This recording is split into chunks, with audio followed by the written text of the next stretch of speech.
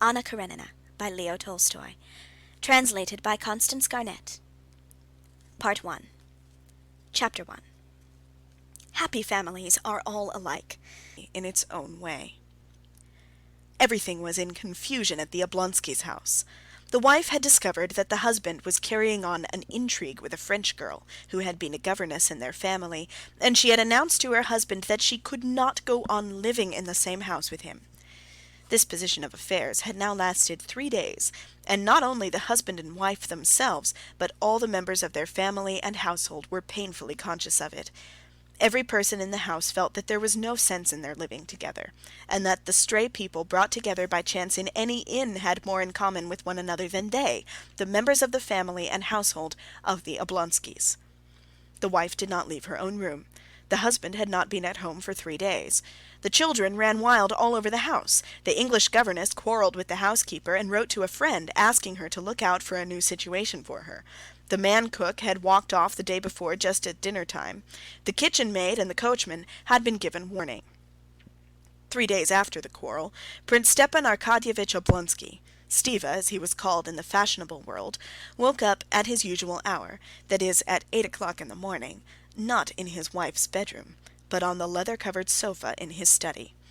He turned over his stout, well-cared-for person on the springy sofa, as though he would sink into a long sleep again. He vigorously embraced the pillow on the other side and buried his face in it, but all at once he jumped up, sat on the sofa, and opened his eyes. Yes, yes, how was it now, he thought, going over his dream. Now, how was it? To be sure, Alabin was giving a dinner at Darmstadt. No, not Darmstadt, but something American. Yes, but then Darmstadt was in America. Yes, Alabin was giving a dinner on glass tables, and the tables sang Il mio tesoro. Not Il mio tesoro, though, but something better. And there were some sort of little decanters on the table, and they were women, too, he remembered. Stepan Arkadyevitch's eyes twinkled gaily, and he pondered with a smile. Yes, it was nice, very nice. There was a great deal more that was delightful, only there's no putting it into words, or even expressing it in one's thoughts awake. And noticing a gleam of light peeping in beside one of the serge curtains, he cheerfully dropped his feet over the edge of the sofa and felt about with them for his slippers, a present on his last birthday, worked for him by his wife on gold-coloured morocco. And, as he had done every day for the last 9 years, he stretched out his hand without getting up towards the place where his dressing-gown always hung in his bedroom. And thereupon he suddenly remembered that he was not sleeping in his wife's room, but in his study. And why? The smile vanished from his face. He knitted his brows. Ah ha ha! Oh, he muttered, recalling everything that had happened. And again every detail of his quarrel with his wife was present to his imagination, all the hopelessness of his position, and worst of all, his own fault. Yes, she won't forgive me, and she can't forgive me, and the most awful thing about it is that it's all my fault, though I'm not to blame. That's the whole point of the situation, he reflected. Oh, ho, ho, he kept repeating in despair, as he remembered the acutely painful sensations caused him by this quarrel. Most unpleasant of all was the first minute, when, on coming, happy and good-humoured from the theatre, with a huge pear in his hand for his wife, he had not found his wife in the drawing-room. To his surprise, had not found her in the study either, and saw her at last in the bedroom, with the unlucky letter that revealed everything in her hand. She, his Dolly, forever fussing and worrying over household details, and limited in her ideas, as he considered, was sitting perfectly still with the letter in her hand, looking at him with an expression of horror, despair, and indignation. "What's this? This?" she asked, pointing to the letter. And at this recollection Stepan Arkadyevitch, as is so often the case, was not so much annoyed at the fact itself as at the way in which he had met his wife's words. There happened to him at that instant what does happen to people when they are unexpectedly caught in something very disgraceful. He did not succeed in adapting his face to the position in which he was placed toward his wife by the discovery of his fault. Instead of being hurt, denying, defending himself, begging forgiveness, instead of remaining indifferent even, anything would have been better than what he did do. His face, utterly involuntarily, reflex spinal action reflected Stepan Arkadyevitch, who was fond of physiology, utterly involuntarily assumed its habitual, good-humoured, and therefore idiotic smile. This idiotic smile he could not forgive himself. Catching sight of that smile, Dolly shuddered as though at physical pain, broke out with her characteristic heat into a flood of cruel words, and rushed out of the room. Since then she had refused to see her husband. "It's that idiotic smile that's to blame for it all," thought Stepan Arkadyevitch. "But what's to be done? What's to be done?" he said to himself in despair, and found no answer. End of Part 1, Chapter 1.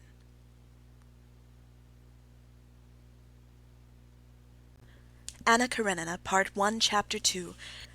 Stepan Arkadyevitch was a truthful man in his relations with himself.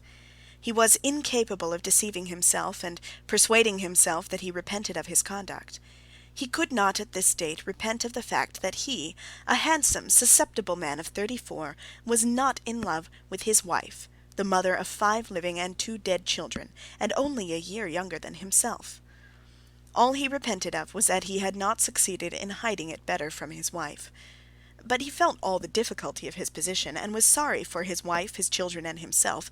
Possibly he might have managed to conceal his sins better from his wife if he had anticipated that the knowledge of them would have had such an effect on her.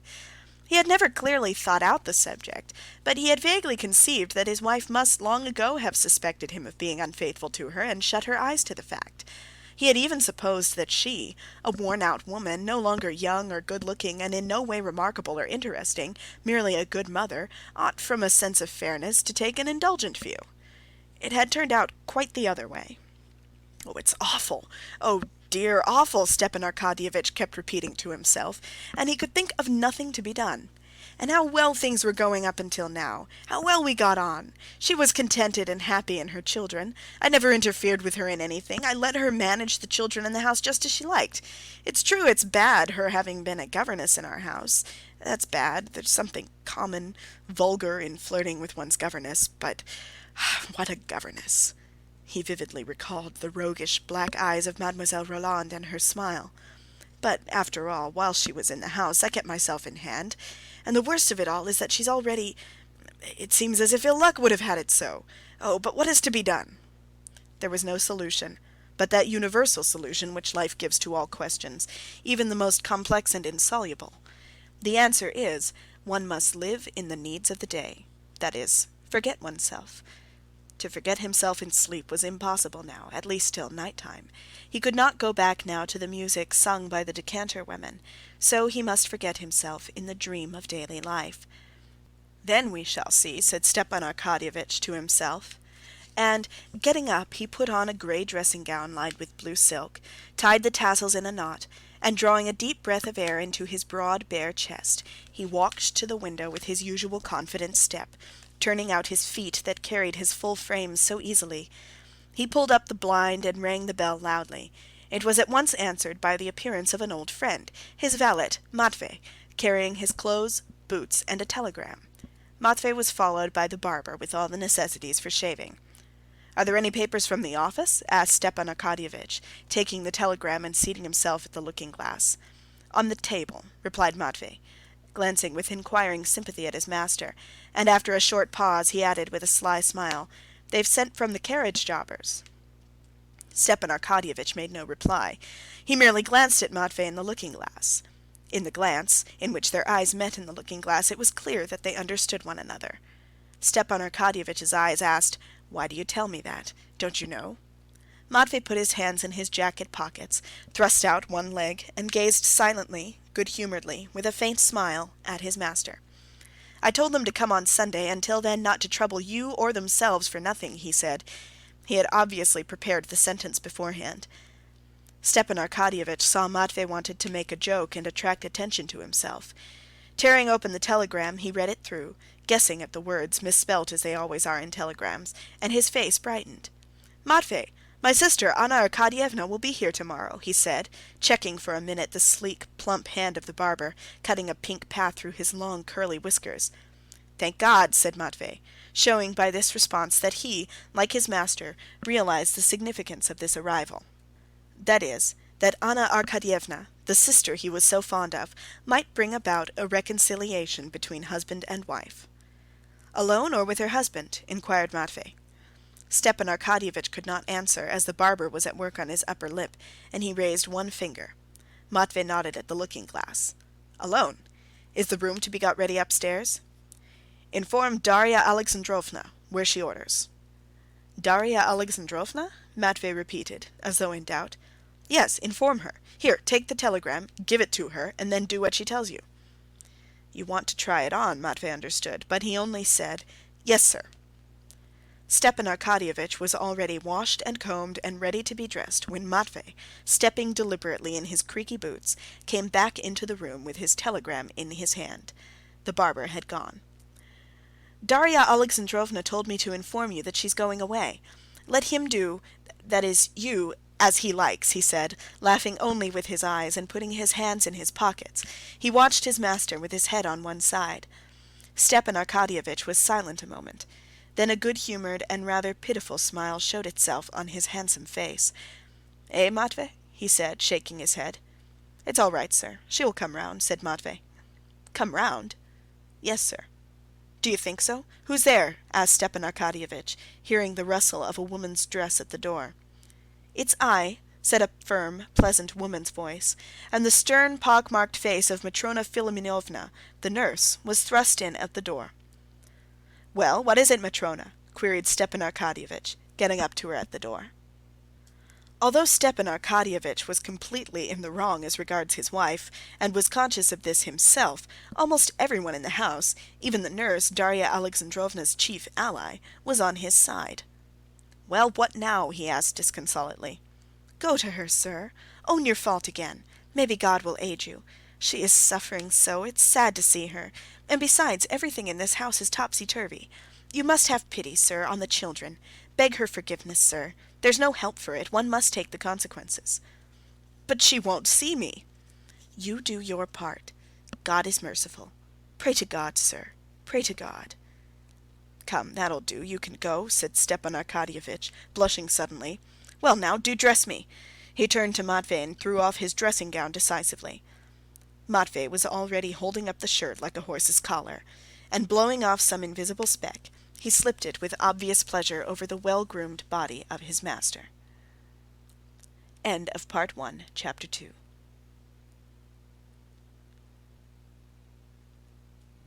Anna Karenina, Book 1, Chapter 3. When he was dressed, Stepan Arkadyevitch sprinkled some scent on himself, pulled down his shirt cuffs, distributed into his pockets his cigarettes, pocketbook, matches, and watch with its double chain and seals, and shaking out his handkerchief, feeling himself clean, fragrant, healthy, and physically at ease, in spite of his unhappiness, he walked with a slight swing on each leg into the dining-room, where coffee was already waiting for him, and beside the coffee, letters and papers from the office. He read the letters. One was very unpleasant, from a merchant who was buying a forest on his wife's property. To sell this forest was absolutely essential, but at present, until he was reconciled with his wife, the subject could not be discussed. The most unpleasant thing of all was that his pecuniary interest should in this way enter into the question of his reconciliation with his wife, and the idea that he might be led on by his interests, that he might seek a reconciliation with his wife on account of the sale of the forest, that idea hurt him. When he had finished his letters, Stepan Arkadyevitch moved the office papers close to him, rapidly looked through 2 pieces of business, made a few notes with a big pencil, and pushing away the papers, turned to his coffee. As he sipped his coffee, he opened a still damp morning paper and began reading it. Stepan Arkadyevitch took in and read a liberal paper, not an extreme one, but one advocating the views held by the majority, and in spite of the fact that science, art, and politics had no special interest for him, he firmly held those views on all these subjects which were held by the majority and by his paper, and he only changed them when the majority changed them, or more strictly speaking, he did not change them, but they imperceptibly changed of themselves within him. Stepan Arkadyevitch had not chosen his political opinions or his views. These political opinions and views had come to him of themselves, just as he did not choose the shapes of his hat and coat, but simply took those that were being worn. And for him, living in a certain society, owing to the need ordinarily developed at years of discretion for some degree of mental activity, to have views was just as indispensable as to have a hat. If there was a reason for his preferring liberal to conservative views, which were held also by many of his circle, it arose not from his considering liberalism more rational, but from it being in closer accordance with his manner of life. The Liberal party said that in Russia everything is wrong, and certainly Stepan Arkadyevitch had many debts and was decidedly short of money. The Liberal party said that marriage is an institution quite out of date, and that it needs reconstruction. And family life certainly afforded Stepan Arkadyevitch little gratification, and forced him into lying and hypocrisy, which was so repulsive to his nature. The Liberal party said, or rather allowed it to be understood, that religion is only a curb to keep in check the barbarous classes of the people, and Stepan Arkadyevitch could not get through even a short service without his legs aching from standing up, and could never make out what was the object of all the terrible and high-flown language about another world, when life might be so very amusing in this world. And with all this, Stepan Arkadyevitch, who liked a joke, was fond of puzzling a plain man by saying that if he prided himself on his origin, he ought not to stop at Rurik and disown the first founder of his family, the monkey. And so liberalism had become a habit of Stepan Arkadyevitch, and he liked his newspaper, as he did his cigar after dinner, for the slight fog it diffused in his brain. He read the leading article, in which it was maintained that it was quite senseless in our day to raise an outcry that radicalism was threatening to swallow up all the conservative elements, and that government ought to take measures to crush the revolutionary hydra. That, on the contrary, quote, "in our opinion, the danger lies not in that fantastic revolutionary hydra, but in the obstinacy of traditionalism clogging progress," etc., etc. He read another article too, a financial one, which alluded to Bentham and Mill, and dropped some innuendos reflecting on the ministry. With his characteristic quick-wittedness he caught the drift of each innuendo, divined whence it came, at whom and on what ground it was aimed, and that afforded him, as it always did, a certain satisfaction. But today that satisfaction was embittered by Matrona Philimonovna's advice, and the unsatisfactory state of the household. He read too that Count Beist was rumoured to have left for Wiesbaden, and that one need have no more grey hair, and of the sale of a light carriage, and of a young person seeking a situation. But these items of information did not give him, as usual, a quiet, ironical gratification. Having finished the paper, a second cup of coffee, and a roll and butter, he got up, shaking the crumbs of the roll off his waistcoat, and squaring his broad chest he smiled joyously, not because there was anything particularly agreeable in his mind. The joyous smile was evoked by a good digestion. But this joyous smile at once recalled everything to him, and he grew thoughtful. Two childish voices, Stepan Arkadyevitch recognized the voices of Grisha, his youngest boy, and Tanya, his eldest girl, were heard outside the door. They were carrying something, and dropped it. "I told you not to sit passengers on the roof," said the little girl in English. "There, pick them up." Everything's in confusion, thought Stepan Arkadyevitch. There are the children running about by themselves. And going to the door, he called them. They threw down the box, that represented a train, and came in to their father. The little girl, her father's favourite, ran up boldly, embraced him, and hung laughingly on his neck, enjoying, as she always did, the smell of scent that came from his whiskers. At last the little girl kissed his face, which was flushed from his stooping posture, and beaming with tenderness, loosed her hands, and was about to run away again, but her father held her back. "How's mamma?" he asked, passing his hand over his daughter's smooth, soft little neck. "Good morning," he said, smiling to the boy who had come up to greet him. He was conscious that he loved the boy less, and always tried to be fair, but the boy felt it, and did not respond with a smile to his father's chilly smile. "Mamma, she's up," answered the girl. Stepan Arkadyevitch sighed. "That means she's not slept again all night," he thought. "Well, is she cheerful?" The little girl knew that there was a quarrel between her father and mother, and that her mother could not be cheerful, and that her father must be aware of this, and that he was pretending when he asked about it so lightly, and she blushed for her father. He at once perceived it, and blushed too. "I don't know," she said. "She did not say we must do our lessons, but she said we were to go for a walk with Miss Hoole to grandmamma's." "Well, go, Tanya, my darling. Oh, wait a minute, though," he said, still holding her and stroking her soft little hand. He took off the mantelpiece, where he had put it yesterday, a little box of sweets, and gave her two, picking out her favourites, a chocolate and a fondant. "For Grisha?" said the little girl, pointing to the chocolate. "Yes, yes." And still stroking her little shoulder, he kissed her on the roots of her hair and neck, and let her go. "The carriage is ready," said Matvey, "but there's someone to see you with a petition." "Been here long?" asked Stepan Arkadyevitch. "Half an hour." "How many times have I told you to tell me at once?" "One must let you drink your coffee in peace, at least," said Matvey, in the affectionately gruff tone with which it was impossible to be angry. "Well, show the person up at once," said Oblonsky, frowning with vexation. The petitioner, the widow of a staff captain, Karenina, came with a request impossible and unreasonable; but Stepan Arkadyevitch, as he generally did, made her sit down, heard her to the end attentively without interrupting her, and gave her detailed advice as to how and to whom to apply, and even wrote her in his large, sprawling, good and legible hand a confident and fluent little note to a personage who might be of use to her. Having got rid of the staff captain's widow, Stepan Arkadyevitch took his hat and stopped to recollect whether he had forgotten anything. It appeared that he had forgotten nothing except what he wanted to forget: his wife. "Ah, yes." He bowed his head, and his handsome face assumed a harassed expression. "To go or not to go," he said to himself, and an inner voice told him that he must not go, that nothing could come of it but falsity, that to amend, to set right their relations, was impossible, because it was impossible to make her attractive again and able to inspire love, or to make him an old man not susceptible to love. Except deceit and lying, nothing could come of it now, and deceit and lying were opposed to his nature. "It must be some time, though. It can't go on like this," he said, trying to give himself courage. He squared his chest, took out a cigarette, took 2 whiffs at it, flung it into a mother-of-pearl ash-tray, and with rapid steps walked through the drawing-room and opened the other door into his wife's bedroom. End of chapter 3.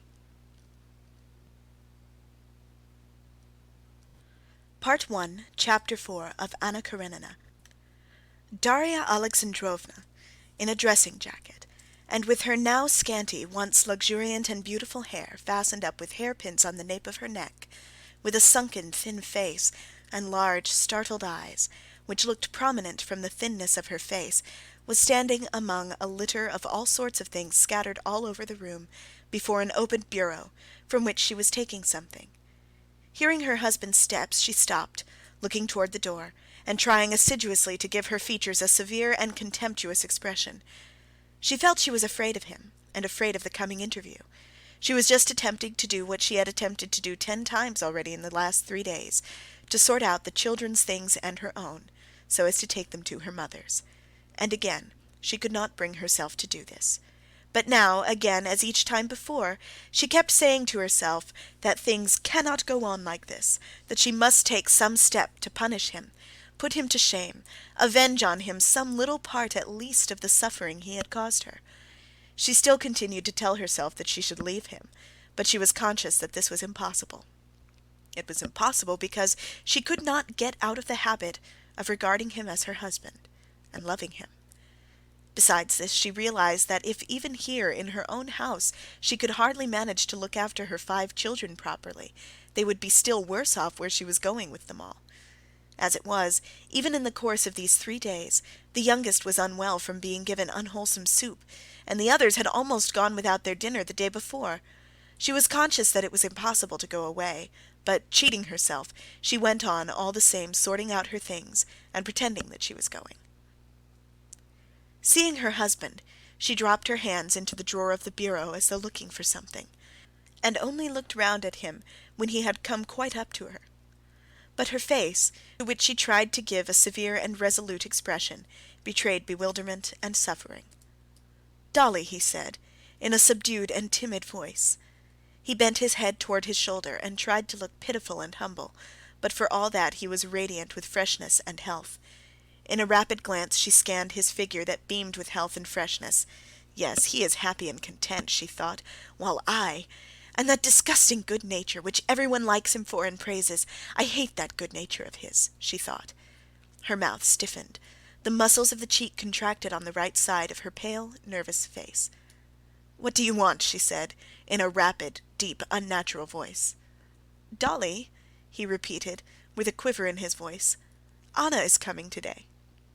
"Well, what is that to me? I can't see her!" she cried. "But you must, really, Dolly." "Go away, go away!" she shrieked, not looking at him, as though this shriek were called up by physical pain. Stepan Arkadyevitch could be calm when he thought of his wife. He could hope that she would come round, as Matvey expressed it, and could quietly go on reading his paper and drinking his coffee. But when he saw her tortured, suffering face, heard the tone of her voice, submissive to fate and full of despair, there was a catch in his breath and a lump in his throat, and his eyes began to shine with tears. "My God, what have I done? Dolly, for God's sake, you know...." He could not go on. There was a sob in his throat. She shut the bureau with a slam and glanced at him. "Dolly, what can I say? One thing, forgive. Remember, cannot 9 years of my life atone for an instant?" She dropped her eyes and listened, expecting what he would say, as it were beseeching him in some way or other to make her believe differently. "Instant of passion," he said, and would have gone on, but at that word, as at a pang of physical pain, her lips stiffened again, and again the muscles of her right cheek worked. "Go away, go out of the room!" she shrieked, still more shrilly, "and don't talk to me of your passion and your loathsomeness." She tried to go out, but tottered and clung to the back of a chair to support herself. His face relaxed, his lips swelled, his eyes were swimming with tears.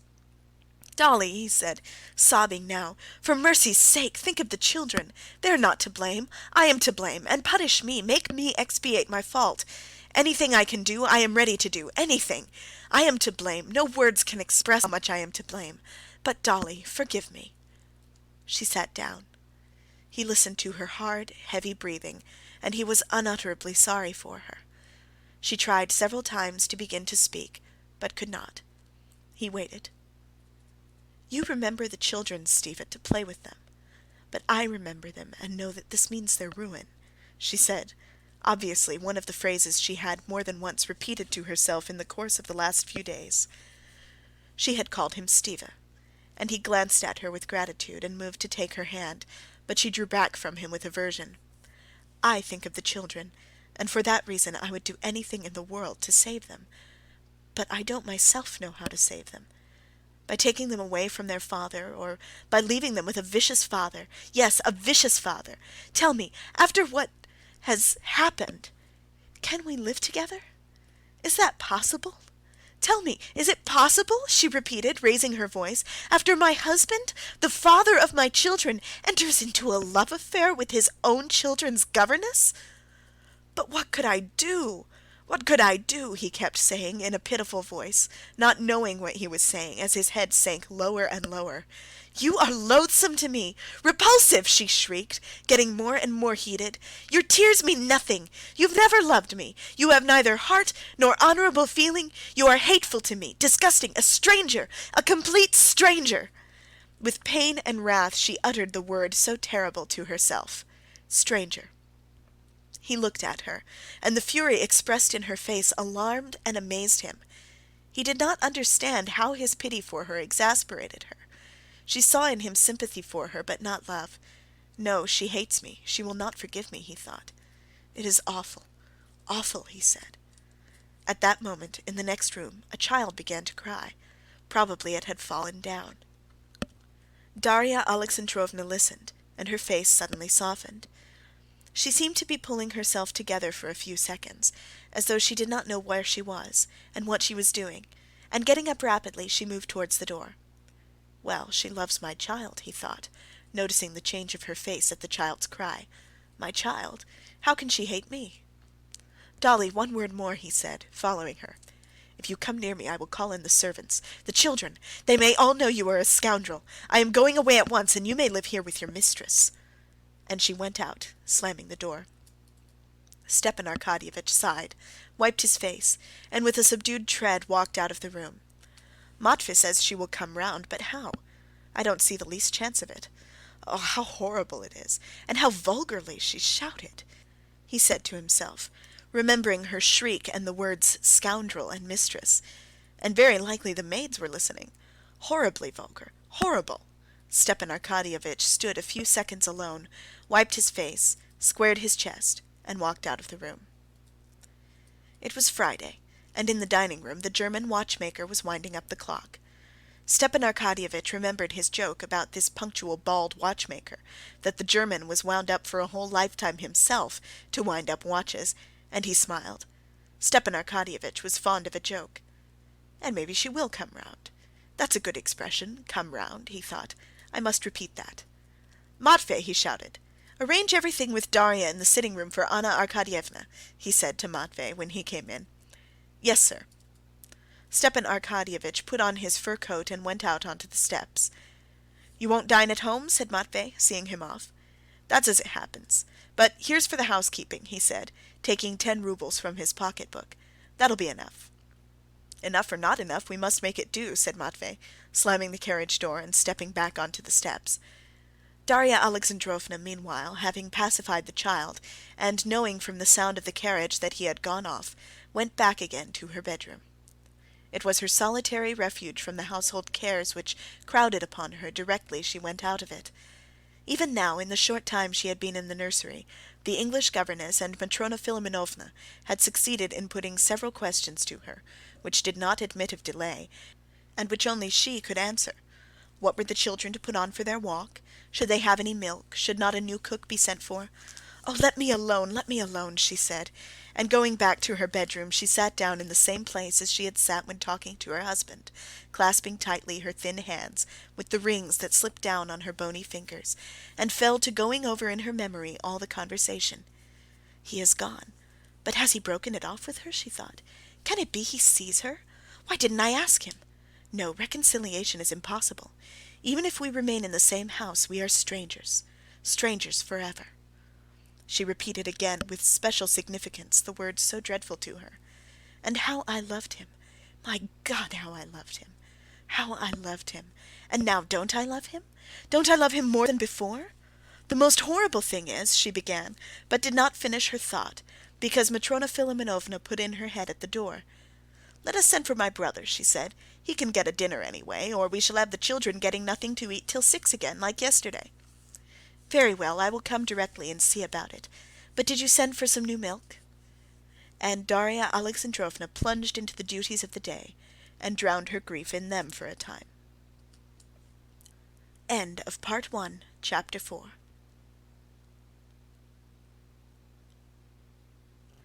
Part 1, Chapter 5 of Anna Karenina.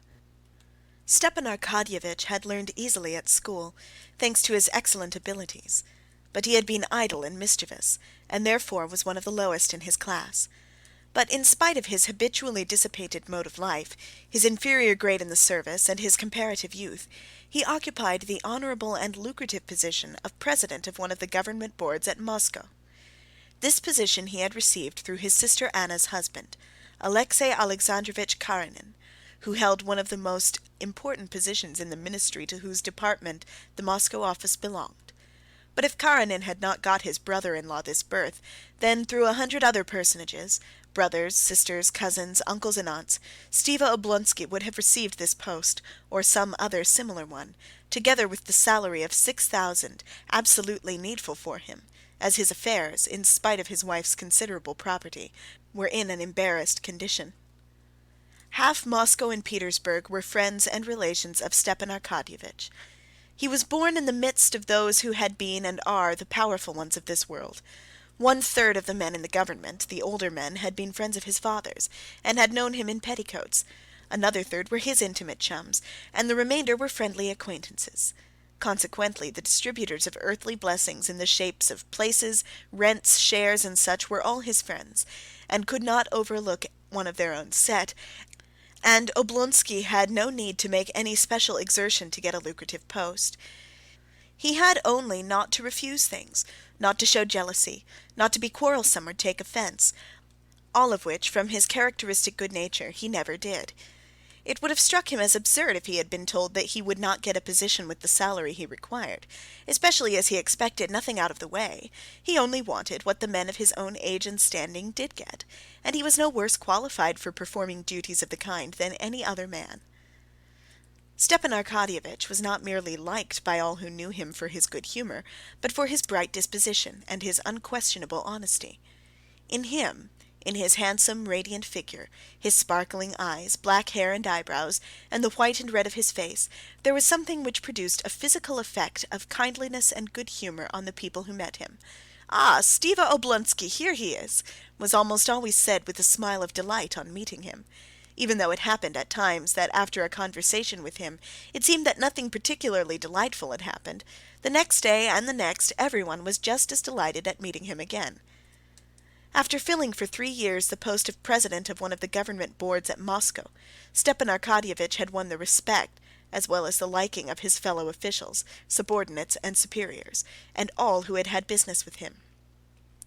The principal qualities in Stepan Arkadyevitch which had gained him this universal respect in the service consisted, in the first place, of his extreme indulgence for others, founded on a consciousness of his own shortcomings; second, of his perfect liberalism, not the liberalism he read of in the papers, but the liberalism that was in his blood, in virtue of which he treated all men perfectly equally and exactly the same, whatever their fortune or calling might be; and thirdly, the most important point, his complete indifference to the business in which he was engaged, in consequence of which he was never carried away and never made mistakes. On reaching the offices of the board, Stepan Arkadyevitch, escorted by a deferential porter with a portfolio, went into his little private room, put on his uniform, and went into the boardroom. The clerks and copyists all rose, greeting him with good-humored deference. Stepan Arkadyevitch moved quickly, as ever, to his place, shook hands with his colleagues, and sat down. He made a joke or two, and talked just as much as was consistent with due decorum, and began work. No one knew better than Stepan Arkadyevitch how to hit on the exact line between freedom, simplicity, and official stiffness necessary for the agreeable conduct of business. A secretary, with the good-humored deference common to everyone in Stepan Arkadyevitch's office, came up with papers, and began to speak in the familiar and easy tone which had been introduced by Stepan Arkadyevitch. "We've succeeded in getting the information from the government department of Pensa. Here, would you care?" "You've got them at last," said Stepan Arkadyevitch, laying his finger on the paper. "Now, gentlemen." And the sitting of the board began. If they knew, he thought, bending his head with a significant air as he listened to the report, what a guilty little boy their president was half an hour ago. And his eyes were laughing during the reading of the report. Till 2 o'clock the sitting would go on without a break, and at 2 o'clock there would be an interval and luncheon.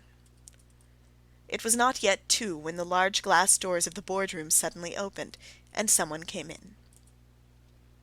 All the officials sitting on the further side under the portrait of the Tsar and the eagle, delighted at any distraction, looked round at the door, but the doorkeeper standing at the door at once drove out the intruder, and closed the glass door behind him. When the case had been read through, Stepan Arkadyevitch got up and stretched, and by way of tribute to the liberalism of the times, took out a cigarette in the boardroom and went into his private room. 2 of the members of the board, the old veteran in the service, Nikitin, and the Kammerjunker Grinovitch, went in with him. "We shall have time to finish after lunch," said Stepan Arkadyevitch. "To be sure we shall," said Nikitin. "A pretty sharp fellow this Fomin must be," said Grinovitch of one of the persons taking place in the case they were examining. Stepan Arkadyevitch frowned at Grinovitch's words, giving him thereby to understand that it was improper to pass judgment prematurely, and made no reply. "Who was that came in?" he asked the doorkeeper. "Someone, your excellency, crept in without permission directly my back was turned. He was asking for you. I told him, when the members come out, then—" "Where is he?" "Maybe he's gone into the passage, but here he comes anyway. That's he," said the doorkeeper, pointing to a strongly built, broad-shouldered man with a curly beard, who, without taking off his sheepskin cap, was running lightly and rapidly up the worn steps of the stone staircase. One of the members, going down, a lean official with a portfolio, stood out of his way and looked disapprovingly at the legs of the stranger, then glanced inquiringly at Oblonsky. Stepan Arkadyevitch was standing at the top of the stairs. His good-naturedly beaming face above the embroidered collar of his uniform beamed more than ever when he recognized the man coming up. "Why, it's actually you, Levin, at last," he said with a friendly, mocking smile, scanning Levin as he approached. "How is it you have deigned to look me up in this den?" said Stepan Arkadyevitch, and not content with shaking hands, he kissed his friend. "Have you been here long?" "I have just come, and very much wanted to see you," said Levin, looking shyly and at the same time angrily and uneasily around. "Well, let's go into my room," said Stepan Arkadyevitch, who knew his friend's sensitive and irritable shyness, and taking his arm he drew him along, as though guiding him through dangers. Stepan Arkadyevitch was on familiar terms with almost all his acquaintances, and called almost all of them by their Christian names, old men of 60, boys of 20, actors, ministers, merchants, and adjutant generals, so that many of his intimate chums were to be found at the extreme ends of the social ladder, and would have been very much surprised to learn that they had, through the medium of Oblonsky, something in common.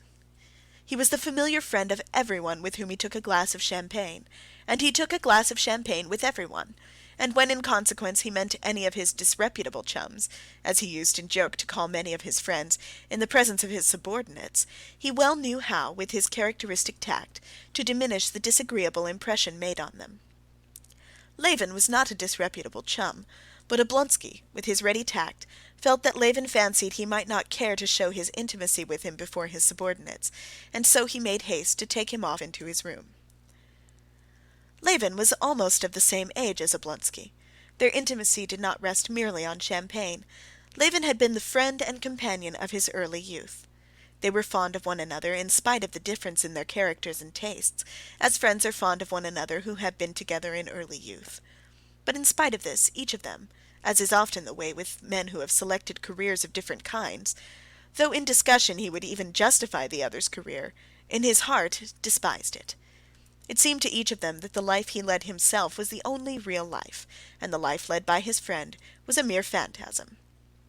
Oblonsky could not restrain a slight mocking smile at the sight of Levin. How often he had seen him come up to Moscow from the country where he was doing something, what precisely Stepan Arkadyevitch could never quite make out, and indeed he took no interest in the matter. Levin arrived in Moscow always excited and in a hurry, rather ill at ease and irritated by his own want of ease, and for the most part with a perfectly new, unexpected view of things. Stepan Arkadyevitch laughed at this and liked it. In the same way Levin in his heart despised the town mode of life of his friend, and his official duties, which he laughed at and regarded as trifling.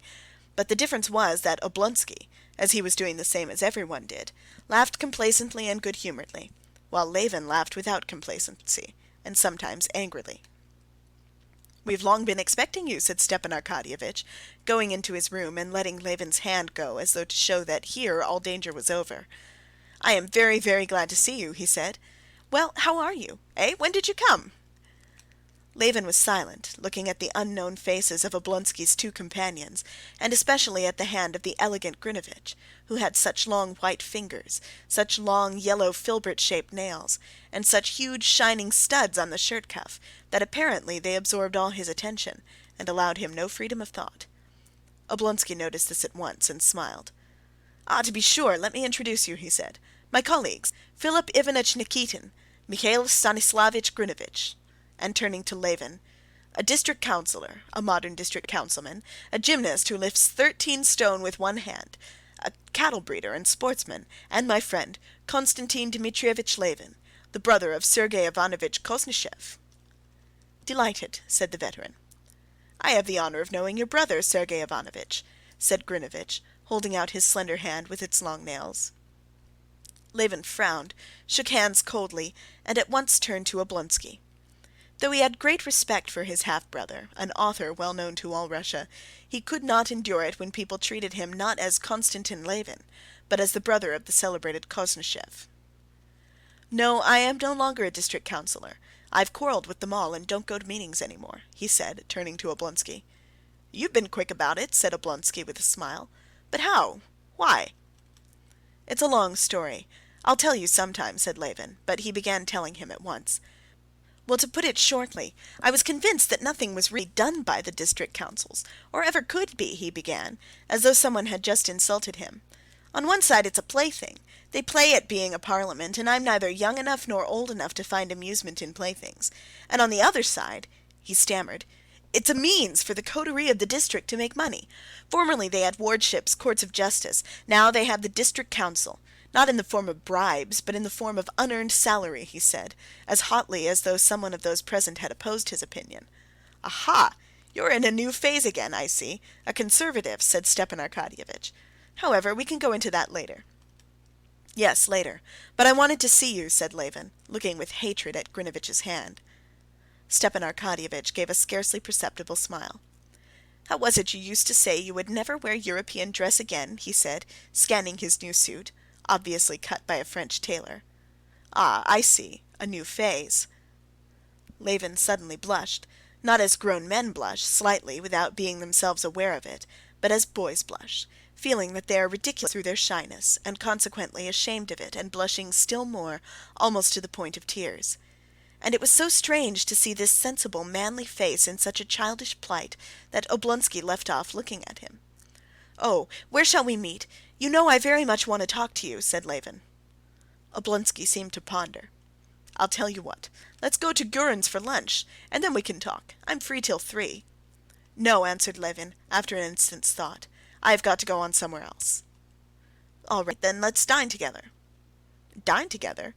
But I've nothing very particular, only a few words to say, and a question I want to ask you, and we can have a talk afterward." "Well, say the few words then at once, and we'll gossip after dinner." "Well, it's this," said Levin. "But it's of no importance, though."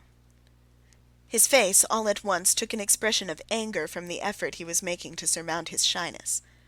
"What are the Shtcherbatskys doing?" "Everything as it used to be?" he said.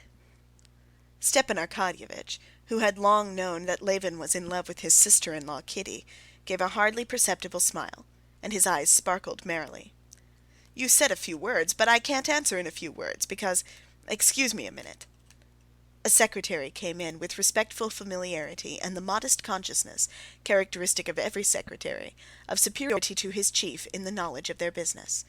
He went up to Oblonsky with some papers, and began, under pretence of asking a question, to explain some objection. Stepan Arkadyevitch, without hearing him out, laid his hand genially on the secretary's sleeve. "No, you do as I told you," he said, softening his words with a smile, and with a brief explanation of his view of the matter, he turned away from the papers and said, "So do it that way, if you please, Zahar Nikitich." The secretary retired in confusion. During the consultation with the secretary, Levin had completely recovered from his embarrassment. He was standing with his elbows on the back of a chair, and on his face was a look of ironical attention. "I don't understand it, I don't understand it," he said. "What don't you understand?" said Oblonsky, smiling as brightly as ever, and picking up a cigarette. He expected some queer outburst from Levin. "I don't understand what you're doing," said Levin, shrugging his shoulders. "How can you do it seriously?" "Why not?" "Why, because there's nothing in it." "You think so, but we're overwhelmed with work." "On paper. But there, you've a gift for it," added Levin. "That's to say, you think there's a lack of something in me." "Perhaps so," said Levin. "But all the same, I admire your grandeur, and I'm proud that I've a friend in such a great person. You've not answered my question, though," he went on, with a desperate effort, looking Oblonsky straight in the face. "Oh, that's all very well. You wait a bit, and you'll come to this yourself. It's very nice for you to have over 6,000 acres in the Karezinsky district, and such muscles, and the freshness of a girl of 12. Still, you'll be one of us one day. Yes, as to your question, there's no change, but it's a pity you've been away so long." "Oh, why so?" Levin queried, panic-stricken. "Oh, nothing," responded Oblonsky. "We'll talk it over. But what's brought you up to town?" "Oh, we'll talk about that too later on," said Levin, reddening again up to his ears. "All right, I see," said Stepan Arkadyevitch. "I should ask you to come to us, you know, but my wife's not quite the thing. But I'll tell you what, if you want to see them, they're sure to be at the Zoological Gardens from 4 to 5. Kitty skates. You drive along there, and I'll come and fetch you, and we'll go and dine somewhere together." "Capital. So, good-bye till then. Now, mind, you'll forget, I know you, or rush off home to the country," Stepan Arkadyevitch called out, laughing. "No, truly." And Levin went out of the room, only when he was in the doorway remembering that he had forgotten to take leave of Oblonsky's colleagues. "That gentleman must be a man of great energy," said Grinevitch, when Levin had gone away. "Yes, my dear boy," said Stepan Arkadyevitch, nodding his head. "He's a lucky fellow. Over 6,000 acres in the Karezinsky district. Everything before him, and what youth and vigor! Not like some of us. You have a great deal to complain of, haven't you, Stepan Arkadyevitch?" "Ah, yes, I'm in a poor way, a bad way," said Stepan Arkadyevitch, with a heavy sigh. End of Part 1, Chapter 5. Anna Karenina, Book 1, Chapter 6. When Oblonsky asked Levin what had brought him to town, Levin blushed, and was furious with himself for blushing, because he could not answer, "I have come to make your sister-in-law an offer," though that was precisely what he had come for. The families of the Levins and the Shtcherbatskys were old, noble Moscow families, and had always been on intimate and friendly terms. This intimacy had grown still closer during Levin's student days. He had both prepared for the university with the young Prince Shtcherbatsky, the brother of Kitty and Dolly, and had entered at the same time with him. In those days Levin used often to be in the Shtcherbatskys' house, and he was in love with the Shtcherbatsky household. Strange as it may appear, it was with the household, the family, that Konstantin Levin was in love, especially with the feminine half of the household. Levin did not remember his own mother, and his only sister was older than he was, so it was that in the Shtcherbatskys' house he saw for the first time that inner life of an old, noble, cultivated, and honorable family, of which he had been deprived by the death of his father and mother. All the members of that family, especially the feminine half, were pictured by him as it were wrapped about with a mysterious poetical veil, and he not only perceived no defects whatever in them, but under the poetical veil that shrouded them, he assumed the existence of the loftiest sentiments and every possible perfection. Why, it was the three young ladies that had one day to speak French, and the next English. Why it was that at certain hours they played by turns on the piano, the sounds of which were audible in their brother's room above, where the students used to work. Why they were visited by those professors of French literature, of music, of drawing, of dancing. Why at certain hours all three young ladies, with Mademoiselle Lidon, drove in the coach to the Tversky Boulevard, dressed in their satin cloaks, Dolly in a long one, Natalia in a half-long one, and Kitty in one so short that her shapely legs in tightly drawn red stockings were visible to all beholders. Why it was they had to walk about the Tversky Boulevard escorted by a footman with a gold cockade in his hat. All this and much more that was done in their mysterious world he did not understand, but he was sure that everything that was done there was very good, and he was in love precisely with the mystery of the proceedings. In his student days he had all but been in love with the eldest, Dolly, but she was soon married to Oblonsky. Then he began being in love with the second. He felt, as it were, that he had to be in love with one of the sisters, only he could not quite make out which. But Natalia, too, had hardly made her appearance in the world when she married the diplomat Lvov. Kitty was still a child when Levin left the university. Young Shtcherbatsky went into the navy, was drowned in the Baltic, and Levin's relations with the Shtcherbatskys, in spite of his friendship with Oblonsky, became less intimate. But when, early in the winter of this year, Levin came to Moscow, after a year in the country, and saw the Shtcherbatskys, he realized which of the sisters he was indeed destined to love. One would have thought that nothing could be simpler than for him, a man of good family, rather rich than poor, and 32 years old, to make the young Princess Shtcherbatskaya an offer of marriage. In all likelihood he would at once have been looked upon as a good match. But Levin was in love, and so it seemed to him that Kitty was so perfect in every respect, that she was a creature far above everything earthly, and that he was a creature so low and earthly that it could not even be conceived that other people and she herself could regard him as worthy of her.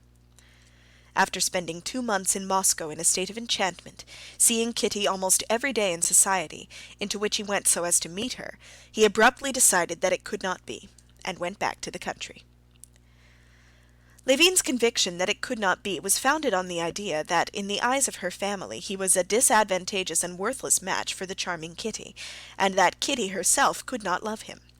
In her family's eyes he had no ordinary definite career and position in society, while his contemporaries by this time, when he was 32, were already, one a colonel and another a professor, another president of a bank and railways, or president of a board like Oblonsky, but he knew very well how he must appear to others, was a country gentleman, occupied in breeding cattle, shooting game, and building barns, in other words, a fellow of no ability, who had not turned out well, and who was doing just what, according to the ideas of the world, is done by people fit for nothing else. The mysterious, enchanting Kitty herself could not love such an ugly person as he conceived himself to be, and above all such an ordinary, in no way striking person. Moreover, his attitude to Kitty in the past, the attitude of a grown-up person to a child, arising from his friendship with her brother, seemed to him yet another obstacle to love. An ugly, good-natured man, as he considered himself, might, he supposed, be liked as a friend, but to be loved with such a love as that with which he loved Kitty, one would need to be a handsome and, still more, a distinguished man. He had heard that women often did care for ugly and ordinary men, But he did not believe it, for he judged by himself, and he could not himself have loved any but beautiful, mysterious, and exceptional women.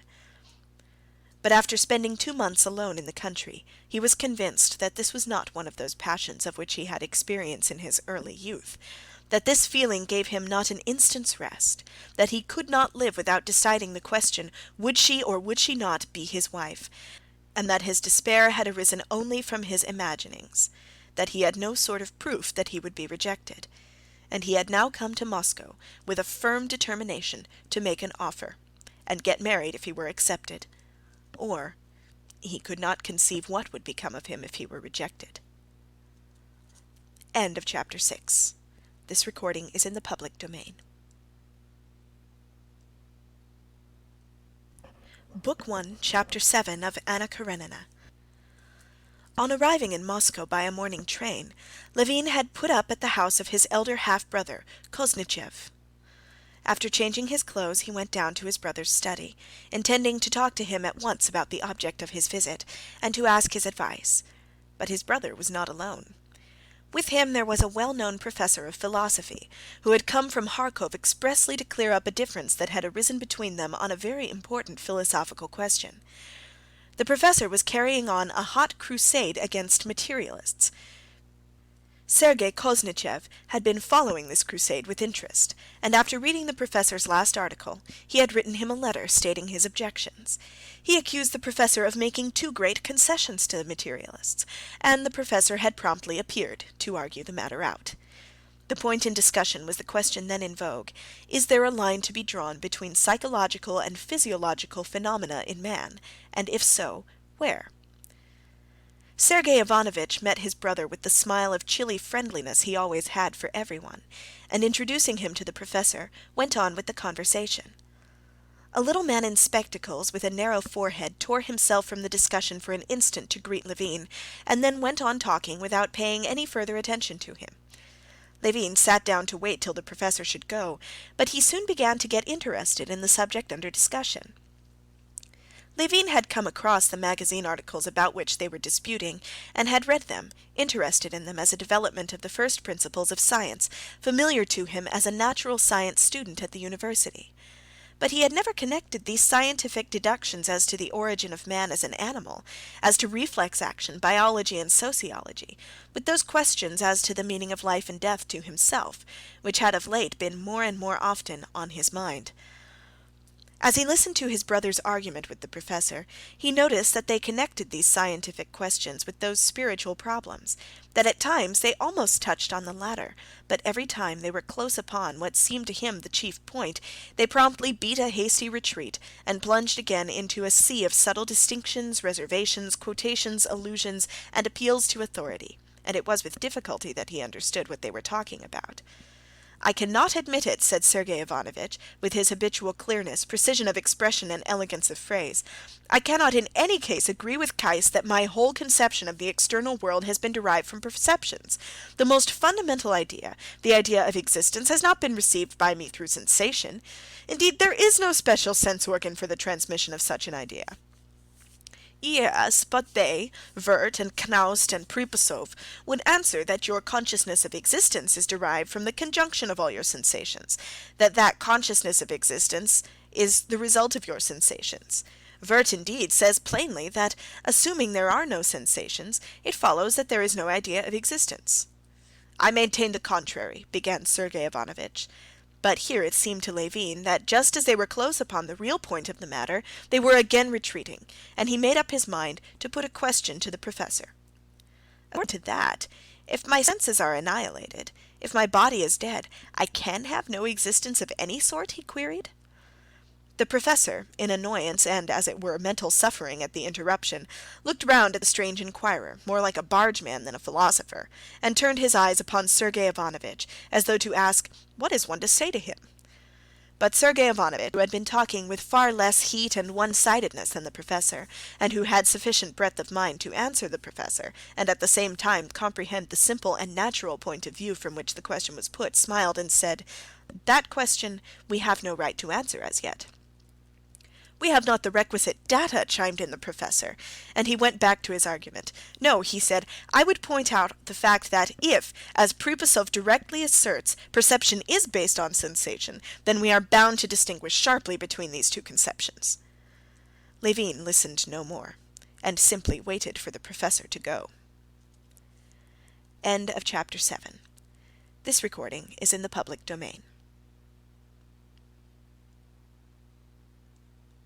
Book 1, Chapter 8 of Anna Karenina. When the professor had gone, Sergey Ivanovitch turned to his brother. Delighted that you've come. For some time, is it? How's your farming getting on? Levin knew that his elder brother took little interest in farming, and only put the question in deference to him, and so he only told him about the sale of his wheat and money matters. Levin had meant to tell his brother of his determination to get married, and to ask his advice. He had indeed firmly resolved to do so. But after seeing his brother, listening to his conversation with the professor, hearing afterwards the unconsciously patronizing tone in which his brother questioned him about agricultural matters (their mother's property had not been divided, and Levin took charge of both their shares), Levin felt that he could not, for some reason, begin to talk to him of his intention of marrying. He felt that his brother would not look at it as he would have wished him to. "Well, how's your district council doing?" asked Sergey Ivanovitch, who was greatly interested in these local boards and attached great importance to them. "I really don't know." "What? Why, surely you're a member of the board?" "No, I'm not a member now. I've resigned," answered Levin, "and I no longer attend the meetings." "What a pity," commented Sergey Ivanovitch, frowning. Levin, in self-defense, began to describe what took place in the meetings in his district. "That's how it always is," Sergey Ivanovitch interrupted him. "We Russians are always like that. Perhaps it's our strong point, really, the faculty of seeing our own shortcomings, but we overdo it. We comfort ourselves with irony when we always have on the tip of our tongues. All I say is, give such rights as our local self-government to any other European people. Why, the Germans or the English would have worked their way to freedom from them, while we simply turn them into ridicule." "But how can it be helped?" said Levin penitently. "It was my last effort, and I did try with all my soul. I can't. I'm no good at it." "It's not that you're no good at it," said Sergey Ivanovitch. "It's that you don't look at it as you should." "Perhaps not," Levin answered dejectedly. "Oh, do you know brother Nikolai's turned up again?" This brother Nikolai was the elder brother of Konstantin Levin and half-brother of Sergey Ivanovitch, a man utterly ruined, who had dissipated the greater part of his fortune, was living in the strangest and lowest company, and had quarrelled with his brothers. "What did you say?" Levin cried with horror. "How do you know?" "Prokofy saw him in the street." "Here in Moscow? Where is he? Do you know?" Levin got up from his chair as though on the point of starting off at once. "I'm sorry I told you," said Sergey Ivanovitch, shaking his head at his younger brother's excitement. "I sent to find out where he's living, and sent him his IOU to Trubin, which I paid. This is the answer he sent me." And Sergey Ivanovitch took a note from under a paperweight and handed it to his brother. Levin read in the queer familiar handwriting: "I humbly beg you to leave me in peace. That's the only favor I ask of my gracious brothers. Nikolai Levin." Levin read it, and without raising his head stood with the note in his hands opposite Sergey Ivanovitch. There was a struggle in his heart between the desire to forget his unhappy brother for the time, and the consciousness that it would be base to do so.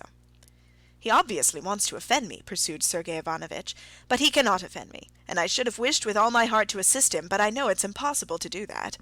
"Yes, yes," repeated Levin. "I understand and appreciate your attitude to him, but I shall go and see him." "If you want to, do, but I shouldn't advise it," said Sergey Ivanovitch. "As regards myself, I have no fear of your doing so. He will not make you quarrel with me, but for your own sake I should say you would do better not to go. You can't do him any good. Still, do as you please." "Very likely I can't do any good, but I feel, especially at such a moment, but that's another thing, I feel I could not be at peace." "Well, that I don't understand," said Sergey Ivanovitch. "One thing I do understand," he added, "it's a lesson in humility. I have come to look very differently and more charitably on what is called infamous since brother Nikolai has become what he is. You know what he did." "Oh, it's awful, awful," repeated Levin. After obtaining his brother's address from Sergey Ivanovitch's footman, Levin was on the point of setting off at once to see him, but on second thought he decided he ought to put off his visit until the evening. The first thing to do, to set his heart at rest, was to accomplish what he had come to Moscow for. From his brothers, Levin went to Oblonsky's office, and on getting news of the Shtcherbatskys from him, he drove to the place where he had been told he might find Kitty. End of chapter 8. This recording is in the public domain. Book 1, Chapter 9 of Anna Karenina. At 4 o'clock, conscious of his throbbing heart, Levin stepped out of a hired sledge at the Zoological Gardens and turned along the path to the frozen mounds and the skating ground, knowing that he would certainly find her there, as he had seen the Shtcherbatskys' carriage at the entrance. It was a bright, frosty day. Rows of carriages, sledges, drivers, and policemen were standing in the approach. Crowds of well-dressed people, with hats bright in the sun, swarmed about the entrance, and along the well-swept little paths between the little houses adorned with carving in the Russian style. The old curly birches of the gardens, all their twigs laden with snow, looked as though freshly decked in sacred vestments. He walked along the path toward the skating ground, and kept saying to himself, "You mustn't be excited, you must be calm. What's the matter with you? What do you want? Be quiet, stupid." He conjured his heart. And the more he tried to compose himself, the more breathless he found himself. An acquaintance met him and called him by his name, but Levin did not even recognize him. He went toward the mounds, whence came the clank of the chains of sledges as they slipped down or were dragged up, the rumble of the sliding sledges, and the sounds of merry voices. He walked on a few steps, and the skating ground lay open before his eyes, and at once, amidst all the skaters, he knew her. He knew she was there by the rapture and the terror that seized his heart. She was standing talking to a lady at the opposite end of the ground. There was apparently nothing striking either in her dress or in her attitude, but for Levin she was as easy to find in that crowd as a rose among nettles. Everything was made bright by her. She was the smile that shed light on all round her. "Is it possible that I can go over there on the ice, go up to her?" he thought. The place where she stood seemed to him a holy shrine, unapproachable, and there was one moment when he was almost retreating, so overwhelmed was he with terror. He had to make an effort to master himself, and to remind himself that people of all sorts were moving about her, and that he too might come there to skate. He walked down, for a long while avoiding looking at her as at the sun, but seeing her as one does the sun, without looking. On that day of the week, and at that time of day, people of one set, all acquainted with one another, used to meet on the ice. There were crack skaters there, showing off their skill, and learners clinging to chairs with timid, awkward movements, boys and elderly people skating with hygienic motives. They seemed to Levin an elect band of blissful beings because they were here, near her. All the skaters, it seemed, with perfect self-possession, skated towards her, skated by her, even spoke to her, and were happy quite apart from her, enjoying the capital ice and the fine weather. Nikolai Shtcherbatsky, Kitty's cousin, in a short jacket and tight trousers, was sitting on a garden seat with his skates on. Seeing Levin, he shouted to him, "Ah, the first skater in Russia! Been here long? First-rate ice, do put your skates on." "I haven't got my skates," Levin answered, marveling at this boldness and ease in her presence, and not for 1 second losing sight of her, though he did not look at her. He felt as though the sun were coming near him. She was in a corner, and turning out her slender feet in their high boots with obvious timidity, she skated towards him. A boy in Russian dress, desperately waving his arms and bowed down to the ground, overtook her. She skated a little uncertainly. Taking her hands out of the little muff that hung on a cord, she held them ready for any emergency, and looking towards Levin, whom she had recognized, she smiled at him and at her own fears. When she had got round the turn, she gave herself a push off with one foot, and skated straight up to Shtcherbatsky. Clutching at his arm, she nodded, smiling, to Levin. She was more splendid than he had imagined her.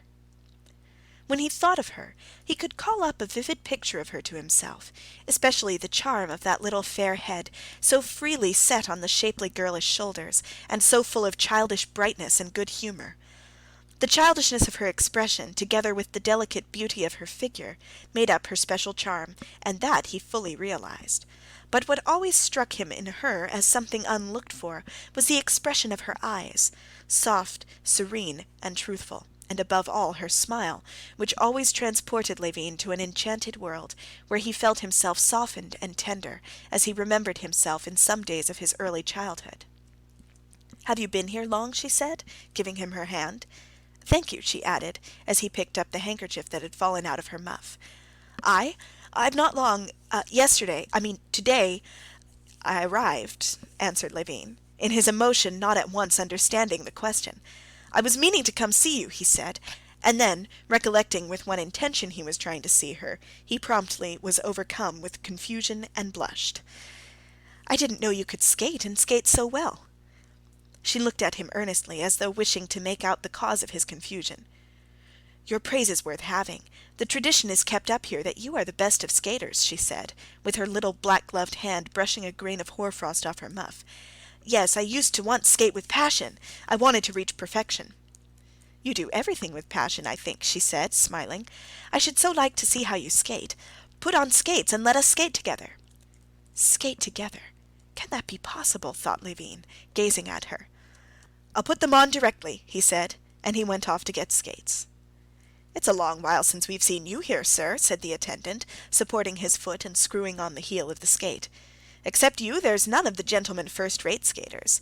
Will that be all right?" said he, tightening the strap. "Oh, yes, yes, make haste, please," answered Levin, with difficulty restraining the smile of rapture which would overspread his face. Yes, he thought, this now is life, this is happiness. Together, she said, let us skate together. Speak to her now? But that's just why I'm afraid to speak, because I'm happy now, happy in hope, anyway. And then? But I must, away with weakness.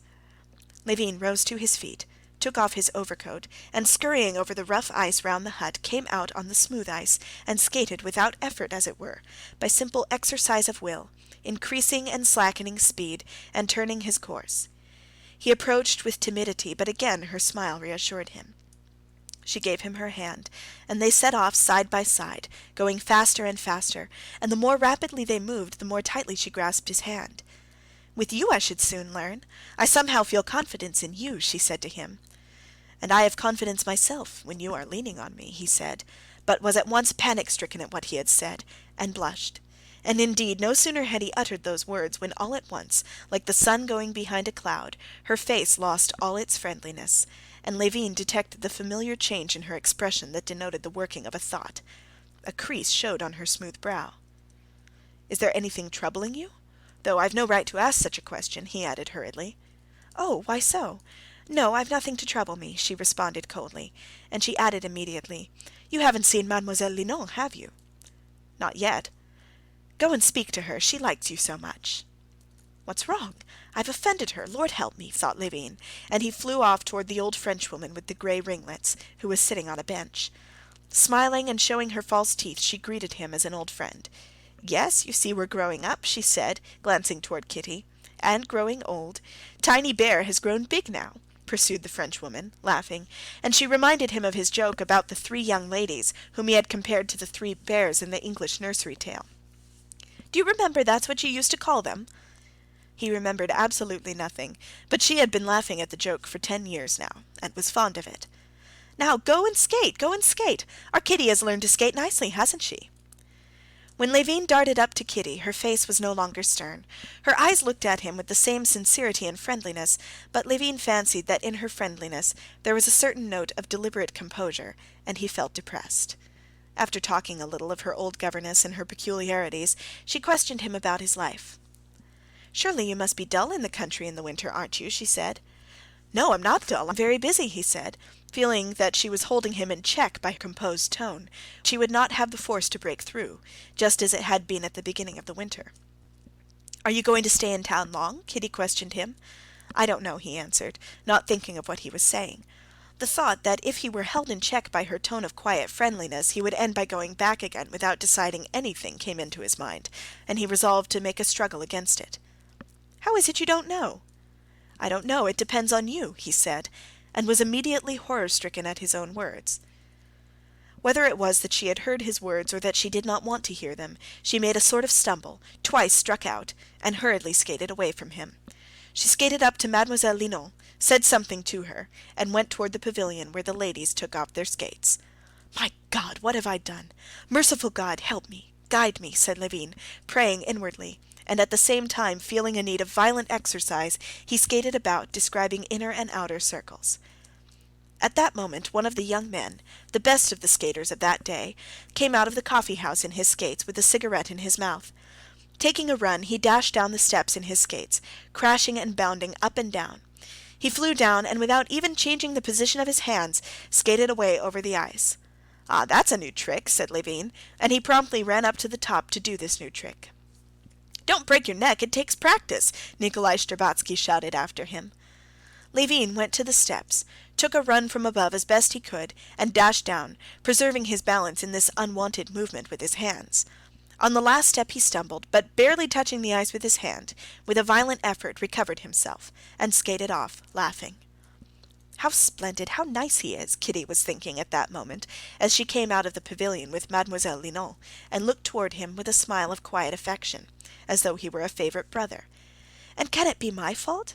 Can I have done anything wrong? They talk of flirtation. I know it's not he that I love, but still I'm happy with him, and he's so jolly. Only, why did he say that?" she mused. Catching sight of Kitty going away, and her mother meeting her at the steps, Levin, flushed from his rapid exercise, stood still and pondered a minute. He took off his skates, and overtook the mother and daughter at the entrance of the gardens. "Delighted to see you," said Princess Shtcherbatskaya. "On Thursdays we are at home, as always." "Today, then?" "We shall be pleased to see you," the princess said stiffly. This stiffness hurt Kitty, and she could not resist the desire to smooth over her mother's coldness. She turned her head and with a smile said, "Good-bye till this evening." At that moment Stepan Arkadyevitch, his hat cocked on one side, with beaming face and eyes, strode into the garden like a conquering hero. But as he approached his mother-in-law, he responded in a mournful and crestfallen tone to her enquiries about Dolly's health. After a little subdued and dejected conversation with his mother-in-law, he threw out his chest again and put his arm in Levin's. "Well, shall we set off?" he asked. "I've been thinking about you all this time, and I'm very, very glad you've come," he said, looking him in the face with a significant air. "Yes, come along," answered Levin in ecstasy, hearing unceasingly the sound of that voice saying, "Good-bye till this evening," and seeing the smile with which it was said. "To the England or the Hermitage?" "I don't mind which." "All right, then, to the England," said Stepan Arkadyevitch, selecting the restaurant because he owed more there than at the Hermitage, and consequently considered it mean to avoid it. "Have you got a sledge? That's first rate, for I sent my carriage home." The friends hardly spoke all the way. Levin was wondering what that change in Kitty's expression had meant, and alternately assuring himself that there was hope, and falling into despair, seeing clearly that his hopes were insane, and yet all the while he felt himself quite another man, utterly unlike what he had been before her smile, and those words, "Good-bye till this evening." Stepan Arkadyevitch was absorbed during the drive in composing the menu of the dinner. "You like turbot, don't you?" he said to Levin as they were arising. "Huh?" responded Levin. "Turbot? Yes, I'm awfully fond of turbot." End of chapter 9. This recording is in the public domain.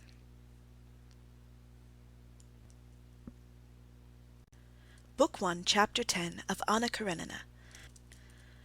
When Levin went into the restaurant with Oblonsky, he could not help noticing a certain peculiarity of expression, as it were, a restrained radiance about the face and whole figure of Stepan Arkadyevitch. Oblonsky took off his overcoat, and with his hat over one ear walked into the dining-room, giving directions to the Tatar waiters who were clustered about him in evening coats bearing napkins, bowing right and left to the people he met, and here as everywhere joyously greeting acquaintances. He went up to the sideboard for a preliminary appetizer of fish and vodka, and said to the painted Frenchwoman decked in ribbons, lace, and ringlets behind the counter something so amusing that even that Frenchwoman was moved to genuine laughter. Levin, for his part, refrained from taking any vodka simply because he felt such a loathing of that Frenchwoman, all made up, it seemed, of false hair, poudre de riz, and vinaigre de toilette. He made haste to move away from her, as from a dirty place. His whole soul was filled with memories of Kitty, and there was a smile of triumph and happiness shining in his eyes. "This way, your Excellency, please. Your Excellency won't be disturbed here," said a particularly pertinacious, white-headed old Tatar with immense hips and coat-tails gaping widely behind. "Walk in, your Excellency," he said to Levin, by way of showing his respect to Stepan Arkadyevitch, being attentive to his guest as well. Instantly flinging a fresh cloth over the round table under the bronze chandelier, though it already had a tablecloth on it, he pushed up velvet chairs, and came to a standstill before Stepan Arkadyevitch with a napkin and a bill of fare in his hands, awaiting his commands. "If you prefer, your Excellency, a private room will be free directly. Prince Golistin with a lady. Fresh oysters have come in." "Ah, oysters." Stepan Arkadyevitch became thoughtful.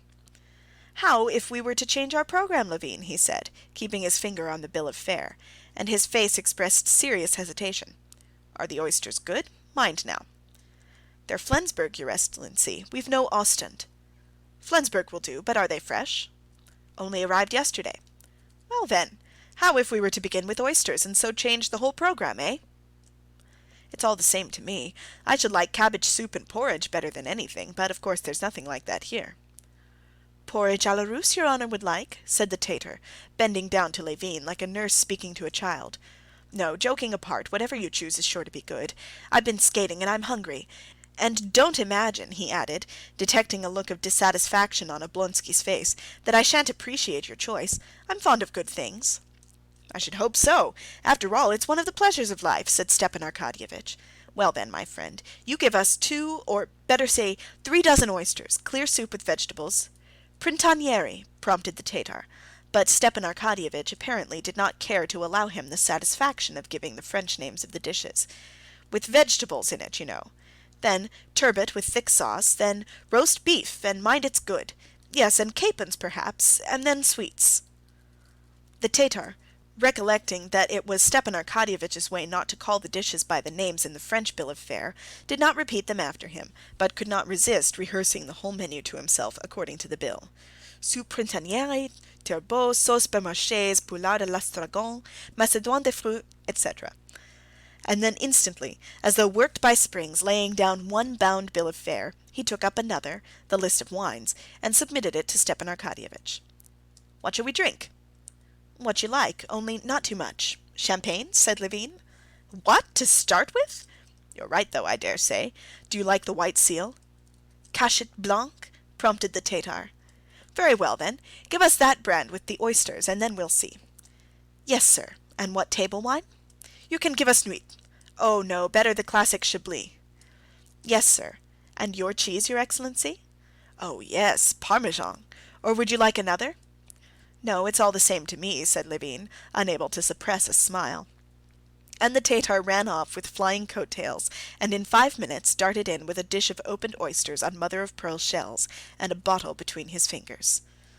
Stepan Arkadyevitch crushed the starchy napkin, tucked it into his waistcoat, and settling his arms comfortably, started on the oysters. "Not bad," he said, stripping the oysters from the pearly shell with a silver fork, and swallowing them one after another. "Not bad," he repeated, turning his dewy, brilliant eyes from Levin to the Tatar. Levin ate the oysters indeed, though white bread and cheese would have pleased him better. But he was admiring Oblonsky. Even the Tatar, uncorking the bottle and pouring the sparkling wine into the delicate glasses, glanced at Stepan Arkadyevitch, and settled his white cravat with a perceptible smile of satisfaction. "You don't care much for oysters, do you?" said Stepan Arkadyevitch, emptying his wine-glass. "Or you're worried about something, eh?" He wanted Levin to be in good spirits, but it was not that Levin was not in good spirits. He was ill at ease. With what he had in his soul, he felt sore and uncomfortable in the restaurant, in the midst of private rooms where men were dining with ladies, in all this fuss and bustle. The surroundings of bronzes, looking-glasses, gas, and waiters, all of it was offensive to him. He was afraid of sullying what his soul was brimful of. "I? Yes, I am. But besides, all this bothers me," he said. "You can't conceive how queer it all seems to a country person like me, as queer as that gentleman's nails I saw at your place." "Yes, I saw how much interested you were in poor Grinevitch's nails," said Stepan Arkadyevitch, laughing. "It's too much for me," responded Levin. "Do try now and put yourself in my place. Take the point of view of a country person. We in the country try to bring our hands into such a state as will be most convenient for working with. So we cut our nails, sometimes we turn up our sleeves, and here people purposely let their nails grow as long as they will, and link on small saucers by way of studs so that they can do nothing with their hands." Stepan Arkadyevitch smiled gaily. "Oh yes, that's just a sign that he has no need to do coarse work. His work is with the mind." Maybe, but it's still queer to me, just as at this moment it seems queer to me that we country folks try to get our meals over as soon as we can, so as to be ready for our work, while here are we trying to drag out our meal as long as possible, and with that object eating oysters." "Why, of course," objected Stepan Arkadyevitch, "but that's just the aim of civilization, to make everything a source of enjoyment." "Well, if that's its aim, I'd rather be a savage." "And so you are a savage. All you Levins are savages." Levin sighed. He remembered his brother Nikolay and felt ashamed and sore, and he scowled. But Oblonsky began speaking of a subject which at once drew his attention. "Oh, I say, are you going tonight to our people, the Shtcherbatskys, I mean?" he said, his eyes sparkling significantly as he pushed away the empty rough shells and drew the cheese toward him. "Yes, certainly I shall go," replied Levin, though I fancied the princess was not very warm in her invitation. "What nonsense, that's her manner. Come, boy, the soup. That's her manner, grande dame," said Stepan Arkadyevitch. "I'm coming too, but I have to go to the Countess Bonina's rehearsal. Come, isn't it true that you're a savage? How do you explain the sudden way in which you vanished from Moscow? The Shtcherbatskys were continually asking about you, as though I ought to know. The only thing I know is that you always do what no one else does." "Yes," said Levin, slowly and with emotion. "You're right. I am a savage. Only my savageness is not in having gone away, but in coming now. Now I've come. Oh, what a lucky fellow you are!" broke in Stepan Arkadyevitch, looking into Levin's eyes. "Why?" "I know a gallant steed by tokens sure, and by his eyes I know a youth in love," declaimed Stepan Arkadyevitch. "Everything is before you." "Why, is it over for you already?" "No, not over exactly, but the future is yours, and the present is mine, and the present, well, it's not all that it might be." "How so?" "Oh, things go wrong, but I don't want to talk of myself, and besides, I can't explain it all," said Stepan Arkadyevitch. "Well, why have you come to Moscow then?" "Hi, take away!" he called to the Tatar. "You guess?" responded Levin, his eyes like deep wells of light fixed on Stepan Arkadyevitch. "I guess, but I can't be the first to talk about it. You can see by that whether I guess right or wrong," said Stepan Arkadyevitch, gazing at Levin with a subtle smile. "Well, and what have you to say to me?" said Levin in a quivering voice, feeling that all the muscles of his face were quivering too. "How do you look at the question?" Stepan Arkadyevitch slowly emptied his glass of Chablis, never taking his eyes off Levin. "I?" said Stepan Arkadyevitch. "There's nothing I desire so much as that. Nothing. It would be the best thing that could be." "But you're not making a mistake. You know what we're speaking of," said Levin, piercing him with his eyes. "You think it's possible?" "I think it's possible. Why not possible?" "No, do you really think it's possible? Tell me all you think. Oh, but if refusal's in store for me, indeed I feel sure." "Why should you think that?" said Stepan Arkadyevitch, smiling at his excitement. "It seems so to me sometimes. That will be awful for me, and for her too. Oh, well, anyway, there's nothing awful in it for a girl. Every girl's proud of an offer." "Yes, every girl, but not she." Stepan Arkadyevitch smiled. He knew so well that feeling of Levin's, that for him all the girls were divided into two classes.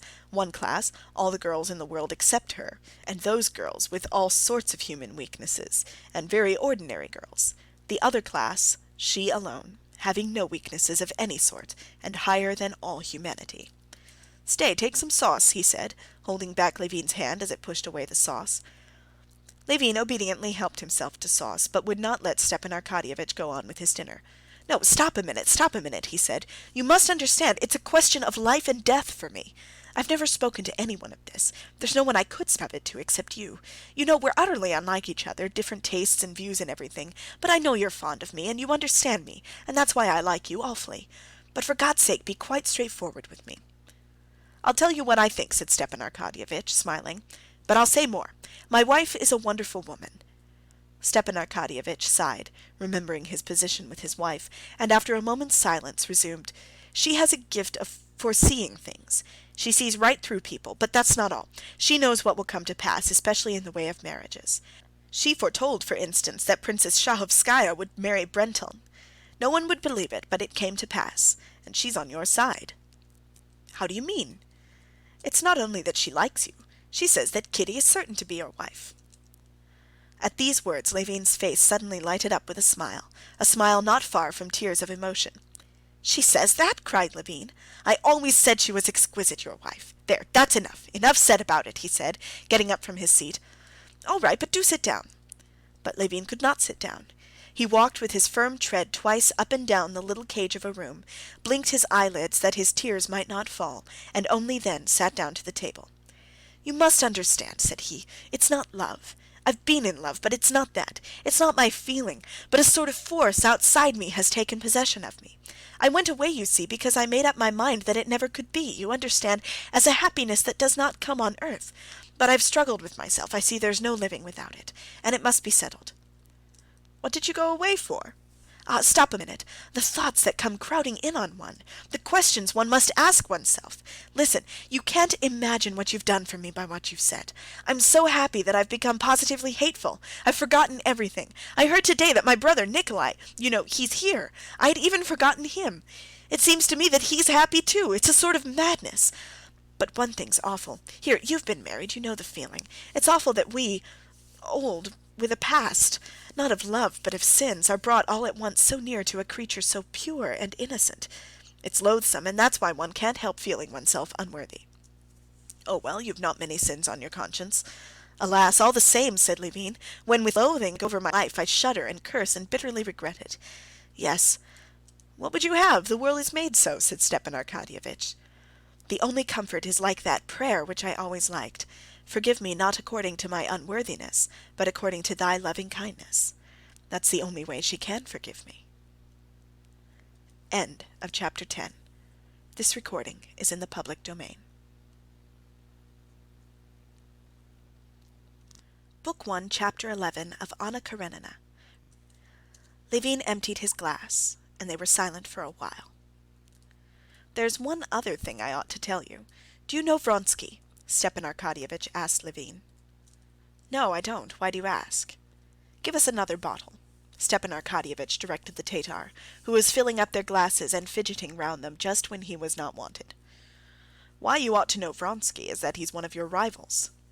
"Who is Vronsky?" said Levin, and his face was suddenly transformed from the look of childlike ecstasy which Oblonsky had just been admiring to an angry and unpleasant expression. "Vronsky is one of the sons of Count Kirill Ivanovitch Vronsky, and one of the finest specimens of the gilded youth of Petersburg. I made his acquaintance in Tver when I was there on official business, and he came there for the levy of recruits. Fearfully rich, handsome, great connections, an aide-de-camp, and with all that a very nice, good-natured fellow. But he's more than simply a good-natured fellow, as I've found out here. He's a cultivated man, too, and very intelligent. He's a man who will make his mark." Levin scowled and was dumb. "Well, he turned up here soon after you'd gone, and as far as I can see, he's over head and ears in love with Kitty. And you know that her mother—" "Excuse me, but I know nothing," said Levin, frowning gloomily, and immediately he recollected his brother Nikolai, and how hateful he was to have been able to forget him. Wait a bit," said Stepan Arkadyevitch, smiling and touching his hand. "I've told you what I know, and I can repeat that in this delicate and tender matter, as far as one can conjecture, I believe the chances are in your favor." Levin dropped back in his chair. His face was pale.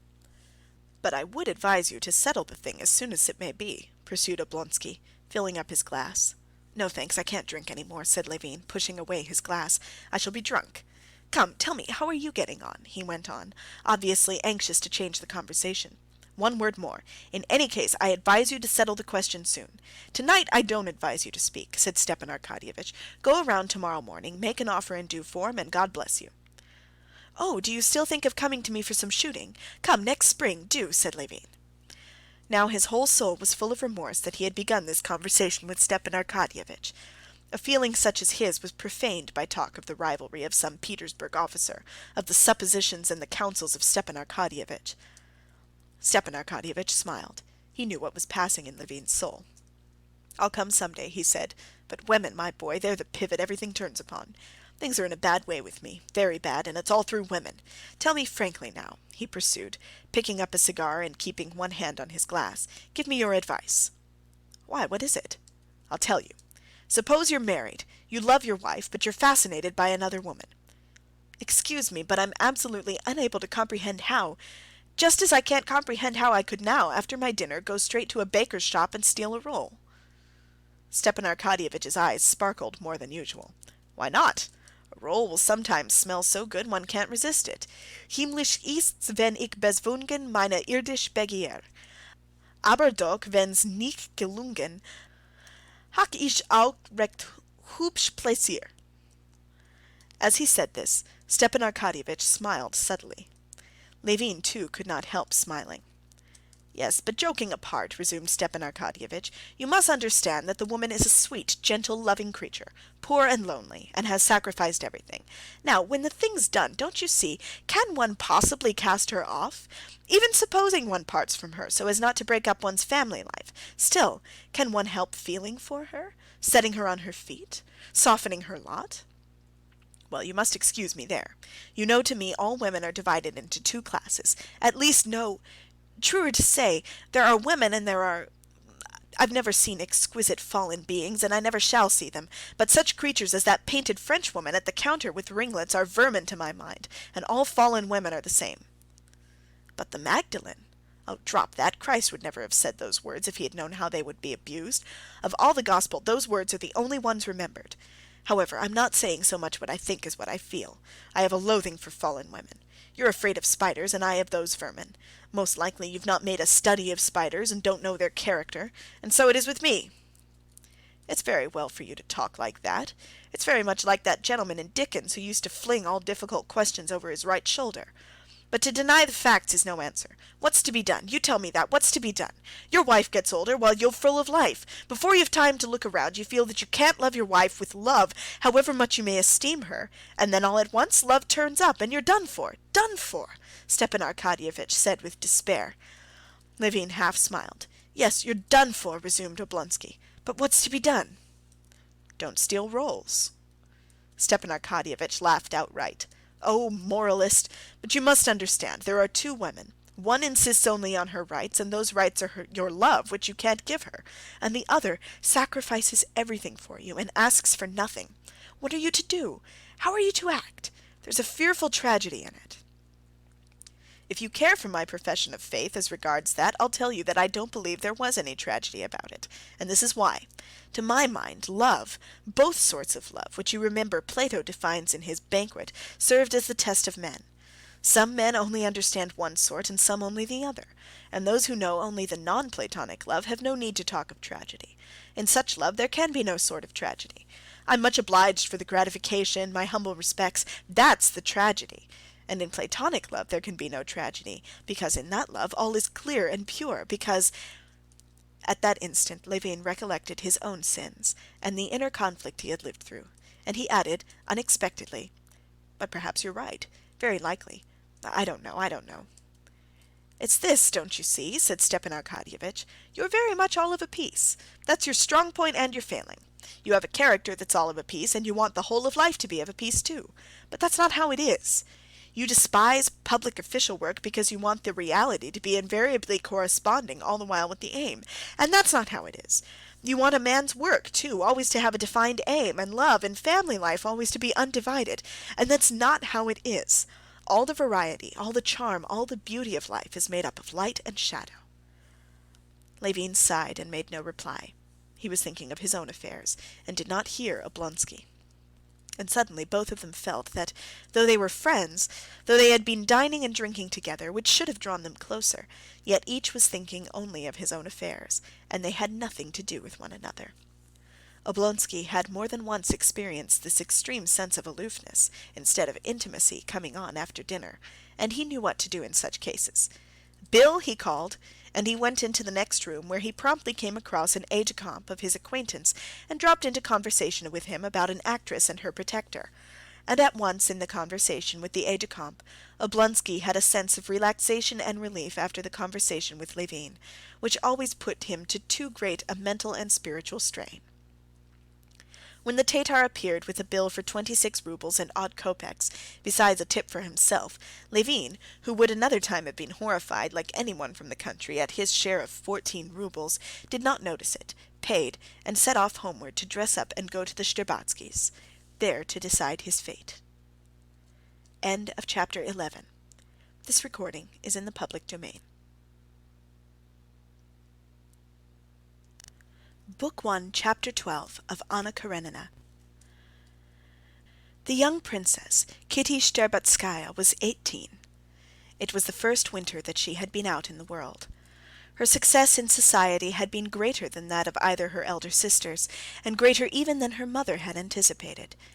To say nothing of the young men who danced at the Moscow balls being almost all in love with Kitty, two serious suitors had already this first winter made their appearance: Levin, and immediately after his departure, Count Vronsky.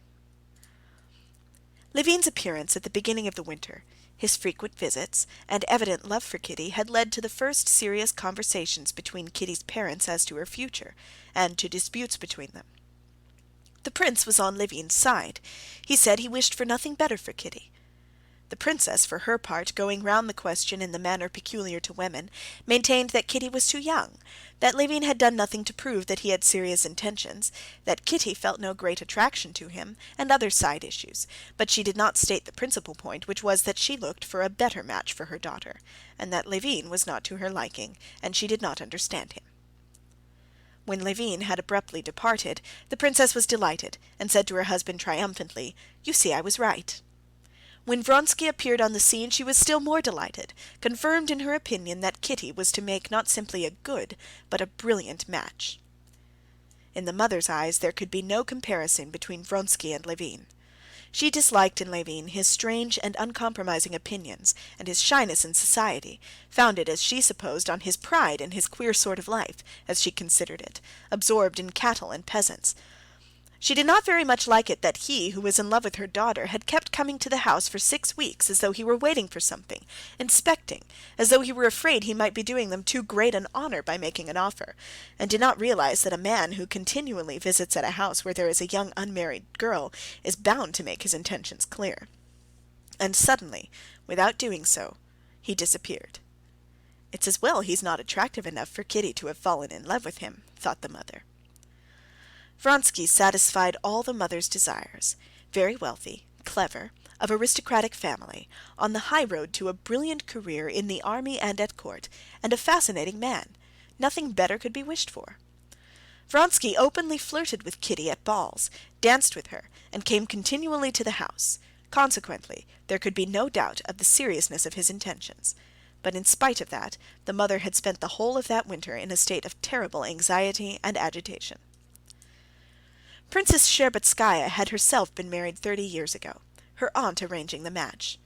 Her husband, about whom everything was well known beforehand, had come, looked at his future bride, and been looked at.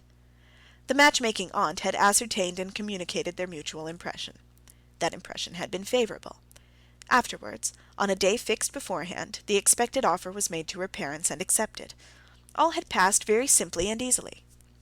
So it seemed at least to the princess. But over her own daughters she had felt how far from simple and easy is the business, apparently so commonplace, of marrying off one's daughters. The panics that had been lived through, the thoughts that had been brooded over, the money that had been wasted, and the disputes with her husband over marrying the 2 eldest girls, Darya and Natalia. Now, since the youngest had come out, she was going through the same terrors, the same doubts, and still more violent quarrels with her husband than she had over the elder girls. The old prince, like all fathers indeed, was exceedingly punctilious on the score of the honor and reputation of his daughters, especially over Kitty, who was his favorite. At every turn he had scenes with the princess for compromising her daughter. The princess had grown accustomed to this already with her other daughters, but now she felt that there was more ground for the prince's touchiness. She saw that of late years much was changed in the manners of society, that a mother's duties had become still more difficult. She saw that girls of Kitty's age formed some sort of clubs, went to some sort of lectures, mixed freely in men's society, drove about the streets alone. Many of them did not curtsy. And what was the most important thing, all the girls were firmly convinced that to choose their husbands was their own affair, and not their parents'. Marriages aren't made nowadays as they used to be, was thought and said by all these young girls, and even by their elders. But how marriages were made now, the princess could not learn from anyone. The French fashion of the parents arranging their children's future was not accepted. It was condemned. The English fashion of the complete independence of girls was also not accepted, and not possible in Russian society. The Russian fashion of matchmaking by the offices of intermediate persons was for some reason considered unseemly. It was ridiculed by everyone, and by the princess herself. But how girls were to be married, and how parents were to marry them, no one knew. Everyone with whom the princess had chanced to discuss the matter said the same thing. Mercy on us, it's high time in our day to cast off all that old-fashioned business. It's the young people have to marry, and not their parents, and so we ought to leave the young people to arrange it as they choose. It was very easy for anyone to say that who had no daughters, but the princess realized that in the process of getting to know each other, her daughter might fall in love, and fall in love with someone who did not care to marry her, or who was quite unfit to be her husband. And however much it was instilled into the princess that in our times young people ought to arrange their lives for themselves, she was unable to believe it, just as she would have been unable to believe that at any time whatever the most suitable playthings for children 5 years old ought to be loaded pistols. And so the princess was more uneasy over Kitty than she had been over her elder sisters. Now she was afraid that Vronsky might confine himself simply to flirting with her daughter. She saw that her daughter was in love with him, but tried to comfort herself with the thought that he was an honorable man, and would not do this.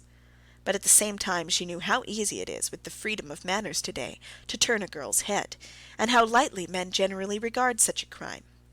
The week before, Kitty had told her mother of a conversation she had with Vronsky during a mazurka. This conversation had partly reassured the princess, but perfectly at ease she could not be. Vronsky had told Kitty that both he and his brother were so used to obeying their mother that they never made up their minds to any important undertaking without consulting her. And just now I am impatiently awaiting my mother's arrival from Petersburg as peculiarly fortunate, he told her. Kitty had repeated this without attaching any significance to the words, but her mother saw them in a different light. She knew that the old lady was expected from day to day, that she would be pleased at her son's choice, and she felt it strange that he should not make his offer through fear of vexing his mother. However, she was so anxious for the marriage itself, and still more for relief from her fears, that she believed it was so. Bitter as it was for the princess to see the unhappiness of her eldest daughter, Dolly, on the point of leaving her husband, her anxiety over the decision of her youngest daughter's fate engrossed all her feelings.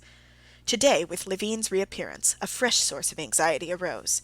She was afraid that her daughter, who had at one time, as she fancied, a feeling for Levin, might, from extreme sense of honor, refuse Vronsky, and that Levin's arrival might generally complicate and delay the affair so near to being concluded.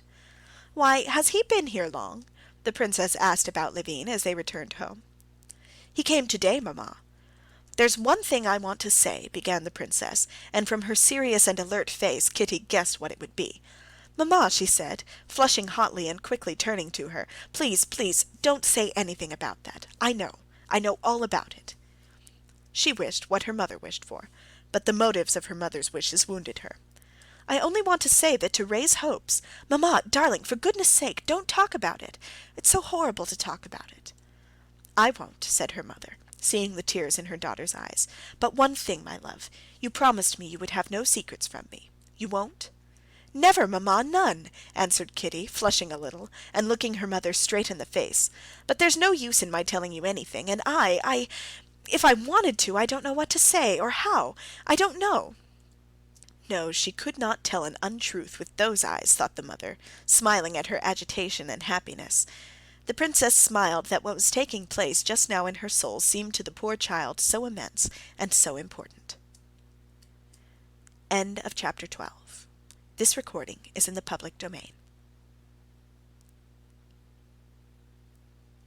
Book 1, Chapter 13 of Anna Karenina.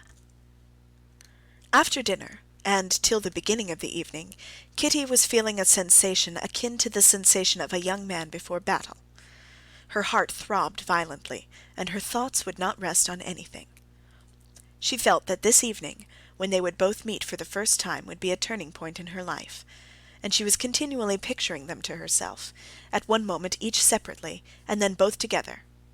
When she mused on the past, she dwelt with pleasure, with tenderness on the memories of her relations with Levin. The memories of childhood and of Levin's friendship with her dead brother gave a special poetic charm to her relations with him. His love for her, of which she felt certain, was flattering and delightful to her, and it was pleasant for her to think of Levin. In her memories of Vronsky there always entered a certain element of awkwardness, though he was in the highest degree well-bred and at ease, as though there were some false note, not in Vronsky, he was very simple and nice, but in herself, while with Levin she felt perfectly simple and clear. But on the other hand, directly she thought of the future with Vronsky, there arose before her a perspective of brilliant happiness. With Levin, The future seemed misty. When she went upstairs to dress and looked into the looking-glass, she noticed with joy that it was one of her good days, and that she was in complete possession of all her forces. She needed this so for what lay before her. She was conscious of external composure and free grace in her movements. At 7:30, she had only just gone down into the drawing-room when the footman announced, "Konstantin Dmitrievitch Levin." The princess was still in her room, and the prince had not come in. So it is to be, thought Kitty, and all the blood seemed to rush to her heart. She was horrified at her paleness as she glanced into the looking-glass. At that moment she knew beyond doubt that he had come early on purpose to find her alone and to make her an offer. And only then, for the first time, the whole thing presented itself in a new, different aspect. Only then she realized that the question did not affect her only, with whom she would be happy and whom she loved, but that she would at that moment have to wound a man she liked, and to wound him cruelly. What for? Because he, dear fellow, loved her, was in love with her. But there was no help for it. So it must be. So it would have to be. My God, shall I myself really have to say it to him, she thought. Can I tell him I don't love him? That will be a lie. What am I to say to him? That I love someone else? No, that's impossible. I'm going away. I'm going away. She had reached the door when she heard his step. No, it's not honest. What have I to be afraid of? I've done nothing wrong. What is to be will be. I'll tell the truth. And with him one can't be ill at ease. Here he is, she said to herself, seeing his powerful, shy figure, with his shining eyes fixed on her. She looked straight into his face, as though imploring him to spare her, and gave her hand. "It's not time yet. I think I'm too early," he said, glancing round the empty drawing-room. When he saw that his expectations were realized, that there was nothing to prevent him from speaking, his face became gloomy. "Oh, no," said Kitty, and sat down at the table. "But this was just what I wanted, to find you alone," he began, not sitting down, and not looking at her so as not to lose courage. "Mamma will be down directly. She was very much tired yesterday."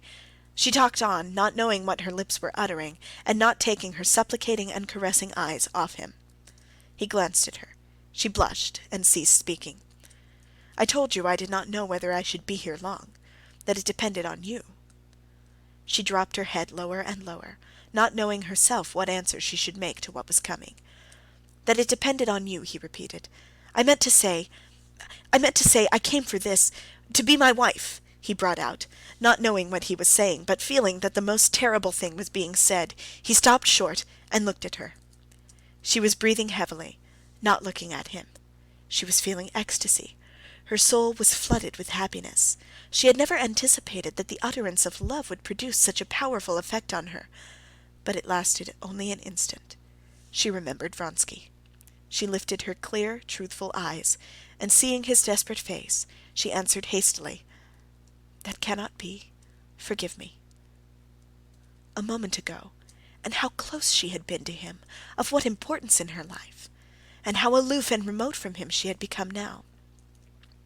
"It was bound to be so," he said, not looking at her. He bowed, and was meaning to retreat. End of chapter 13. This recording is in the public domain. Anna Karenina, Part 1, Chapter 14. But at that very moment the princess came in. There was a look of horror on her face when she saw them alone, and their disturbed faces. Levin bowed to her and said nothing. Kitty did not speak or lift her eyes. "Thank God she has refused him," thought the mother, and her face lighted up with the habitual smile with which he greeted her guests on Thursdays.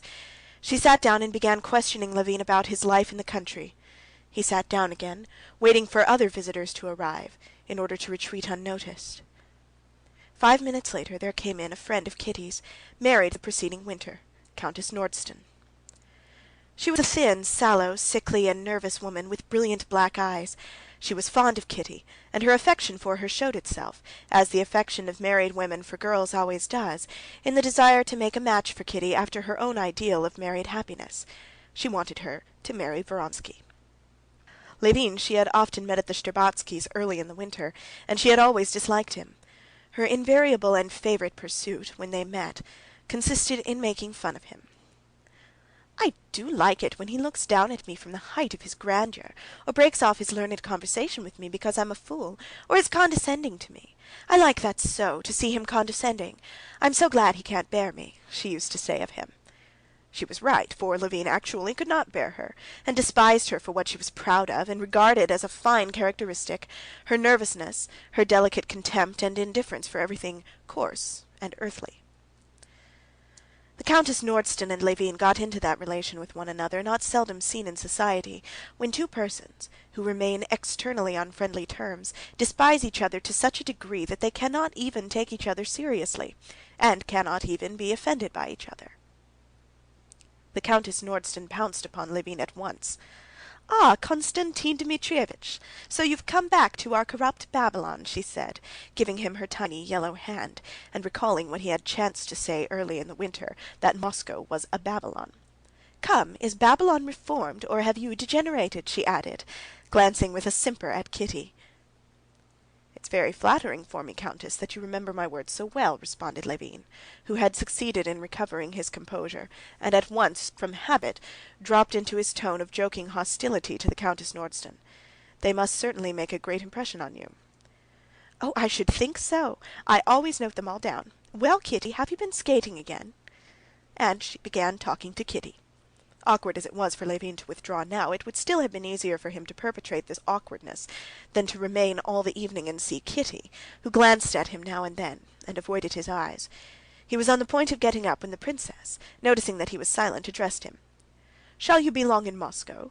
You're busy with the district council, though, aren't you, and can't be away for long?" "No, princess, I am no longer a member of the council," he said. "I've come up for a few days."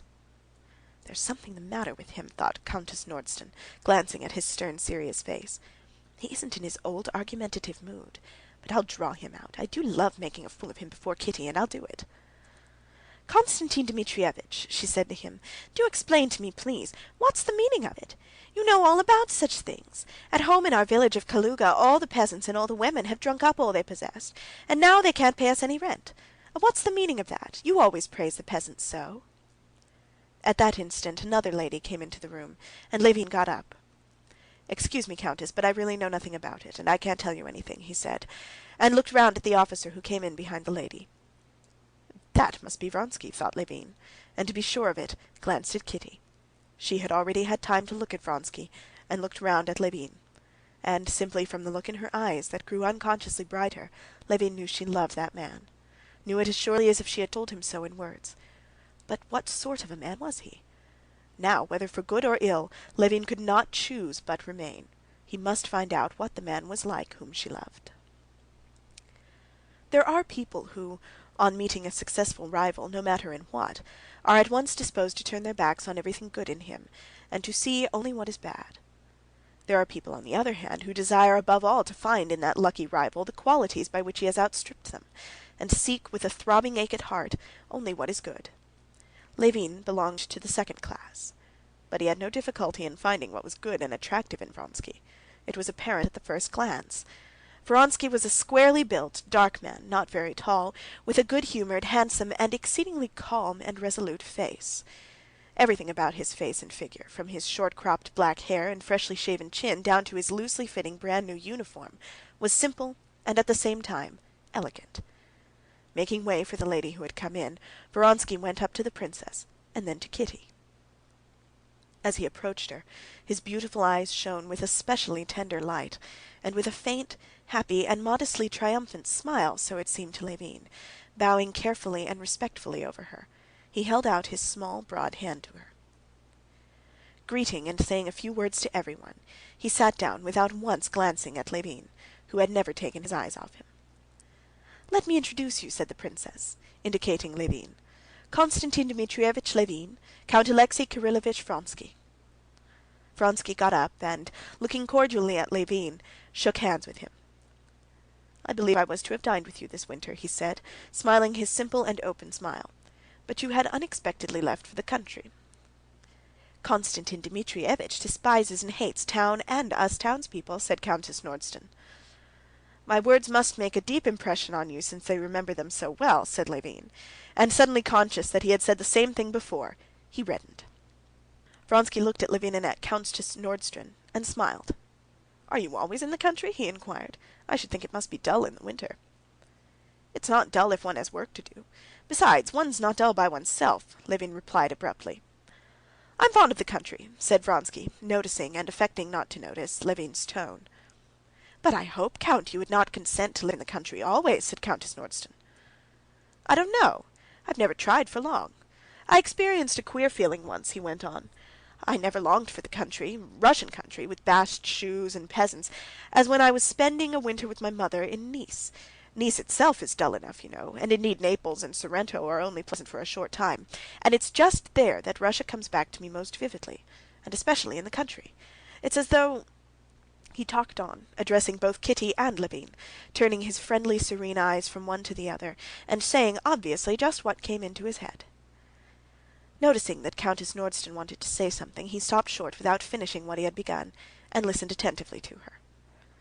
The conversation did not flag for an instant, so that the princess, who always kept in reserve in case a subject should be lacking two heavy guns, the relative advantages of classical and of modern education and universal military service, had not to move out either of them, while Countess Nordston had not a chance of chaffing Levin. Levin wanted to and could not take part in the general conversation, saying to himself every instant, "Now go." He still did not go, as though waiting for something. The conversation fell upon table-turning and spirits, and Countess Nordston, who believed in spiritualism, began to describe the marvels she had seen. "Ah, Countess, you really must take me. For pity's sake, do take me to see them. I've never seen anything extraordinary, though I'm always on the lookout for it everywhere," said Vronsky, smiling. "Very well, next Saturday," answered Countess Nordston. "But you, Konstantin Dmitrievitch, do you believe in it?" she asked Levin. "Why do you ask me? You know what I shall say." "But I want to hear your opinion." "My opinion," answered Levin, "is only that this table-turning simply proves that educated society, so called, is no higher than the peasants. They believe in the evil eye and in witchcraft and omens, while we...." "Oh, then you don't believe in it?" "I can't believe in it, Countess." "But if I have seen it myself?" "The peasant women, too, tell us they've seen goblins." "Then you think I tell a lie?" And she laughed a mirthless laugh. "Oh, no, Masha. Konstantin Dmitrievitch said he could not believe in it," said Kitty, blushing for Levin, and Levin saw this, and, still more exasperated, would have answered, but Vronsky, with his bright, frank smile, rushed to the support of the conversation, which was threatening to become disagreeable. "You do not admit the conceivability at all?" he queried. "But why not? We admit the existence of electricity, of which we know nothing. Why should there not be some new force, still unknown to us, which...." "When electricity was discovered," Levin interrupted hurriedly, "it was only the phenomenon that was discovered, and it was unknown from what it proceeded and what were its effects, and ages passed before its applications were conceived. But the spiritualists have begun with tables writing for them and spirits appearing to them, and have only later started saying that it is an unknown force." Vronsky listened attentively to Levin, as he always did listen, obviously interested in his words. "Yes, but the spiritualists say we don't know at present what this force is, but there is a force, and these are the conditions in which it acts. Let the scientific men find out what the force consists in. No, I don't see why there should not be a new force, if it...." "Why, because with electricity," Levin interrupted again, "every time you rub tar against wool, a recognized phenomenon is manifested.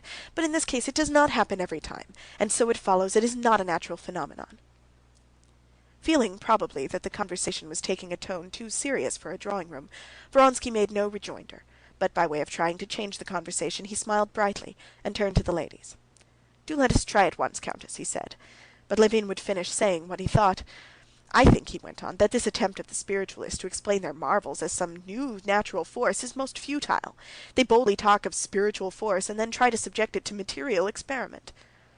Everyone was waiting for him to finish, and he felt it. "And I think you would be a first-rate medium," said Countess Nordston. "There's something enthusiastic in you." Levin opened his mouth, was about to say something, reddened, and said nothing. "Do let us try table-turning at once, please," said Vronsky. "Princess, will you allow it?" And Vronsky stood up, looking for a little table. Kitty got up to fetch a table, and as she passed, her eyes met Levin's. She felt for him with her whole heart, the more because she was pitying him for suffering of which she was herself the cause. "If you can forgive me, said her eyes. "I am so happy." "I hate them all and you and myself," his eyes responded, and he took up his hat. But he was not destined to escape. Just as they were arranging themselves round the table, and Levin was on the point of retiring, the old prince came in, and after greeting the ladies, addressed Levin. "Ah," he began joyously, "been here long, my boy? I didn't even know you were in town. Very glad to see you." The old prince embraced Levin, and talking to him did not observe Vronsky, who had risen, and was serenely waiting till the prince should turn to him. Kitty felt how distasteful her father's warmth was to Levin after what had happened. She saw too how coldly her father responded at last to Vronsky's bow, and how Vronsky looked with amiable perplexity at her father, as though trying and failing to understand how and why anyone could be hostilely disposed toward him, and she flushed. "Prince, let us have Konstantin Dmitrievitch," said Countess Nordston. "We want to try an experiment." "What experiment? Table turning? Well, you must excuse me, ladies and gentlemen, but to my mind it is better fun to play the ring game," said the old prince, looking at Vronsky and guessing that it had been his suggestion. "There's some sense in that, anyway." Vronsky looked wonderingly at the prince with his resolute eyes, and with a faint smile began immediately talking to Countess Nordston of the great ball that was to come off next week. "I hope you will be there," he said to Kitty. As soon as the old prince turned away from him, Levin went out unnoticed, and the last impression he carried away with him of that evening was the smiling, happy face of Kitty, answering Vronsky's inquiry about the ball. End of chapter 14. This recording is in the public domain. Anna Karenina, Part 1, Chapter 14. At the end of the evening, Kitty told her mother of her conversation with Levin, and in spite of all the pity she felt for Levin, she was glad at the thought that she had received an offer. She had no doubt that she had acted rightly, but after she'd gone to bed for a long while she could not sleep. One impression pursued her relentlessly. It was Levin's face, with his scowling brows and his kind eyes looking out in dark dejection below them, as he stood listening to her father, and glancing at her and at Vronsky. And she felt so sorry for him that tears came into her eyes, but immediately she thought of the man for whom she had given him up. She vividly recalled his manly, resolute face, his noble self-possession, and good nature conspicuous in everything towards everyone. She remembered the love for her of the man she loved, and once more all was gladness in her soul, and she lay on the pillow, smiling with happiness. I'm sorry, but what could I do? It's not my fault," she said to herself. But an inner voice told her something else. Whether she felt remorse at having won Levin's love, or at having refused him, she did not know, but her happiness was poisoned by doubts. "Lord, have pity on us! Lord, have pity on us! Lord, have pity on us!" she repeated to herself, until she fell asleep. Meanwhile, there took place, below, in the prince's little library, one of the scenes so often repeated between the parents on account of their favorite daughter. "What? I'll tell you what!" shouted the prince, waving his arms and at once wrapping his squirrel-lined dressing-gown around him again. "That you've no pride, no dignity, that you're disgracing, ruining your daughter by this vulgar, stupid matchmaking." "But really, for mercy's sake, prince, what have I done?" said the princess, almost crying. She, pleased and happy after her conversation with her daughter, had gone to the prince to say good night as usual, and though she had no intention of telling him of Levin's offer and Kitty's refusal, still she hinted to her husband that she fancied things were practically settled with Vronsky, and that he would declare himself so soon as his mother arrived. And thereupon, at those words, the prince had all at once flown into a passion, and began to use unseemly language. "What have you done? I'll tell you what. First of all, you're trying to catch an eligible gentleman, and all Moscow will be talking of it, and with good reason. If you have evening parties, invite everyone. Don't pick out the possible suitors. Invite all the young bucks. Engage a piano player and let them dance, not as you do things nowadays, hunting up good matches. It makes me sick to see it, and you've gone on till you've turned the poor wench's head. Levin's 1,000 times the better man. As for this little Petersburg swell, they're turned out by machinery, all on one pattern, all precious rubbish. But if he were a prince of the blood, my daughter need not run after anyone." "But what have I done?" "Why, you—" The prince was crying wrathfully. "I know if one were to listen to you," interrupted the princess, "we should never marry our daughter. If it's to be so, we'd better go into the country." "Well, and we had better." "Oh, but do wait a minute. Do I try and catch them? I don't try and catch them in the least. A young man, and a very nice one, has fallen in love with her, and she, I fancy—" "Oh, yes, you fancy. Now, if she really is in love, and he's no more thinking of marriage than I am, oh, then I should live to see it. Oh, spiritualism! Oh, Nice! Oh, the ball! And the prince, imagining that he was mimicking his wife, made a mincing curtsy at each word. And this is how we're preparing wretchedness for Kitty, and she's really got the notion into her head. But what makes you suppose so? I don't suppose, I know. We have eyes for such things that women folk haven't. I see a man who has serious intentions, that's Levin, and I see a peacock like this featherhead who's only amusing himself. Oh, well, when once you get an idea into your head, well, you'll remember my words, but too late, just as with Dolly. Well, well, we won't talk of it. The princess stopped him, recollecting her unlucky Dolly. By all means, and good night. And signing each other with the cross, the husband and wife parted with a kiss, feeling that they each remained of their own opinion. The prince had at first been quite certain that that evening had settled Kitty's future, and that there could be no doubt of Vronsky's intentions, but her husband's words had disturbed her, and returning to her own room, in terror before the unknown future, she too, like Kitty, repeated several times in her heart, "Lord, have pity! Lord, have pity! Lord, have pity!" End of chapter 15. This recording is in the public domain.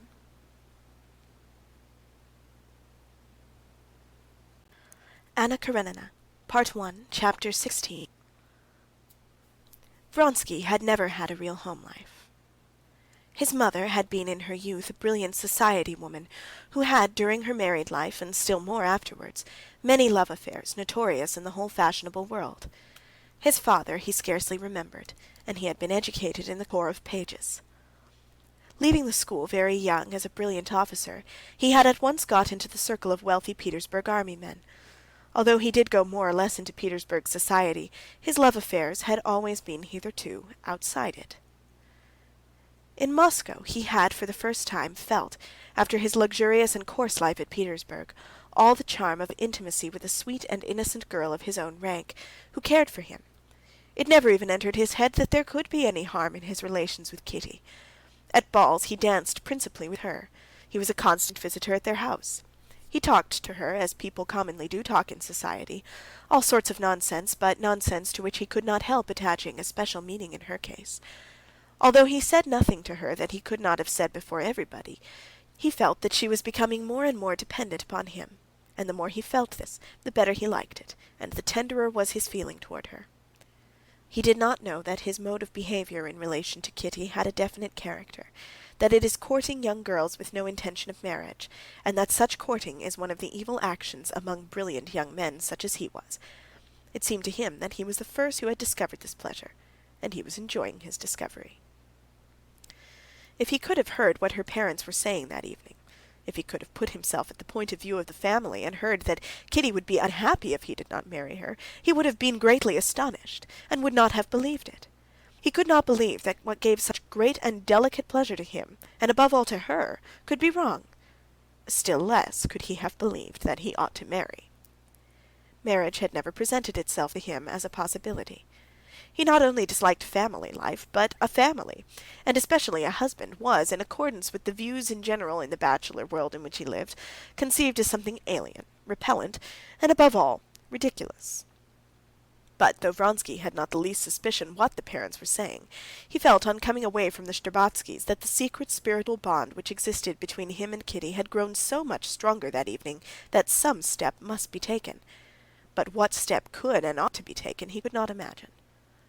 What is so exquisite, he thought, as he returned from the Shtcherbatskys, carrying away with him, as he always did, a delicious feeling of purity and freshness, arising partly from the fact that he had not been smoking for a whole evening, and with it a new feeling of tenderness at her love for him.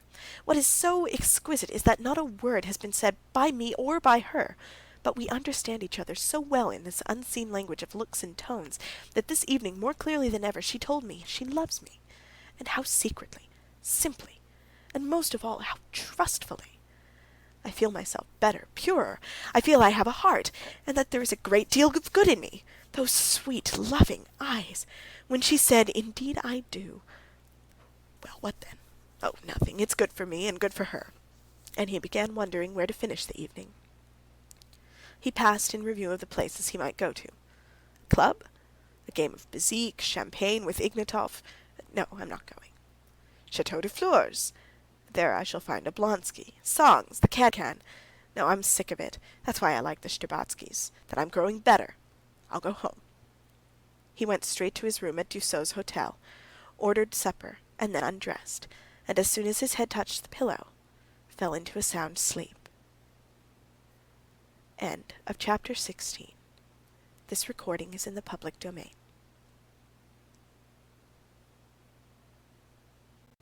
Anna Karenina, Book 1, Chapter 17. Next day, at 11 o'clock in the morning, Vronsky drove to the station of the Petersburg Railway to meet his mother, and the first person he came across on the great flight of steps was Oblonsky, who was expecting his sister by the same train. "Ah, your Excellency!" cried Oblonsky. "Whom are you meeting?" "My mother," Vronsky replied, smiling, as everyone did who met Oblonsky. He shook hands with him, and together they ascended the steps. "She is to be here from Petersburg today." "I was looking out for you till 2 o'clock last night. Where did you go after the Shtcherbatskys?" "Home," answered Vronsky. "I must own I felt so well content yesterday after the Shtcherbatskys that I didn't care to go anywhere." "I know a gallant steed by tokens sure, and by his eyes I know a youth in love," declaimed Stepan Arkadyevitch, just as he had done before to Levin. Vronsky smiled with a look that seemed to say that he did not deny it, but he promptly changed the subject. "And who are you meeting?" he asked. I've come to meet a pretty woman," said Oblonsky. "You don't say so. On y soit qui mal y pense. My sister Anna." "Ah, so that's Madame Karenina," said Vronsky. "You know her, no doubt." "I think I do. Or perhaps not. I really am not sure," Vronsky answered heedlessly, with a vague recollection of something stiff and tedious evoked by the name Karenina. "But Alexey Alexandrovitch, my celebrated brother-in-law, you surely must know. All the world knows him." "I know him by reputation and by sight. I know that he's clever, learned, religious somewhat, but that's not in my line," said Vronsky in English. "Yes, he's a very remarkable man. Rather a conservative, but a splendid man," observed Stepan Arkadyevitch. "A splendid man." "Oh, well, so much the better for him," said Vronsky, smiling. "Oh, you've come," he said, addressing a tall old footman of his mother's standing at the door. "Come here." Besides the charm Oblonsky had in general for everyone, Vronsky had felt of late specially drawn to him by the fact that in his imagination he was associated with Kitty. "Well, what do you say? Shall we give a supper on Sunday for the diva?" he said with a smile, taking his arm. "Oh, of course, I'm collecting subscriptions. Did you make the acquaintance of my friend Levin?" asked Stepan Arkadyevitch. "Yeah, he left rather early." "He's a capital fellow," pursued Oblonsky, "isn't he?" "I don't know why it is," remarked Vronsky. "In all Moscow people, present company of course excepted," he put in jestingly, "there's something uncompromising. They are all on the defensive, lose their tempers as though they want to make one feel something." "Yes, that's true, it is so," said Stepan Arkadyevitch, laughing good-humoredly. "Will the train soon be in?" Vronsky asked a railway official. "Train signaled," at the man. The approach of the train was more and more evident by the preparatory bustle in the station, the rush of porters, the movement of policemen and attendants, and people meeting the train. Through the frosty vapor could be seen workmen in short sheepskins and soft felt boots crossing the rails of the curving line. The hiss of the boiler could be heard on the distant rails, and the rumble of something heavy. "No," said Stepan Arkadyevitch, who felt a great inclination to tell Vronsky of Levin's intentions in regard to Kitty. "No, you've not got a true impression of Levin. He's a very nervous man, and sometimes out of humor, it's true, but then he is often very nice. He's such a true, honest nature, and a heart of gold. But yesterday there were special reasons," pursued Stepan Arkadyevitch, with a meaning smile, totally oblivious of the genuine sympathy he had felt the day before for his friend, and feeling the same sympathy now, only for Vronsky. Yes, there were reasons why he could not help being either particularly unhappy. Vronsky stood still and asked directly, "How so? Do you mean he made your belle-sœur an offer yesterday?" "Maybe," said Stepan Arkadyevitch. "I fancied something of the sort yesterday. Yes, if he went away early and was out of humor too, he's been so long in love, and I'm very sorry for him." "So that's it. I should imagine, though, she might reckon on a better match," said Vronsky, drawing himself up and walking about again. "Though I don't know him, of course," he added. "Yes, that is a hateful position. That's why most fellows prefer to have to do with Claras. If you don't succeed with them, it only proves that you've not enough cash, but in this case one's dignity is at stake. But here's the train." The engine had already whistled in the distance. A few instants later the platform was quivering, when, with puffs of steam hanging low in the air from the frost, the engine rolled up, with the lever of the middle wheel rhythmically moving up and down, and the stooping figure of the engine driver covered with frost. Behind the tender, setting the platform more and more slowly swaying, came the luggage van with a dog whining in it. At last the passenger carriages rolled in, oscillating before coming to a standstill. A smart guard jumped out, giving a whistle, and after him, one by one, the impatient passengers began to get down. An officer of the guards, holding himself erect and looking severely about him, a nimble little merchant with a satchel smiling gaily, a peasant with a sack over his shoulder. Vronsky, standing beside Oblonsky, watched the carriage and the passengers, totally oblivious of his mother. What he had just heard about Kitty excited him. Unconsciously he arched his chest, and his eyes flashed. He felt himself a conqueror. "Countess Vronskaya is in that compartment," said the smart guard, going up to Vronsky. The guard's words roused him, and forced him to think of his mother, and his approaching meeting with her. He did not in his heart respect his mother, and without acknowledging it to himself, he did not love her, though in accordance with the ideas of the set in which he lived, and with his own education, he could not have conceived of any behavior to his mother not in the highest degree respectful and obedient, and the more externally obedient and respectful his behavior, the less in his heart he respected and loved her. End of chapter 17. This recording is in the public domain. Anna Karenina, Book 1, Chapter 18. Vronsky followed the guard to the carriage, and at the door of the compartment he stopped short to make room for a lady who was getting out. With the insight of the man of the world, from one glance at this lady's appearance, Vronsky classified her as belonging to the best society. He begged pardon, and was getting into the carriage, but felt he must glance at her once more, not that she was very beautiful, nor on account of the elegance and modest grace which were apparent in her whole figure, but because in the expression of her charming face, as she passed close by him, there was something peculiarly caressing and soft. As he looked round, she too turned her head. Her shining gray eyes, that looked dark from the thick lashes, rested with friendly attention on his face, as though she were recognizing him, and then promptly turned away to the passing crowd, as though seeking someone. In that brief look, Vronsky had time to notice the suppressed eagerness which played over her face, and flitted between the brilliant eyes and the faint smile that curved her red lips. It was as though her nature were so brimming over with something that, against her will, it showed itself now in the flash of her eyes, and now in her smile. Deliberately she shrouded the light in her eyes, but it shone against her will in the faintly perceptible smile. Vronsky stepped into the carriage.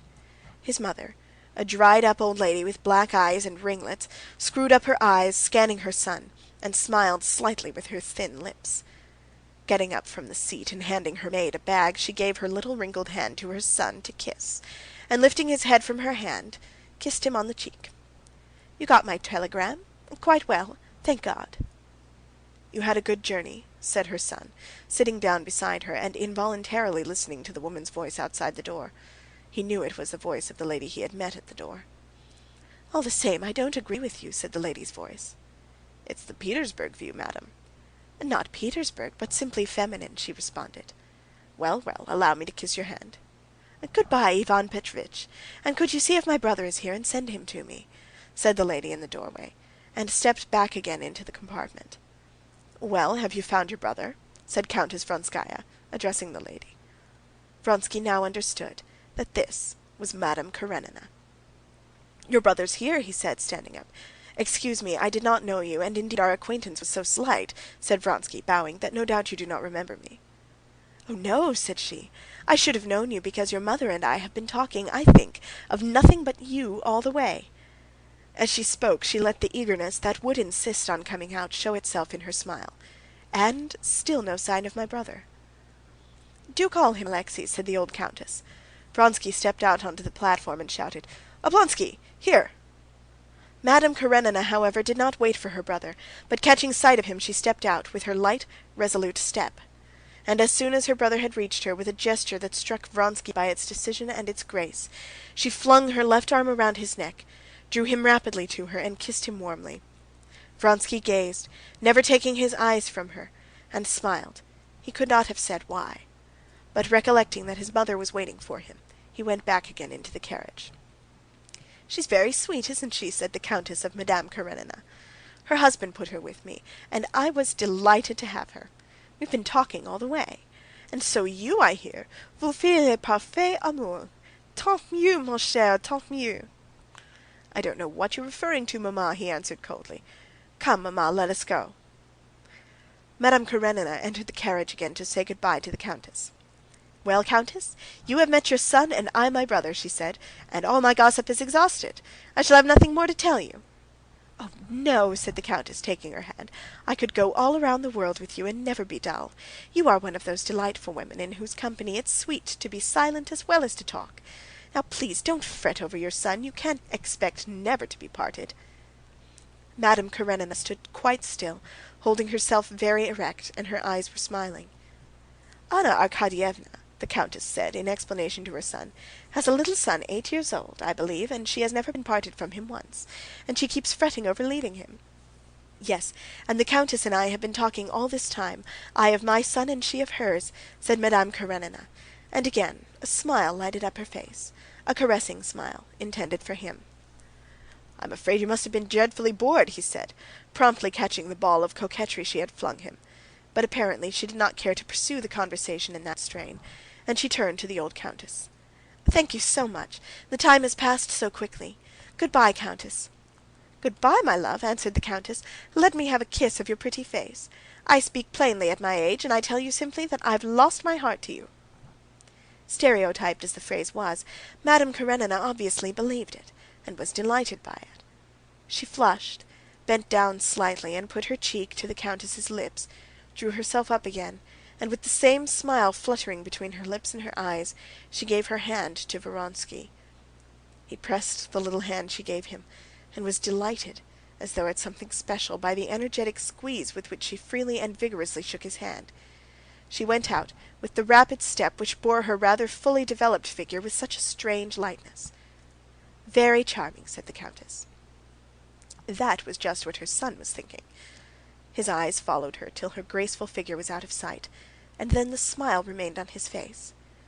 He saw out of the window how she went up to her brother, put her arm in his, and began telling him something eagerly, obviously something that had nothing to do with him, Vronsky, and at that he felt annoyed. "Well, mamma, are you perfectly well?" he repeated, turning to his mother. "Everything has been delightful. Alexander has been very good, and Marie has grown very pretty. She's very interesting." And she began telling him again of what interested her most, the christening of her grandson, for which she had been staying in Petersburg, and the special favor shown her elder son by the Tsar. "Here's Lavrenty," said Vronsky, looking out of the window. "Now we can go if you like." The old butler, who had traveled with the countess, came to the carriage to announce that everything was ready, and the countess got up to go. "Come, there's not such a crowd now," said Vronsky. The maid took a handbag and the lapdog, the butler and a porter the other baggage. Vronsky gave his mother his arm, but just as they were getting out of the carriage, several men ran suddenly by with panic-stricken faces. The station-master too ran by in his extraordinary colored cap. Obviously something unusual had happened. The crowd who had left the train were running back again. "What? What? Where? Flung himself, crushed!" was heard among the crowd. Stepan Arkadyevitch, with his sister on his arm, turned back. They too looked scared and stopped at the carriage door to avoid the crowd. The ladies got in, while Vronsky and Stepan Arkadyevitch followed the crowd to find out details of the disaster. A guard, either drunk or too much muffled up in the bitter frost, had not heard the train moving back, and had been crushed. Before Vronsky and Oblonsky came back, the ladies heard the facts from the butler. Oblonsky and Vronsky had both seen the mutilated corpse. Oblonsky was evidently upset. He frowned and seemed ready to cry. "Oh, how awful! Oh, Anna, if you'd seen it! Oh, how awful!" he said. Vronsky did not speak. His handsome face was serious but perfectly composed. "Oh, if you had seen it, countess," said Stepan Arkadyevitch. "And his wife was there. It was awful to see her. She flung herself on the body. They say he was the only support of an immense family. How awful!" "Couldn't one do anything for her?" said Madame Karenina in an agitated whisper. Vronsky glanced at her, and immediately got out of the carriage. "I'll be back directly, mamma," he remarked, turning round in the doorway. When he came back a few minutes later, Stepan Arkadyevitch was already in conversation with the countess about the new singer, while the countess was impatiently looking towards the door, waiting for her son. "Now let us be off," said Vronsky, coming in. They went out together. Vronsky was in front with his mother. Behind walked Madame Karenina with her brother. Just as they were going out of the station master overtook Vronsky. "You gave my assistant 200 roubles. Would you kindly explain for whose benefit you intend them?" "For the widow," said Vronsky, shrugging his shoulders. "I should have thought there was no need to ask." "You gave that?" cried Oblonsky, behind, and pressing his sister's hand, he added, "Very nice, very nice. Isn't he a splendid fellow? Good-bye, countess." And he and his sister stood still, looking for her maid. When they went out, the Vronskys' carriage had already driven away. People coming in were still talking of what happened. "What a horrible death," said a gentleman, passing by. "They say he was cut in 2 pieces." "On the contrary, I think it's the easiest, instantaneous." "How is it they don't take proper precautions?" said a third. Madame Karenina seated herself in the carriage, and Stepan Arkadyevitch saw with surprise that her lips were quivering, and she was with difficulty restraining her tears. "What is it, Anna?" he asked, when they had driven a few hundred yards. "It's an omen of evil," she said. "What nonsense!" said Stepan Arkadyevitch. "You've come, that's the chief thing. You can't conceive how I'm resting my hopes on you." "Have you known Vronsky long?" she asked. "Yes. You know, we're hoping he will marry Kitty." "Yes," said Anna softly. "Come now, let's talk of you," she added, tossing her head, as though she would physically shake off something superfluous oppressing her. "Let us talk of your affairs. I got your letter, and here I am." "Yes, all my hopes are in you," said Stepan Arkadyevitch. "Well, tell me all about it."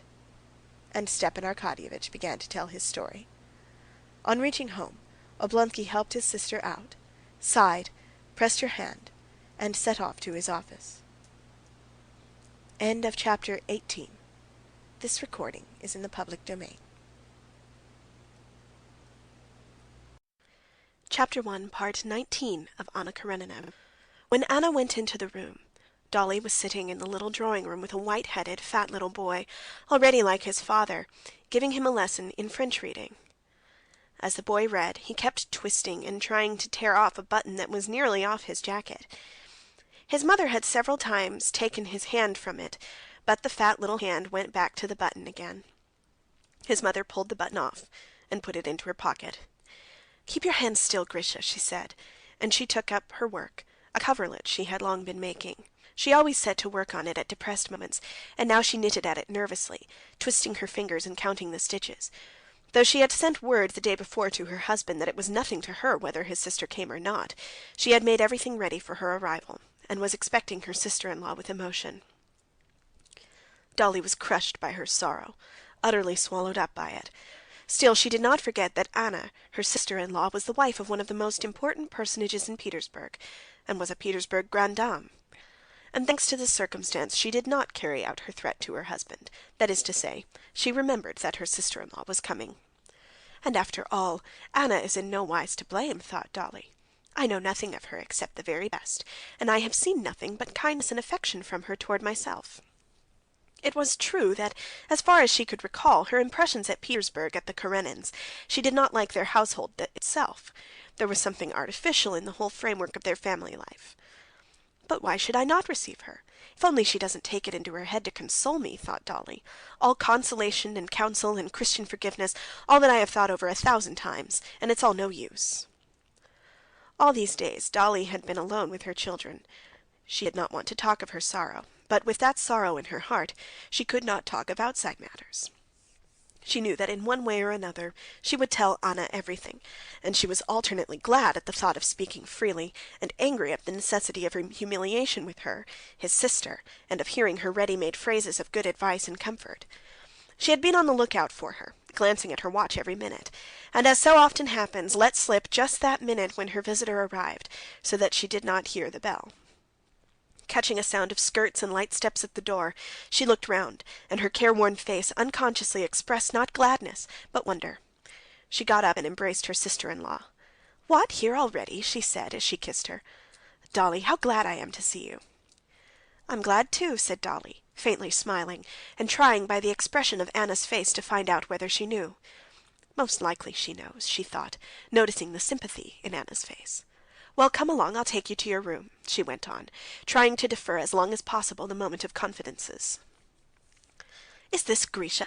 Heavens, how he's grown!" said Anna, and kissing him, never taking her eyes off Dolly, she stood still and flushed a little. "No, please, let us stay here." She took off her kerchief and her hat, and catching it in a lock of her black hair, which was a mass of curls, she tossed her head and shook her hair down. "You are radiant with health and happiness," said Dolly, almost with envy. "I? Yes," said Anna. "Merciful heavens, Tanya, you're the same age as my Seryozha," she added, addressing the little girl as she ran in. She took her in her arms and kissed her. "Delightful child, delightful! Show me them all." She mentioned them, not only remembering the names, but the years, months, characters, illnesses of all the children, and Dolly could not but appreciate that. "Very well, we'll go to them," she said. "It's a pity Vasya's asleep." After seeing the children, they sat down, alone now, in the drawing-room, to coffee. Anna took the tray, and then pushed it away from her. "Dolly," she said, "he's told me." Dolly looked coldly at Anna. She was waiting now for the phrases of conventional sympathy, but Anna said nothing of the sort. "Dolly, dear," she said, "I don't want to speak for him to you, nor to try and comfort you. That's impossible. But, darling, I'm simply sorry, sorry from my heart for you." Under the thick lashes of her shining eyes, tears suddenly glittered. She moved nearer to her sister-in-law and took her hand in her vigorous little hand. Dolly did not shrink away, but her face did not lose its frigid expression. She said, "To comfort me is impossible. Everything's lost after what has happened. Everything is over." And directly she had said this, her face suddenly softened. Anna lifted the wasted, thin hand of Dolly, kissed it, and said, "But, Dolly, what's to be done? What's to be done? How is it best to act in this awful position? That's what you must think of." "All's over, and there's nothing more," said Dolly. "And the worst of it all is, you see, that I can't cast him off. There are the children. I'm tied, and I can't live without him. It's a torture to me to see him." "Dolly, darling, he's spoken to me, but I want to hear it from you. Tell me about it." Dolly looked at her inquiringly. Sympathy and love, unfeigned, were visible on Anna's face. "Very well," she said, all at once, "but I will tell you it from the beginning. You know how I was married. With the education mamma gave us, I was more than innocent. I was stupid. I knew nothing. I know they say men tell their wives of their former lives, but Stiva," she corrected herself, "Stepan Arkadyevitch, told me nothing. You'll hardly believe it, but till now I imagined that I was the only woman he had known. So I lived 8 years. You must understand, I was so far from suspecting infidelity. I regarded it as impossible, and then, try to imagine it, with such ideas, to find out suddenly all the horror, all the loathsomeness. You must try and understand me. To be fully convinced of one's happiness, and all at once," continued Dolly, holding back her sobs, "to get a letter, to his mistress, my governess. No, it's too awful." She hastily pulled out her handkerchief and hid her face in it. "I can understand being carried away by feeling," she went on after a brief silence, "but deliberately, slyly deceiving me. And with whom? To go on being my husband together with her. It's awful. You can't understand." "Oh, yes, I understand. I understand. Dolly, dearest, I do understand," said Anna, pressing her hand. "And do you imagine he realizes all the awfulness of my position?" Dolly resumed. "Not the slightest. He is happy and contented." "Oh, no," Anna interposed quickly. "He's to be pitied. He's weighed down by remorse." "Is he capable of remorse?" Dolly interrupted, gazing intently into her sister-in-law's face. "Yes, I know him. I could not look at him without feeling sorry for him. We both know him. He's good-hearted, but he's proud, and now he's so humiliated. What touched me most," and here Anna guessed what would touch Dolly most, "he's tortured by 2 things: that he's ashamed for the children's sake, and that loving you, yes, yes, loving you beyond everything on earth," she hurriedly interrupted Dolly, who would have answered, "he has hurt you, pierced you to the heart. No, no, she cannot forgive me, he keeps saying." Dolly looked dreamily away beyond her sister-in-law as she listened to her words. "Yes, I can see that his position is awful. It's worse for the guilty than for the innocent," she said, "if he feels that all the misery comes from his fault. But how am I to forgive him? How am I to be his wife again after her? For me to live with him now would be torture, just because I love my past love for him." And sobs cut short her words. But as though of set design, each time she was softened, she began to speak again of what exasperated her. She's young, you see. She's pretty," she went on. "Do you know, Anna, my youth and my beauty are gone, and taken by whom? By him and his children. I have worked for him, and all I had is gone in his service. And now, of course, any fresh, vulgar creature has more charm for him. No doubt they talked of me together, or, worse still, they were silent. Do you understand?" Again her eyes glowed with hatred. "And after that he will tell me what? Can I believe him? Never! No, everything is over. Everything that once made my comfort, the reward of my work and my sufferings. Would you believe it? I was teaching Grisha just now. Once this was a joy to me. Now it is a torture. What have I to strive and toil for? Why are the children here? What is so awful is that all at once my heart has turned, and instead of love and tenderness I have nothing but hatred for him. Yes, hatred. I could kill him." "Darling Dolly, I understand, but don't torture yourself. You're so distressed, so overwrought, that you look at many things mistakenly." Dolly grew calmer, and for 2 minutes both were silent. "What's to be done? Think for me, Anna. Help me. I have thought out everything, and I see nothing." Anna could think of nothing, but her heart responded instantly to each word, to each change of expression of her sister-in-law. "One thing I would say," began Anna. "I'm his sister.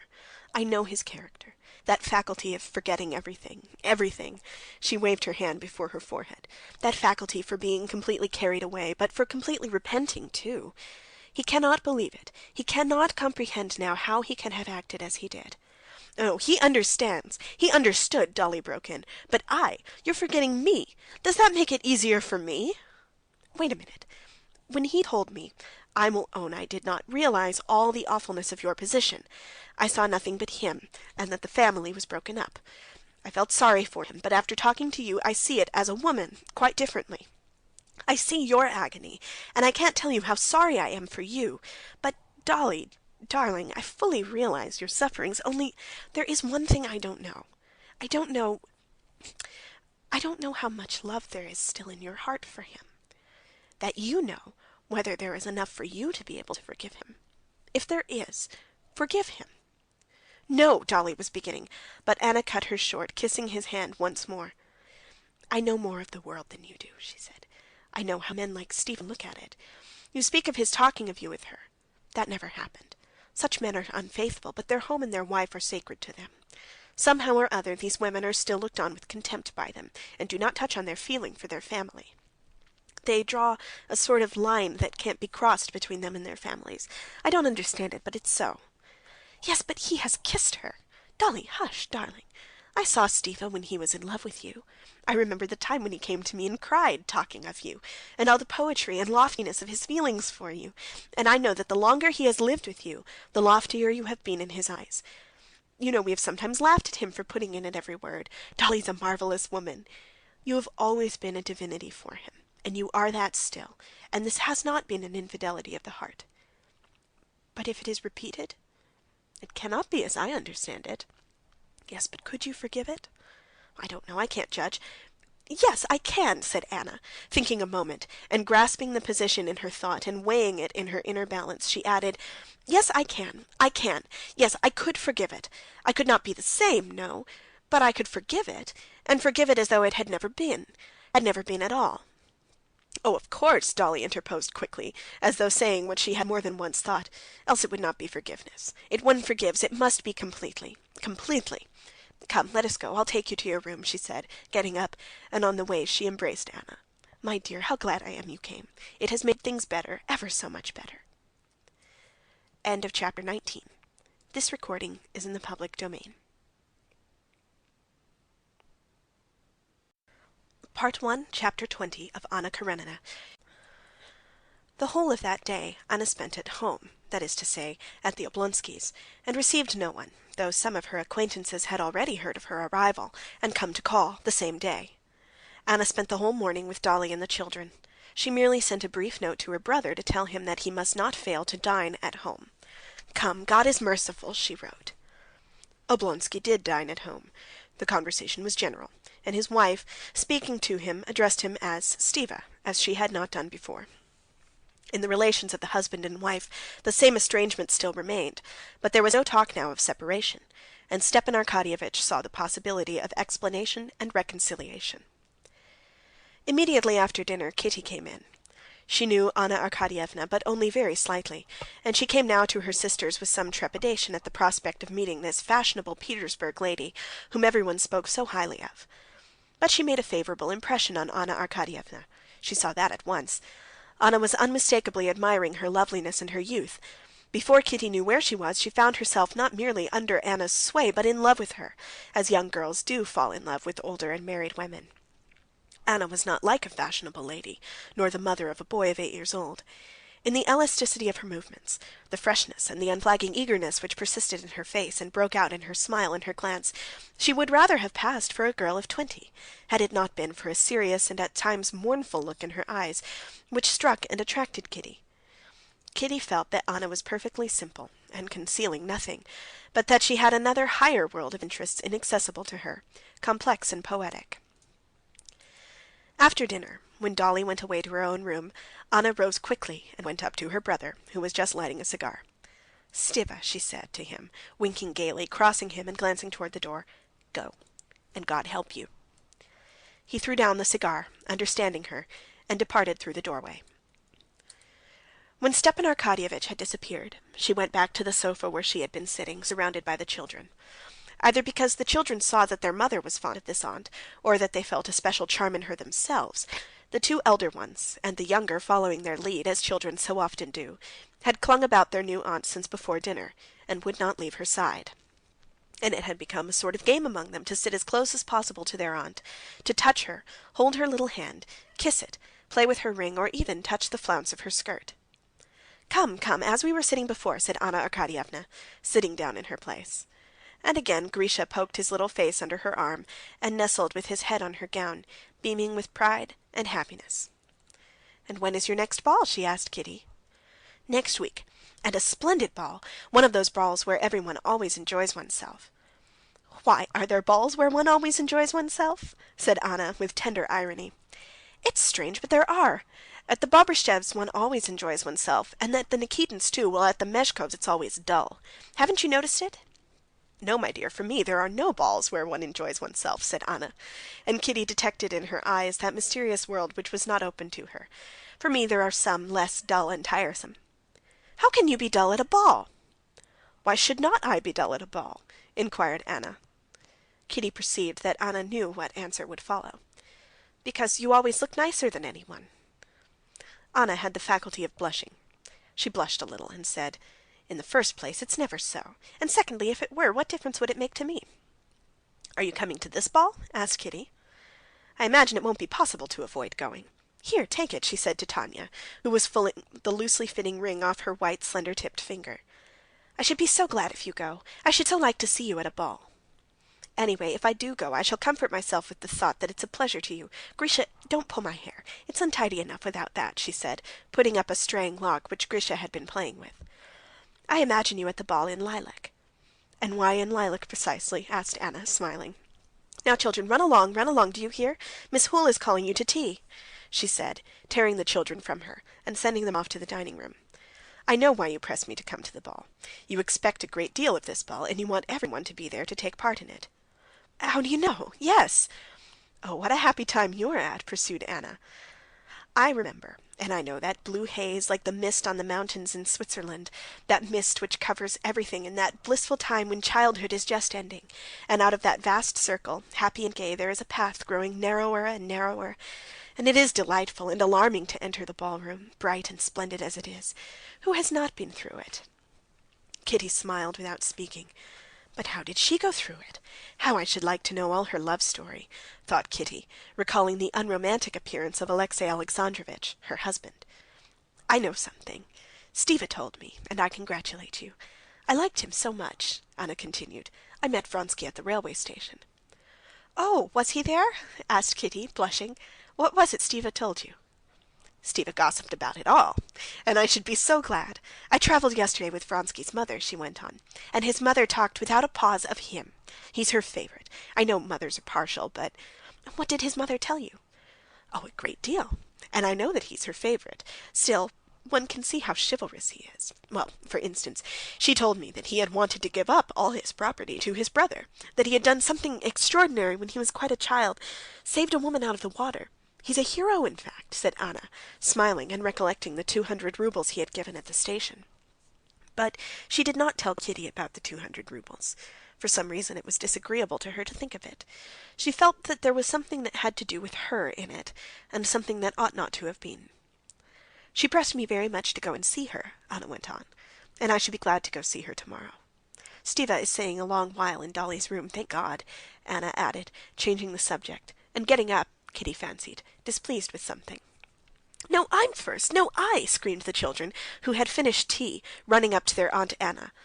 "All together!" said Anna, and she ran laughing to meet them, and embraced and swung round all the throng of swarming children, shrieking with delight. End of chapter 20. This recording is in the public domain. Part 1, Chapter 21 of Anna Karenina. Dolly came out of her room to the tea of the grown-up people. Stepan Arkadyevitch did not come out. He must have left his wife's room by the other door. "I'm afraid you'll be cold upstairs," observed Dolly, addressing Anna. "I want to move you downstairs, and we shall be nearer." "Oh, please don't trouble about me," answered Anna, looking intently into Dolly's face, trying to make out whether there had been a reconciliation or not. "It will be lighter for you here," answered her sister-in-law. "I assure you that I sleep everywhere, and always like a marmot." "What's the question?" inquired Stepan Arkadyevitch, coming out of his room and addressing his wife. From his tone, both Kitty and Anna knew that a reconciliation had taken place. "I want to move Anna downstairs, but we must hang up blinds. No one knows how to do it. I must see to it myself," answered Dolly, addressing him. God knows whether they are fully reconciled, thought Anna, hearing her tone, cold and composed.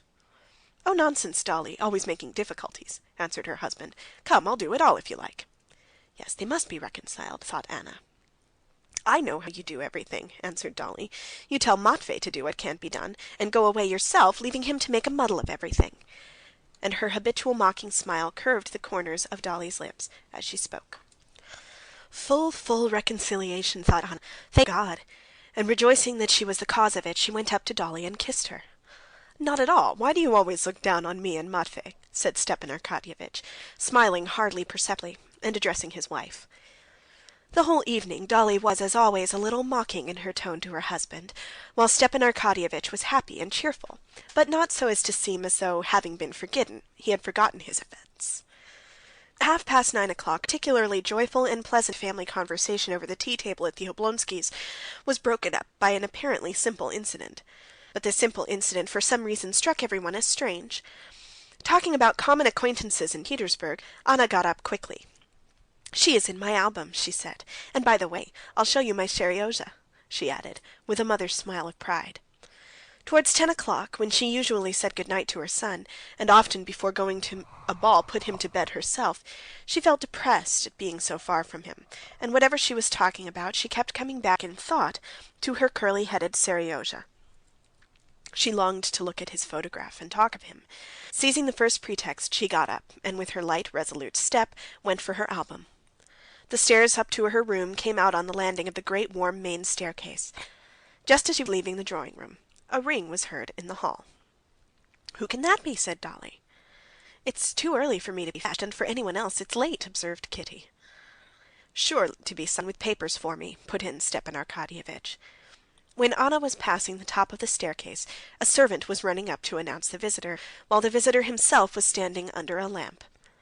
Anna, glancing down, at once recognized Vronsky, and a strange feeling of pleasure and at the same time of dread of something stirred in her heart. He was standing still, not taking off his coat, putting something out of his pocket. At the instant when she was just facing the stairs, he raised his eyes, caught sight of her, and into the expression of his face there passed a shade of embarrassment and dismay. With a slight inclination of her head she passed, hearing behind her Stepan Arkadyevitch's loud voice calling him to come up, and the quiet, soft, and composed voice of Vronsky refusing.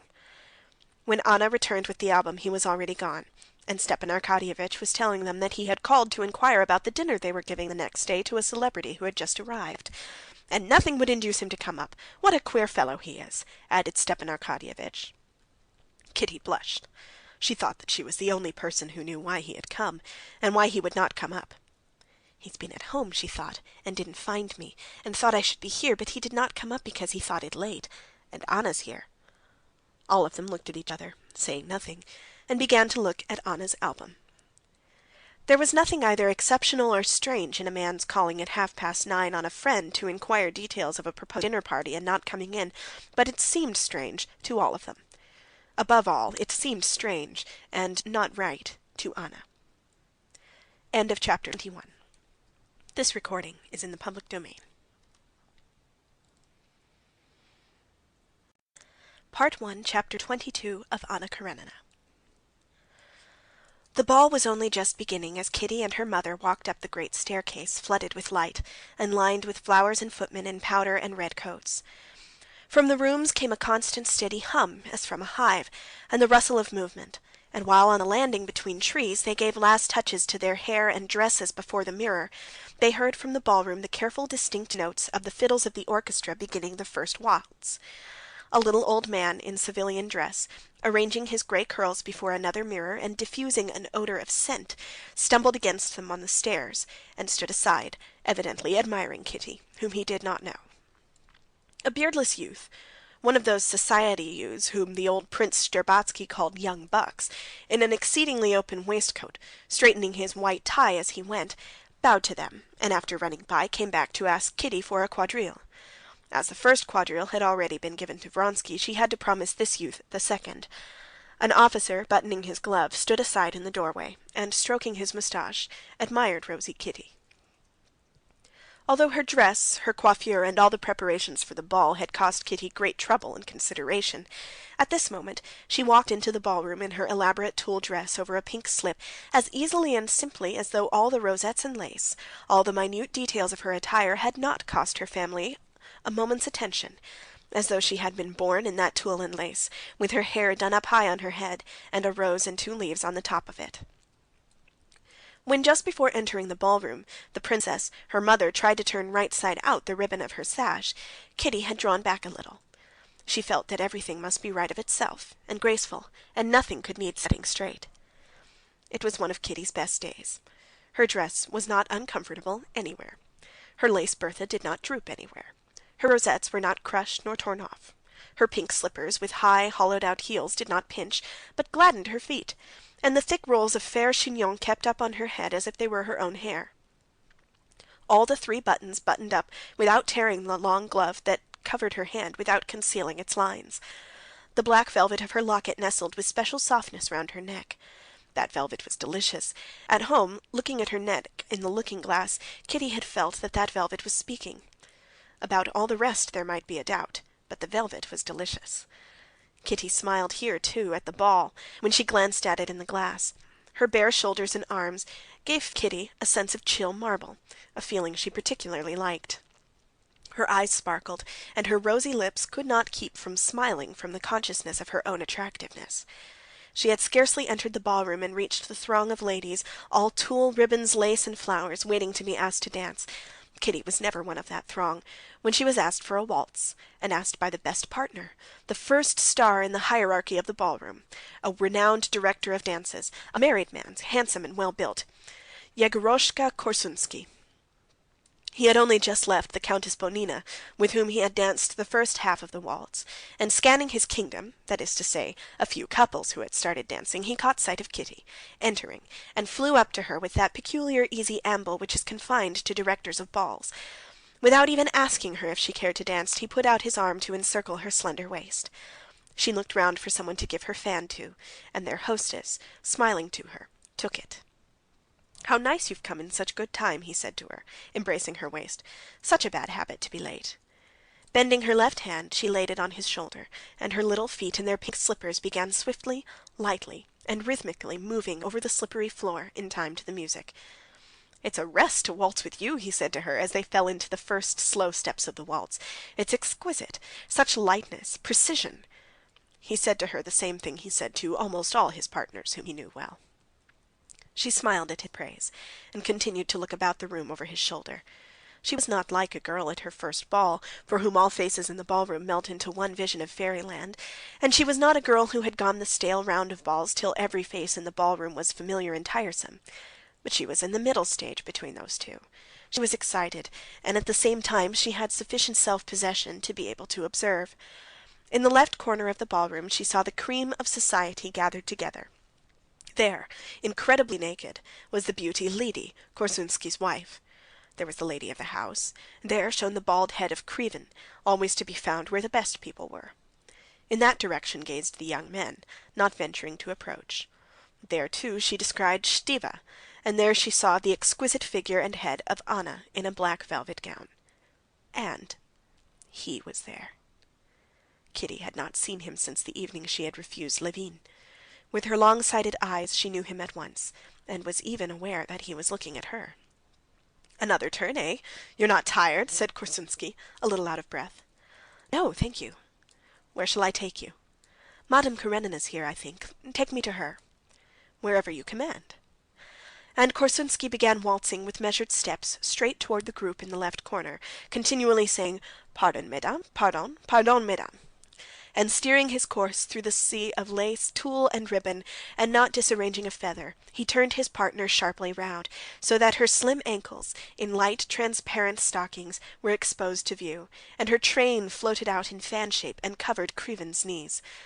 Korsunsky bowed, set straight his open shirt front, and gave her his arm to conduct her to Anna Arkadyevna.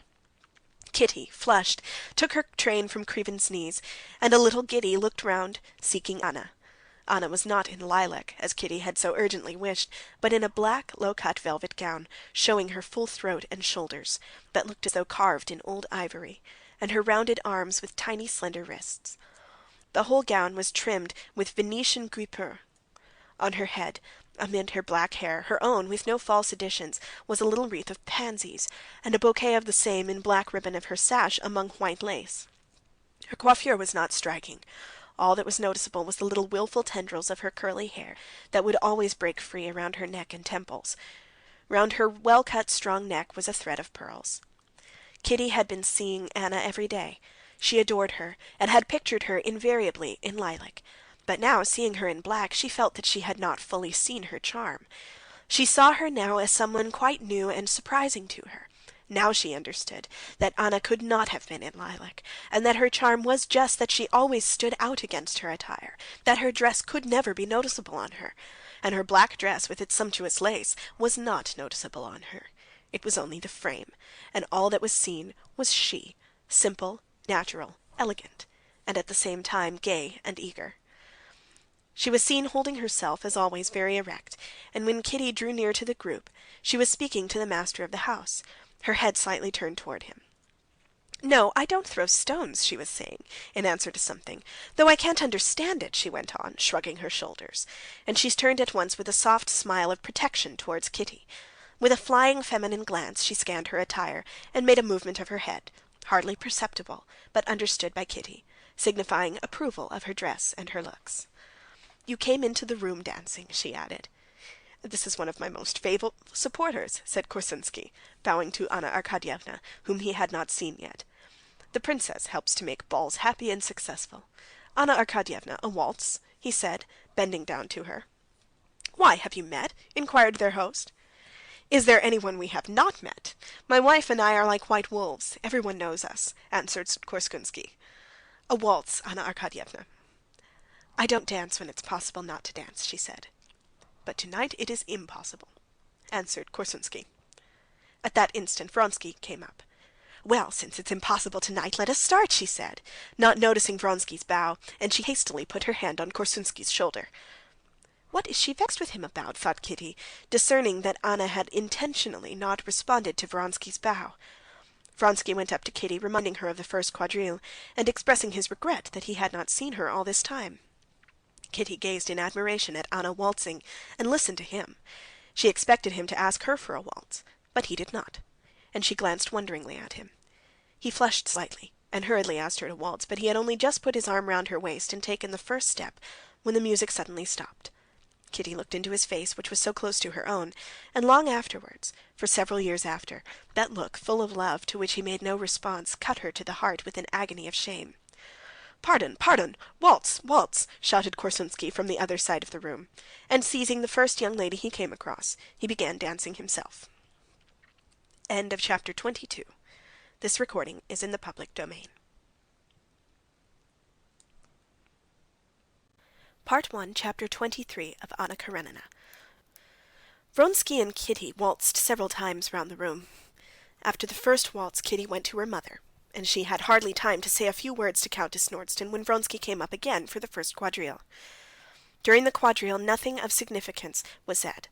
There was disjointed talk between them of the Korsunskys, husband and wife, whom he described very amusingly as delightful children at 40, and of the future town theater, and only once the conversation touched her to the quick, when he asked her about Levin, whether he was here, and added that he liked him so much. But Kitty did not expect much from the quadrille. She looked forward with a thrill at her heart to the mazurka. She fancied that in the mazurka everything must be decided. The fact that he did not during the quadrille ask her for the mazurka did not trouble her. She felt sure she would dance the mazurka with him as she had done at former balls, and refused 5 young men, saying she was engaged for the mazurka. The whole ball up to the last quadrille was for Kitty an enchanted vision of delightful colors, sounds, and motions. She only sat down when she felt too tired and begged for a rest. But as she was dancing the last quadrille with one of the tiresome young men whom she could not refuse, she chanced to be vis-à-vis with Vronsky and Anna.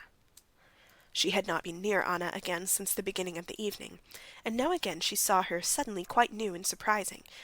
She saw in her the signs of that excitement of success she knew so well in herself. She saw that she was intoxicated with the delighted admiration she was exciting. She knew that feeling and knew its signs and saw them in Anna, saw the quivering, flashing light in her eyes, and the smile of happiness and excitement unconsciously playing on her lips, and the deliberate grace, precision, and lightness of her movements. Who, she asked herself, all or one?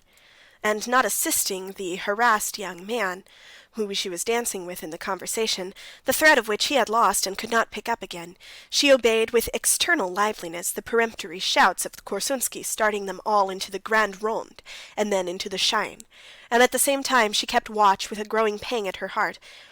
Now it's not the admiration of the crowd has intoxicated her, but the adoration of one. And that one, can it be he? Every time he spoke to Anna, the joyous light flashed into her eyes, and the smile of happiness curved her red lips. She seemed to make an effort to control herself, to try not to show these signs of delight, but they came out of her face on themselves. But what of him? Kitty looked at him and was filled with terror. What was pictured so clearly to Kitty in the mirror of Anna's face, she saw in him. What had become of his always self-possessed, resolute manner, and the carelessly serene expression of his face? Now every time he turned to her, he bent his head, as though he would have fallen at her feet, and in his eyes there was nothing but humble submission and dread. "I would not offend you," his eyes seemed every time to be saying, "but I want to save myself, and I don't know how." On his face was a look such as Kitty had never seen before. They were speaking of common acquaintances, keeping up the most trivial conversation, but to Kitty it seemed that every word they said was determining their fate and hers, and strange it was that they were actually talking of how absurd Ivan Ivanovitch was with his French, and how the Aletsky girl might have made a better match, yet these words had all the while consequence for them, and they were feeling just as Kitty did. The whole ball, the whole world, everything seemed lost in fog in Kitty's soul. Nothing but the stern discipline of her bringing up supported her, and forced her to do what was expected of her, that is, to dance, to answer questions, even to smile. But before the mazurka, when they were beginning to rearrange the chairs and a few couples moved out of the smaller rooms into the big room, a moment of despair and horror came for Kitty. She had refused 5 partners, and now she was not dancing the mazurka. She had not even a hope of being asked for it, because she was so successful in society that the idea would never occur to anyone that she had remained disengaged until now. She would have to tell her mother she felt ill and go home, but she had not the strength to do this. She felt crushed. She went to the furthest end of the little drawing-room and sank into a low chair. Her light, transparent skirts rose like a cloud about her slender waist. One bare, thin, soft, girlish arm, hanging listlessly, was lost in the folds of her pink tunic. In the other she held her fan, and with rapid, short strokes fanned her burning face. But while she looked like a butterfly, clinging to a blade of grass and just about to open its rainbow wings for fresh flight, her heart ached with a horrible despair. But perhaps I'm wrong, perhaps it was not so? And again she recalled all she had seen. "Kitty, what is it?" said Countess Nordston, stepping noiselessly over the carpet toward her. "I don't understand it." Kitty's lower lip began to quiver. She got up quickly. "Kitty, you're not dancing the mazurka?" "No, no," said Kitty, in a voice shaking with tears. "He asked her for the mazurka before me," said Countess Nordston, knowing Kitty would understand who were he and her. She said, "Why, aren't you going to dance it with Princess Shtcherbatskaya?" "Oh, I don't care," answered Kitty. No one but she herself understood her position. No one knew that she had just refused the man whom perhaps she loved, and refused him because she had put her faith in another. Countess Nordston found Korsunsky, with whom she was to dance the mazurka, and told him to ask Kitty. Kitty danced in the first couple, and luckily for her she had not to talk because Korsunsky was all the time running about directing the figure. Vronsky and Anna sat almost opposite her. She saw them with her long-sighted eyes, and saw them too close by when they met in the figures, and the more she saw them the more convinced she was that her unhappiness was complete. She saw that they felt themselves alone in that crowded room, and on Vronsky's face, always so firm and independent, she saw that look that had struck her, of bewilderment and humble submissiveness, like the expression of an intelligent dog when it has done wrong. Anna smiled, and her smile was reflected by him. She grew thoughtful, and he became serious. Some supernatural force drew Kitty's eyes to Anna's face. She was fascinating in her simple black dress, fascinating with her round arms with their bracelets, fascinating was her firm neck with its thread of pearls, fascinating the straying curls of her loose hair, fascinating the graceful light movements of her little feet and hands. Fascinating was that lovely face in its eagerness, but there was something terrible and cruel in her fascination. Kitty admired her more than ever, and more acute was her suffering. Kitty felt overwhelmed, and her face showed it. When Vronsky saw her coming across her in the mazurka, he did not at once recognize her, she was so changed. "Delightful ball," he said to her, for the sake of saying something. "Yes," she answered. In the middle of the mazurka, repeating a complicated figure, newly invented by Korsunsky, Anna came forward into the center of the circle, chose two gentlemen, and summoned a lady and Kitty. Kitty gazed at her in dismay as she went up. Anna looked at her with drooping eyelids and smiled, pressing her hand. But noticing that Kitty only responded to her smile by a look of despair and amazement, she turned away from her and began gaily talking to the other lady. "There is something uncanny, devilish, and fascinating in her," Kitty said to herself. Anna did not mean to stay to supper, but the master of the house began to press her to do so. "Nonsense, Anna Arkadyevna," said Korsunsky, drawing her bare arm under the sleeve of his dress coat. "I've such an idea for a cotillion. Un bijou." And he moved gradually on, trying to draw her along with him. Their host smiled approvingly. "No, I'm not going to stay," answered Anna, smiling, but in spite of her smile, both Korsunsky and the master of the house saw from her resolute tone that she would not stay. "No, why, as it is, I have danced more at your ball in Moscow than I have all the winter in Petersburg," said Anna, looking round at Vronsky, who stood near her. "I must rest a little before my journey." "Are you going tomorrow, then?" asked Vronsky. "Yes, I suppose so," answered Anna, wondering at the boldness of his question. But the irrepressible, quivering brilliance of her eyes and her smile set him on fire as she said it. Anna Arkadyevna did not stay to supper, but went home. End of chapter 23. This recording is in the public domain. Part 1, Chapter 24 of Anna Karenina. "Yes, there is something in me hateful, repulsive," thought Levin, as he came away from the Shtcherbatskys and walked in the direction of his brother's lodgings. "And I don't get on with other people. Pride, they say. No, I have no pride. If I had any pride, I should not have put myself in such a position." And he pictured to himself Vronsky, happy, good-natured, clever, and self-possessed, certainly never placed in the awful position in which he had been that evening. Yes, she was bound to choose him, so it had to be, and I cannot complain of anyone or anything. I am myself to blame. What right had I to imagine that she would care to join her life to mine? Who am I? What am I? A nobody, not wanted by anyone, nor of use to anybody. And he recalled his brother Nikolai, and dwelt with pleasure on the thought of him. Isn't he right that everything in the world is base and loathsome? And are we fair in our judgment of brother Nikolai?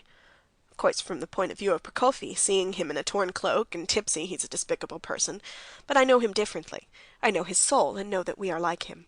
And I, instead of going to seek him out, went out to dinner and came here." Levin walked up to a lamp-post, read his brother's address, which was in his pocket-book, and called a sledge.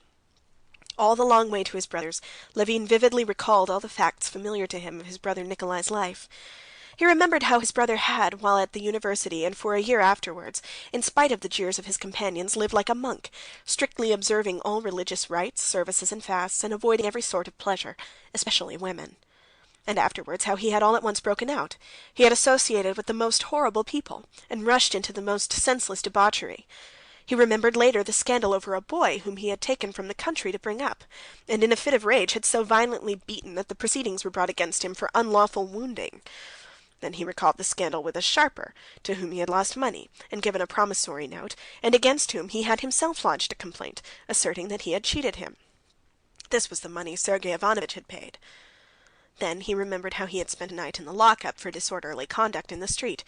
He remembered the shameful proceedings he had tried to get up against his brother Sergey Ivanovitch, accusing him of not having paid him his share of his mother's fortune, and the last scandal, when he had gone to a western province in an official capacity, and there had gotten in trouble for assaulting a village elder. It was all horribly disgusting, yet to Levin it appeared not at all in the same disgusting light as it inevitably would to those who did not know Nikolai, did not know all his story, did not know his heart.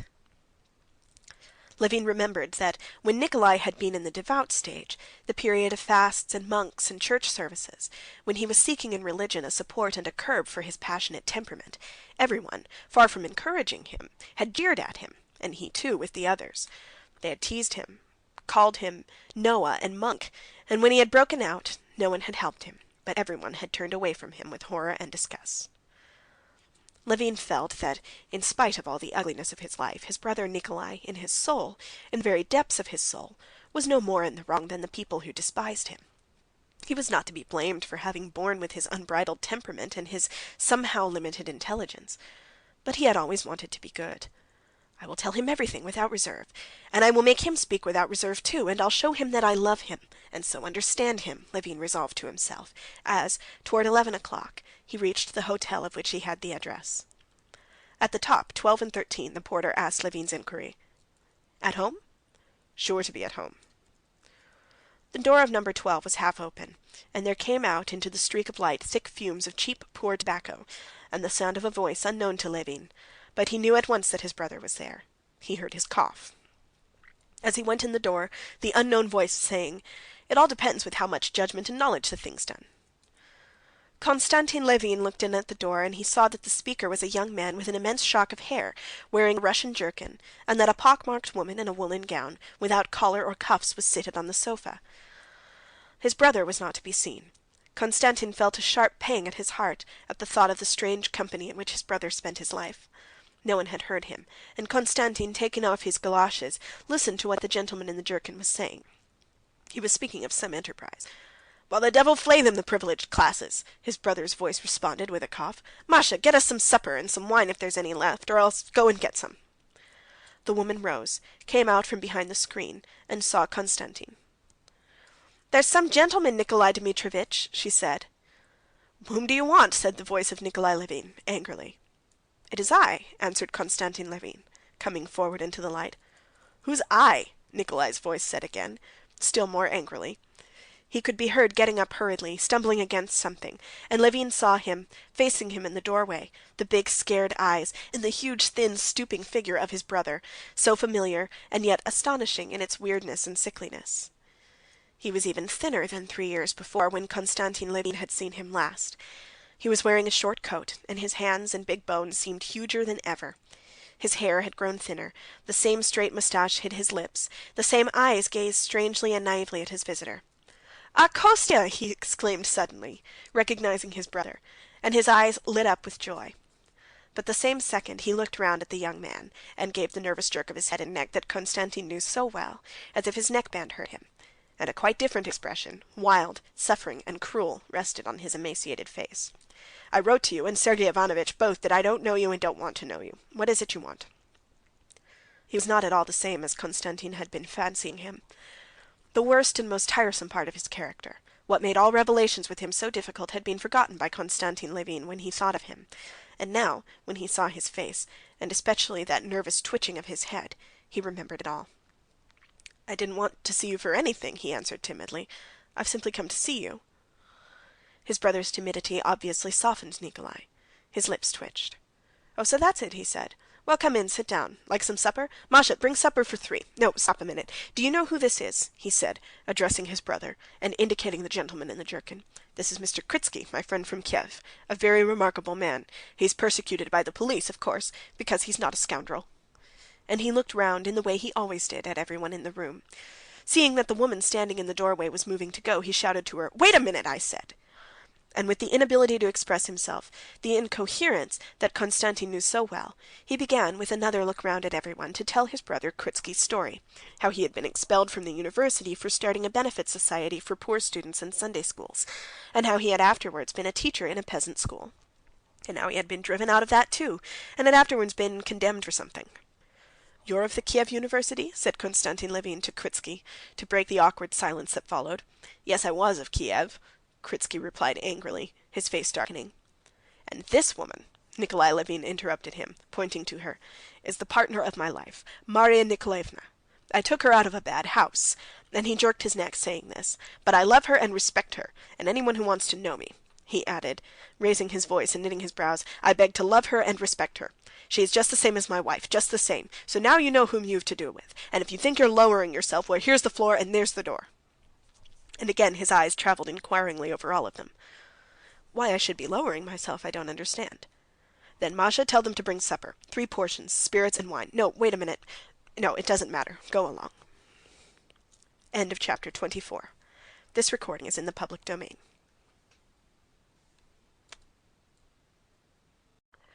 Part 1, Chapter 25 of Anna Karenina.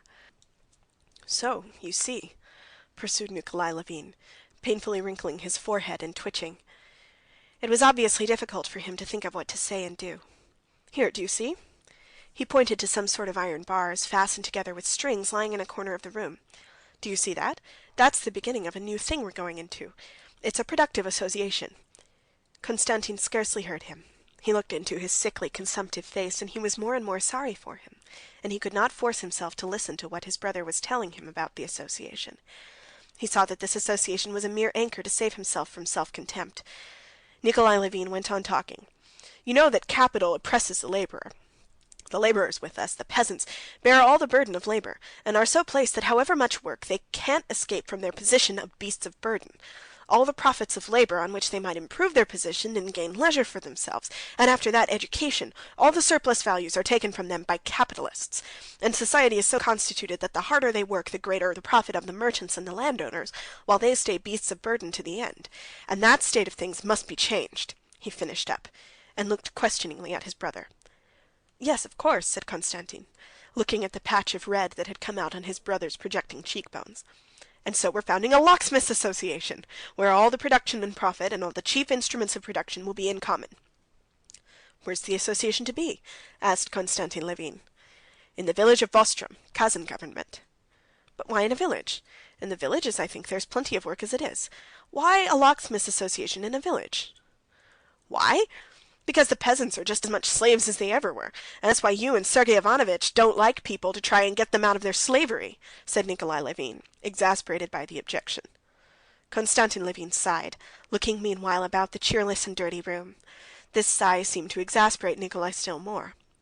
"I know your and Sergey Ivanovitch's aristocratic views. I know that he applies all the power of his intellect to justify existing evils." "No. And what do you talk of Sergey Ivanovitch for?" said Levin, smiling. "Sergey Ivanovitch? I'll tell you what for!" Nikolay Levin shrieked suddenly at the name of Sergey Ivanovitch. "I'll tell you what for! But what's the use of talking? There's only one thing. What did you come to me for? You look down on this, and you're welcome to. And go away, in God's name, go away!" he shrieked, getting up from his chair. "Go away, go away!" "I don't look down on it at all," said Konstantin Levin timidly. "I don't even dispute it." At that instant Marya Nikolaevna came back. Nikolay Levin looked round angrily at her. She went quickly to him and whispered something. "I'm not well. I've grown irritable," said Nikolay Levin, getting calmer and breathing painfully. "And then you talk to me of Sergey Ivanovitch and his article. It's such rubbish, such lying and self-deception. What can a man write of justice when he knows nothing of it? Have you read his article?" he asked Kritsky, sitting down again at the table and moving back off half of it, the scattered cigarettes, so as to clear a space.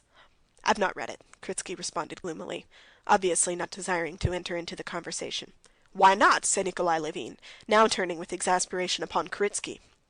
"Because I don't see the use of wasting my time over it." "Oh, but excuse me, how did you know it would be wasting your time? That article's too deep for many people. That's to say, it's over their heads. But with me it's another thing. I see through his ideas, and I know where its weakness lies." Everyone was mute. Kritsky got up and deliberately reached for his cap. "Won't you have supper? All right, good-bye. Come round tomorrow with the locksmith." Kritsky had hardly gone out when Nikolay Levin smiled and winked. "He's no good either," he said. "I see, of course." But at that instant Kritsky at the door called him. "What do you want now?" he said, and went out to him in the passage. Left alone with Marya Nikolaevna, Levin turned to her. "Have you been long with my brother?" he said to her. "Yes, more than a year. Nikolay Dmitrovitch's health has become very poor. Nikolay Dmitrovitch drinks a great deal," she said. "That is, how does he drink?" "He drinks vodka, and it's bad for him." "And a great deal?" whispered Levin. "Yes," she said, looking timidly towards the doorway, where Nikolay Levin had reappeared. "What were you talking about?" he said, knitting his brows and turning his scared eyes from one to the other. "What was it?" "Nothing," Konstantin answered in confusion. "Oh, if you don't want to say, don't. Only it's no good your talking to her. She's a wench, and you're a gentleman," he said, with a jerk of the neck. "You understand everything, I see, and have taken stock of everything, and look with commiseration on my shortcomings," he began again, raising his voice. "Nikolay Dmitrovitch," whispered Marya Nikolaevna, again going up to him. "Oh, very well, very well. But where's supper? Ah, here it is," he said, seeing a waiter with a tray. "Here, set it here," he added angrily, and promptly seizing the vodka, he poured out a glassful and drank it greedily. Like a drink, he turned to his brother, and at once became better humored. "Well, enough of Sergey Ivanovitch. I'm glad to see you anyway. After all's said and done, we're not strangers. Come, have a drink. Tell me what you're doing," he went on, greedily munching a piece of bread and pouring out another glassful. "How are you living?" "I live alone in the country as I used to. I'm busy looking after the land," answered Konstantin, watching with horror the greediness with which his brother ate and drank, and trying to conceal that he noticed it. "Why don't you get married?" "It hasn't happened so," Konstantin answered, reddening a little. "Why not? For me now everything's at an end. I've made a mess of my life. But this I've said, and I say still, that if my share had been given me when I needed it, my whole life would have been different." Konstantin made haste to change the conversation. "Do you know your little Vanya's with me, a clerk in the counting house at Pokrovskoe?" Nikolay jerked his head and sank into thought. "Yes, tell me what's going on at Pokrovskoe. Is the house standing still, and the birch trees, and our schoolroom? And Philip, the gardener, is he living? How I remember the arbor and the seat. Now mind and don't alter anything in the house. Make haste and get married, and make everything as it used to be again. Then I'll come and see you, if your wife is nice." "Come to me now," said Levin. "How nicely we would arrange it." "I'd come and see you if I were sure I should not find Sergey Ivanovitch." "You wouldn't find him there. I live quite independently of him." "Yes, but say what you like, you will have to choose between me and him," he said, looking timidly into his brother's face. This timidity touched Konstantin. "If you want to hear my confession of faith on the subject, I tell you that in your quarrel with Sergey Ivanovitch I take neither side. You're both wrong. You're more wrong externally, and he inwardly." "Ah, you see that, you see that!" Nikolay shouted joyfully. "But I personally value friendly relations with you more because...." "Why? Why?" Konstantin could not say that he valued it more because Nikolay was unhappy and needed affection, but Nikolay knew that this was just what he meant to say, and scowling, he took up the vodka again. "Enough, Nikolay Dmitrovitch," said Marya Nikolaevna, stretching out her plump, bare arm toward the decanter. "Let it be, don't insist. I'll beat you," he shouted. Marya Nikolaevna smiled a sweet and good-humored smile, which was at once reflected on Nikolay's face, and she took the bottle. "And do you suppose she understands nothing?" said Nikolay. "She understands it all better than any of us. Isn't it true there's something good and sweet in her?" "Were you never before in Moscow?" Konstantin said to her, for the sake of saying something. "Only you mustn't be polite and stiff with her, it frightens her. Nobody ever spoke to her so but the justices of the peace who tried her for getting out of a house of ill fame. Mercy on us, the senselessness in the world!" he cried suddenly. "These new institutions, these justices of the peace, rural councils, what hideousness it all is!" And he began to enlarge on his counters with the new institutions. Konstantin Levin heard him, and the disbelief in the sense of all public institutions which he shared with him, and often expressed, was distasteful to him now from his brother's lips. "In another world we shall understand it all," he said lightly. "In another world? I don't like that other world. I don't like it," he said, letting his scared eyes rest on his brother's eyes. "Here one would think that to get out of all the baseness and the mess, one's own and other people's, would be a good thing, and yet I'm afraid of death, awfully afraid of death." He shuddered.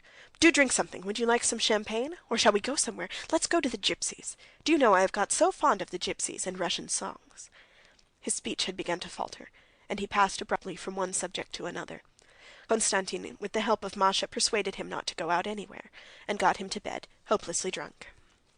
Masha promised to write to Konstantin in case of need, and to persuade Nikolay Levin to go and stay with his brother.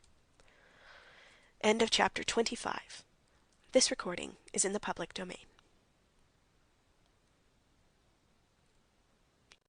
Part 1, Chapter 26 of Anna Karenina.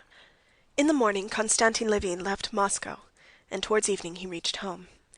On the journey in the train he talked to his neighbors about politics and the new railways, and just as in Moscow he was overcome by a sense of confusion of ideas, dissatisfaction with himself, shame of something or other. But when he got out at his own station, when he saw his one-eyed coachman Ignat with the collar of his coat turned up, when in the dim light reflected by the station fires he saw his own sledge, his own horses, with their tails tied up, in their harness trimmed with rings and tassels, when the coachman Ignat, as he put in his luggage, told him that the village news, the contractor had arrived, and that Pava had calved, he felt little by little the confusion was clearing up, and the shame and self-dissatisfaction were passing away. He felt this at the mere sight of Ignat and the horses. But when he had put on the sheepskin brought for him, had sat down wrapped up in the sledge, and had driven off pondering on the work that lay before him in the village and staring at the side horse that had been his saddle horse, past his prime now, but a spirited beast from the dawn, he began to see what had happened to him in quite a different light. He felt himself, and did not want to be anyone else. All he wanted now was to be better than before. In the first place, he resolved that from that day he would give up hoping for any extraordinary happiness, such as marriage must have given him, and consequently he would not so disdain what he really had. Secondly, he would never again let himself give way to low passion, the memory of which had so tortured him when he had been making up his mind to make an offer. Then, remembering his brother Nikolay, he resolved to himself that he would never allow himself to forget him, that he would follow him up, and not lose sight of him, so as to be ready to help when things should go ill with him. And that would be soon, he felt.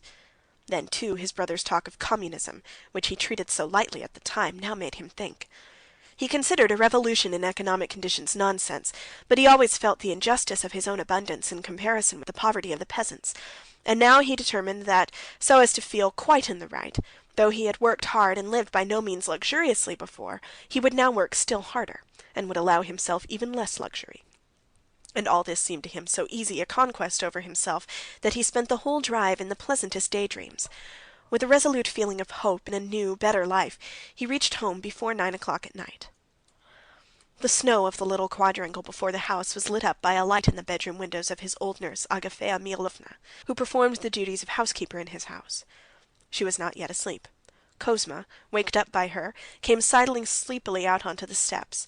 A setter bitch, Laska, ran out too, almost upsetting Kozma, and whining turned round about Levin's knees, jumping up and longing but not daring to put her forepaws on his chest. "You're soon back again, sir," said Agafea Mihalovna. "I get tired of it, Agafea Mihalovna. With friends one is well, but at home one is better," he answered, and went into his study. The study was slowly lit up as the candle was brought in. The familiar details came out. The stag's horns, the bookshelves, the looking-glass, the stove with its ventilator, which had long wanted mending, his father's sofa, a large table, on the table an open book, a broken ashtray, a manuscript book with his handwriting. As he saw all of this, there came over him for an instant a doubt of the possibility of arranging the new life, of which he had been dreaming on the road. All these traces of his life seemed to clutch him, and to say to him, "No, you're not going to get away from us, and you're not going to be different, but you're going to be the same as you've always been, with doubts, everlasting dissatisfaction with yourself, vain efforts to amend, and falls, and everlasting expectation of a happiness which you won't get, and which isn't possible for you." This the things said to him, but another voice in his heart was telling him that he must not fall under the sway of the past, and that one can do anything with oneself. And hearing that voice, he went into the corner where stood his 2 heavy dumbbells, and began brandishing them like a gymnast, trying to restore his confident temper. There was a creak of steps at the door. He hastily put down the dumbbells. The bailiff came in, and said everything, thank God, was doing well, but informed him that the buckwheat in the new drying machine had been a little scorched. This piece of news irritated Levin. The new drying machine had been constructed and partly invented by Levin.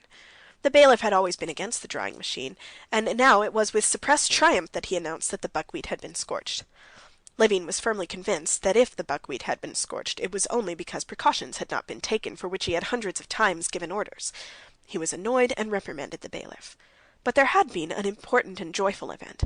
Pava, his best cow, an expensive beast bought at a show, had calved. "Kozma, give me my sheepskin, and you tell him to take a lantern. I'll come and look at her," he said to the bailiff. The cow-house for the more valuable cows was just behind the house. Walking across the yard, passing a snowdrift by the lilac tree, he went into the cow-house. There was the warm, steamy smell of dung when the frozen door was opened, and the cows, astonished at the unfamiliar light of the lantern, stirred on the fresh straw. He caught a glimpse of the broad, smooth, black and piebald back of Holantka. Berkut, the bull, was lying down with his ring in his lip, and seemed about to get up, but thought better of it, and only gave 2 snorts as they passed by him.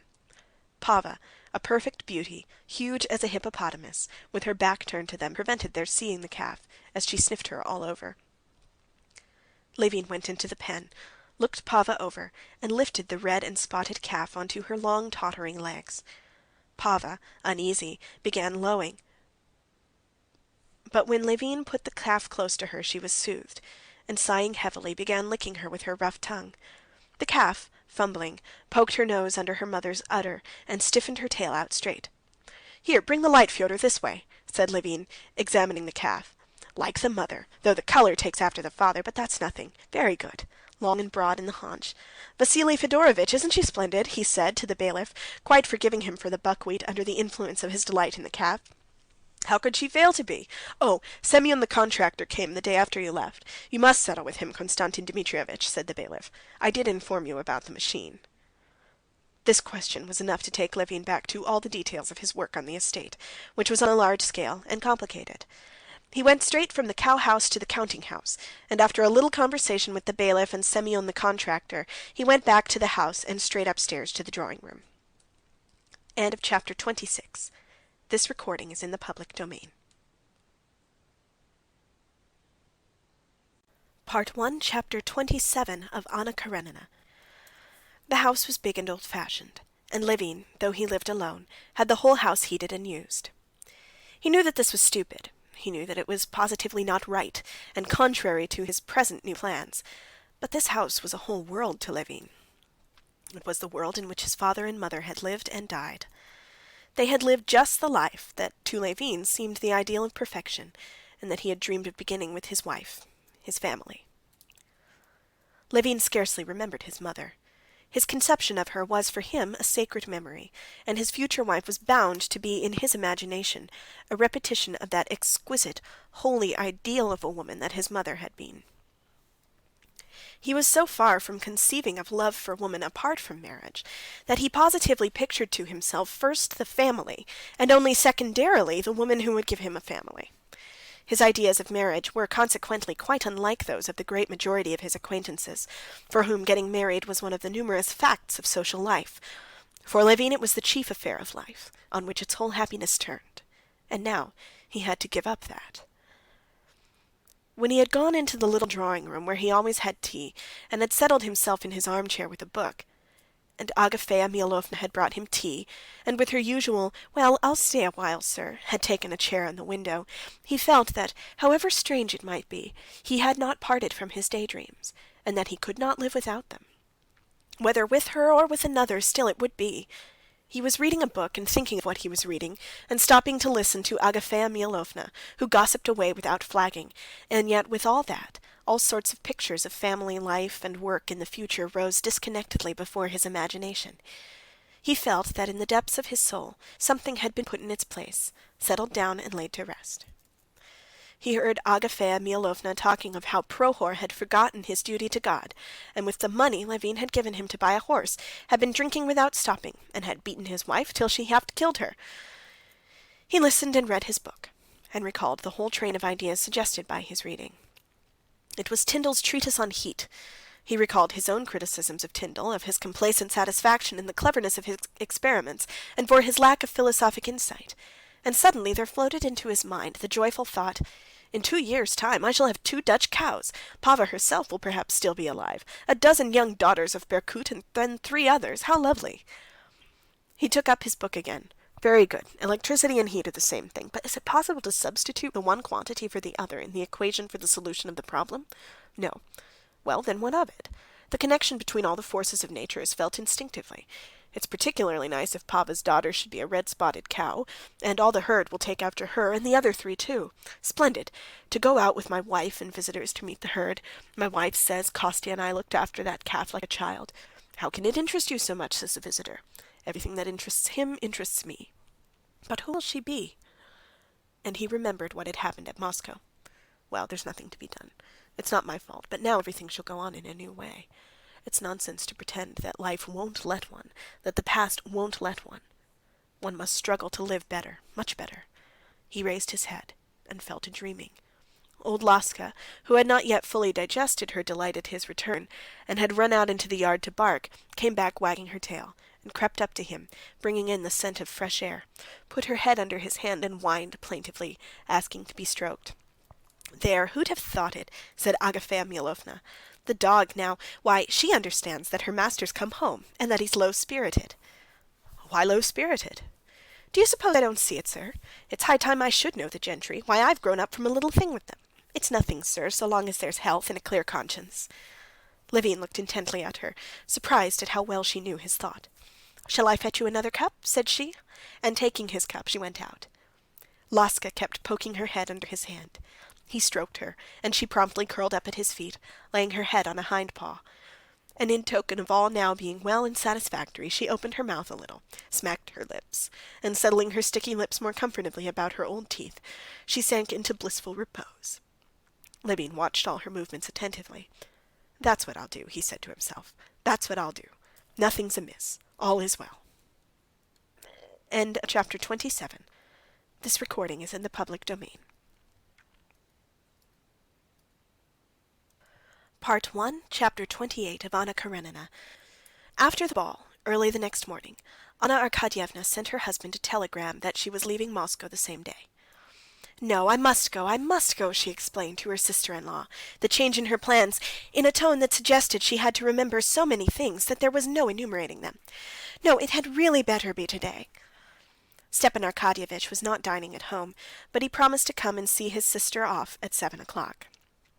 Kitty, too, did not come, sending a note that she had a headache. Dolly and Anna dined alone with the children and the English governess. Whether it was that the children were fickle or that they had acute senses and felt that Anna was quite different that day from what she had been when they had taken such a fancy to her, that she was not now interested in them, but they had abruptly dropped their play with their aunt and their love for her, and were quite indifferent that she was going away. Anna was absorbed the whole morning in preparations for her departure. She wrote notes to her Moscow acquaintances, put down her accounts, and packed. Although Dolly fancied she was not in a placid state of mind, but in that worried mood which Dolly knew well with herself, and which does not come without cause, and for the most part covers dissatisfaction with self. After dinner, Anna went up to her room to dress, and Dolly followed her. "How queer you are today," Dolly said to her. "I? Do you think so? I'm not queer, but I'm nasty. I am like that sometimes. I keep feeling as if I could cry. It's very stupid, but it'll pass off," said Anna quickly, and she bent her flushed face over a tiny bag in which she was packing a nightcap and some cambric handkerchiefs. Her eyes were particularly bright, and were continually swimming with tears. "In the same way I didn't want to leave Petersburg, and now I don't want to go away from here." "You came and did a good deed," said Dolly, looking intently at her. Anna looked at her with eyes wet with tears. "Don't say that, Dolly. I've done nothing, and could do nothing. I often wonder why people are all in league to spoil me. What have I done? And what could I do? In your heart there was found love enough to forgive. If it had not been for you, God knows what would have happened. How happy you are, Anna," said Dolly. "Everything is clear and good in your heart." "Every heart has its own skeletons, as the English say." "You have no sort of skeleton, have you? Everything is so clear in you."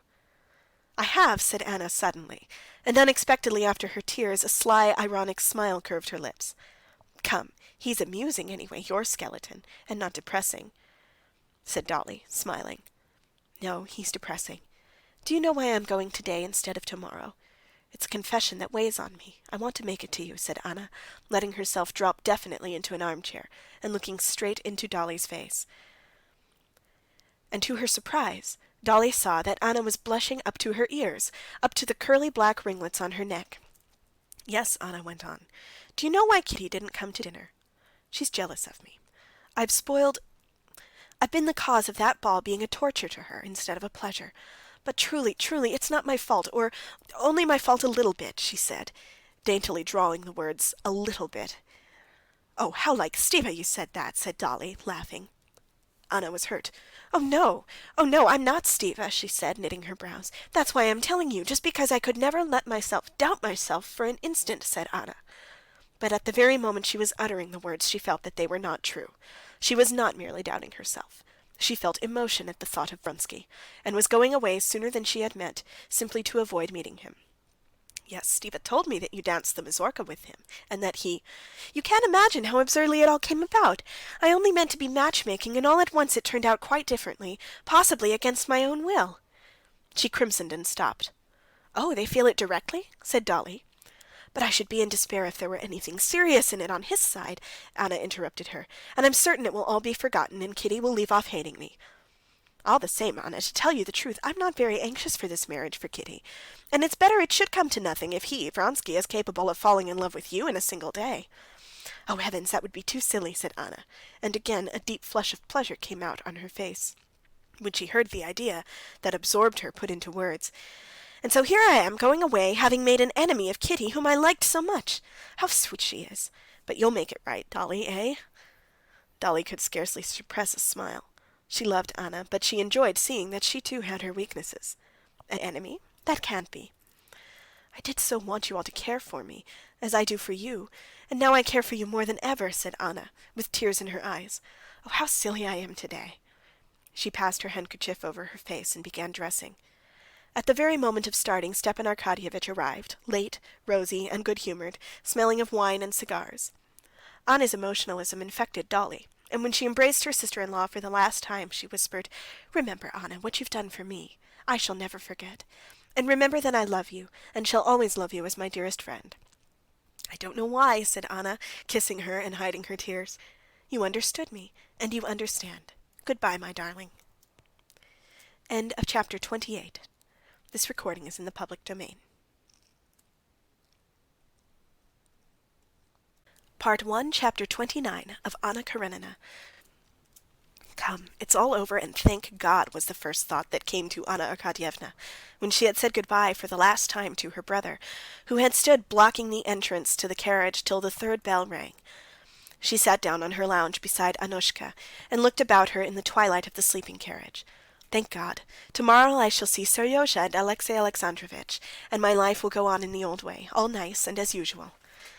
Still in the same anxious frame of mind as she had been all that day, Anna took pleasure in arranging herself for the journey with great care. With her little deft hands she opened and shut her little red bag, took out a cushion, laid it on her knees, and carefully wrapping up her feet, settled herself comfortably. An invalid lady had already laid down to sleep. Two other ladies began talking to Anna, and a stout elderly lady tucked up her feet and made observations about the heating of the train. Anna answered a few words, but not foreseeing any entertainment from the conversation, she asked Annushka to get a lamp, hooked it onto the arm of her seat, and took from her bag a paper knife and an English novel. At first her reading made no progress. The fuss and bustle were disturbing. Then, when the train had started, she could not help listening to the noises. Then the snow beating on the left window and sticking to the pane, and the sight of the muffled guard passing by, covered with snow on one side, and the conversations about the terrible snowstorm raging outside distracted her attention. Further on, it was continually the same, again and again. The same shaking and rattling, the same snow on the window, and the same rapid transitions from steaming heat to cold and back again to heat, the same passing glimpses of the same figures in the twilight, and the same voices, and Anna began to read and to understand what she read. Annushka was already dozing, the red bag on her lap, clutched by her broad hands in gloves, of which one was torn. Anna Arkadyevna read and understood, but it was distasteful to her to read, that is, to follow the reflection of other people's lives. She had too great a desire to live herself. If she read that the heroine of the novel was nursing a sick man, she longed to move with noiseless steps about the room of a sick man. If she read of a member of Parliament making a speech, she longed to be delivering the speech. If she read of how Lady Mary had ridden after the hounds, and had provoked her sister-in-law and had surprised everyone by her boldness, she too wished to be doing the same. But there was no chance of doing anything, and twisting the smooth paper knife in her little hands, she forced herself to read. The hero of the novel was already almost reaching his English happiness, a baronetcy and an estate, and Anna was feeling a desire to go with him to the estate, when she suddenly felt that he ought to be ashamed, and that she was ashamed of the same thing. But what had he to be ashamed of? What have I to be ashamed of? She asked herself in injured surprise. She laid down the book and sank against the back of the chair, tightly gripping the paper cutter in both hands. There was nothing. She went over all her Moscow recollections. All were good, pleasant. She remembered the ball, remembered Vronsky and his face of slavish adoration, remembered all her conduct with him. There was nothing shameful. And for all that, at the same point in her memories, the feeling of shame was intensified, as though some inner voice, just at the point where she thought of Vronsky, were saying to her, "Warm, very warm, hot." "Well, what is it?" she said to herself resolutely, shifting her seat in the lounge. "What does it mean? Am I afraid to look it straight in the face? Why, what is it? Can it be that between me and this officer boy there exist, or can exist, any other relations than such as are common with every acquaintance?" She laughed contemptuously and took up her book again, but now she was definitely unable to follow what she read. She passed the paper knife over the window pane, then laid its smooth, cool surface to her cheek, and almost laughed aloud at the feeling of delight that all at once, without cause, came over her. She felt as though her nerves were strings being strained together, tighter and tighter on some kind of screwing peg. She felt her eyes opening wider and wider, her fingers and toes twitching nervously, something within oppressing her breathing, while all shapes and sounds seemed, in the uncertain half-light, to strike her with unaccustomed vividness. Moments of doubt were continually coming upon her, when she was uncertain whether the train were going forwards or backwards, or were standing still altogether, whether it were Annushka at her side or a stranger. What's that on the arm of the chair? A fur cloak or some beast? And what am I myself? Myself or some other woman? She was afraid of giving way to this delirium, but something drew her towards it, and she could yield to it or resist it at will. She got up to rouse herself and slipped off her plaid and the cape of her warm dress. For a moment she regained her self-possession, and realized that the thin peasant who had come in wearing a long overcoat with buttons missing from it was the stove heater, that he was looking at the thermometer, that it was the wind and snow bursting in after him at the door. But then everything grew blurred again. That peasant with the long waist seemed to be gnawing something on the wall. The old lady began stretching her legs the whole length of the carriage and filling it with a black cloud. Then there was a fearful shrieking and banging as though someone were being torn to pieces. Then a blinding dazzle of red fire before her eyes, and a wall seemed to rise up and hide everything. Anna felt as though she were sinking down. But it was not terrible, but delightful. The voice of a man muffled up and covered with snow shouted something in her ear. She got up and pulled herself together. She realized that they had reached a station, and that this was the guard. She asked Annushka to hand her the cape she had taken off and her shawl, put them on, and moved towards the door. "Do you wish to get out?" asked Annushka. "Yes, I want a little air. It's very hot in here." And she opened the door. The driving snow and the wind rushed to meet her and struggled with her over the door. But she enjoyed the struggle. She opened the door and went out. The wind seemed as though lying in wait for her. With gleeful whistle it tried to snatch her up and bear her off, but she clung to the cold door-post, and holding her skirt, got down onto the platform and under the shelter of the carriages. The wind had been powerful on the steps, but on the platform, under the lee of the carriages, there was a lull. With enjoyment she drew deep breaths of the frozen, snowy air, and standing near the carriage, looked about the platform and the lighted station. End of chapter 29. This recording is in the public domain.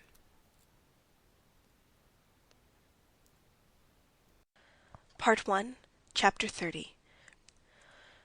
The raging tempest rushed whistling between the wheels of carriages, about the scaffolding, and round the corner of the station.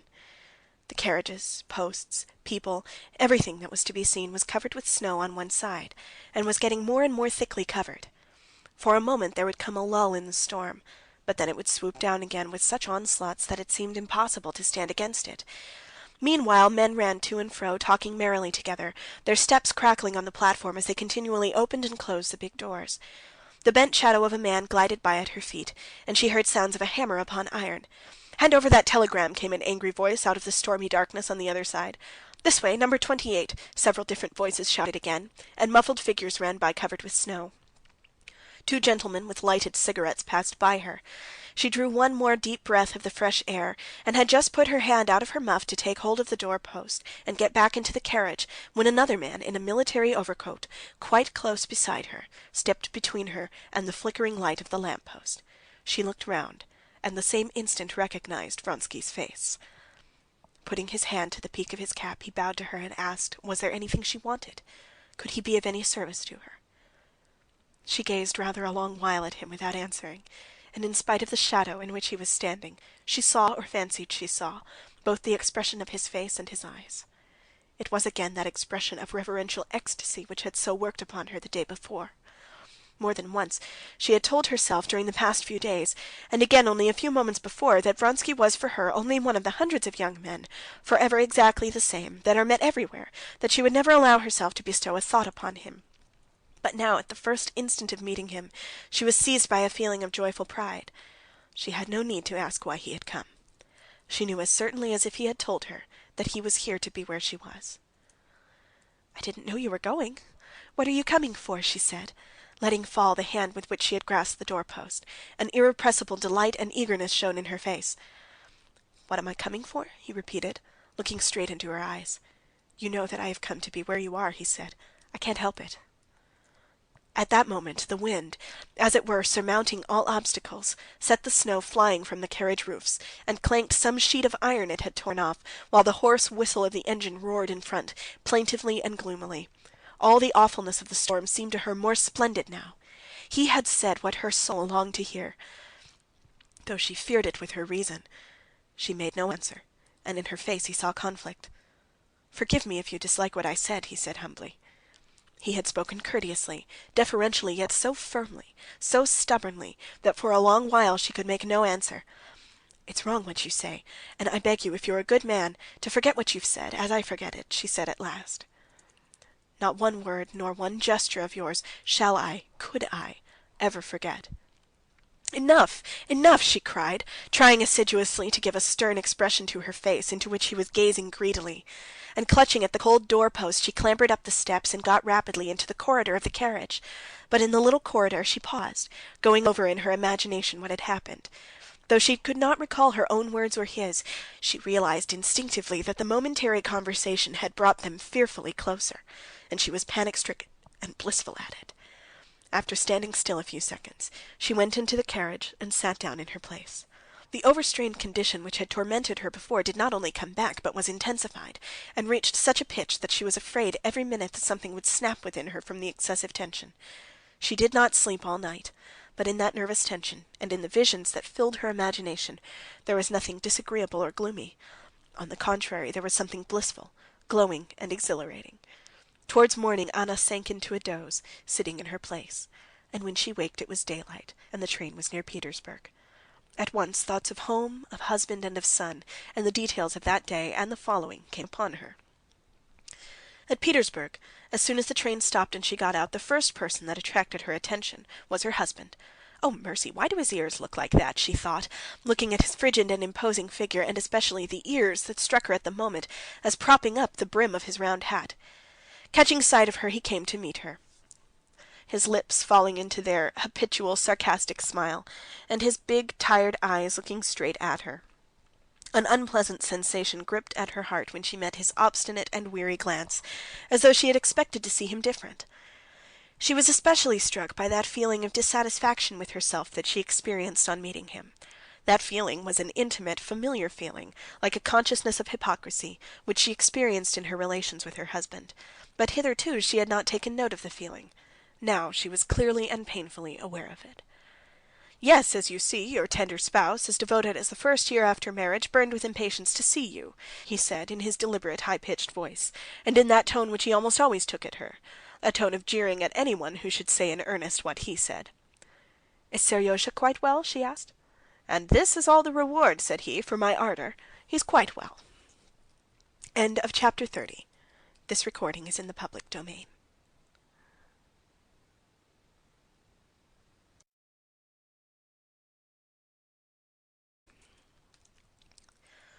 Vronsky had not even tried to sleep all that night. He sat in his armchair, looking straight out before him or scanning the people who got in and out. If he had indeed on previous occasions struck and impressed people who did not know him by his air of unhesitating composure, he seemed now more haughty and self-possessed than ever. He looked at people as if they were things. A nervous young man, a clerk in a law court sitting opposite him, hated him for that look. The young man asked him for a light and entered into a conversation with him, and even pushed against him to make him feel that he was not a thing but a person. But Vronsky gazed at him exactly as he did at the lamp, and the young man made a wry face, feeling that he was losing his self-possession under the oppression of this refusal to recognize him as a person. Vronsky saw nothing and no one. He felt himself a king, not because he believed that he had made an impression on Anna, he did not yet believe that, but because the impression she had made on him gave him happiness and pride. What would come of it all he did not know, he did not even think. He felt that all his forces, hitherto dissipated, wasted, were centered on one thing, and bent with fearful energy on one blissful goal. And he was happy at it. He knew only that he had told her the truth, that he had come where she was, that all the happiness of his life, the only meaning in life for him now lay in hearing and seeing her. And when he got out of the carriage at Bologova to get some seltzer water, and caught sight of Anna, involuntarily his first word had told her just what he thought. And he was glad he had told her it, that she knew it now and was thinking of it. He did not sleep all night. When he was back in the carriage, he kept unceasingly going over every position in which he had seen her, every word she had uttered, and before his fancy, making his heart faint with emotion, floated pictures of a possible future. When he got out of the train at Petersburg, he felt, after his sleepless night, as keen and fresh as after a cold bath.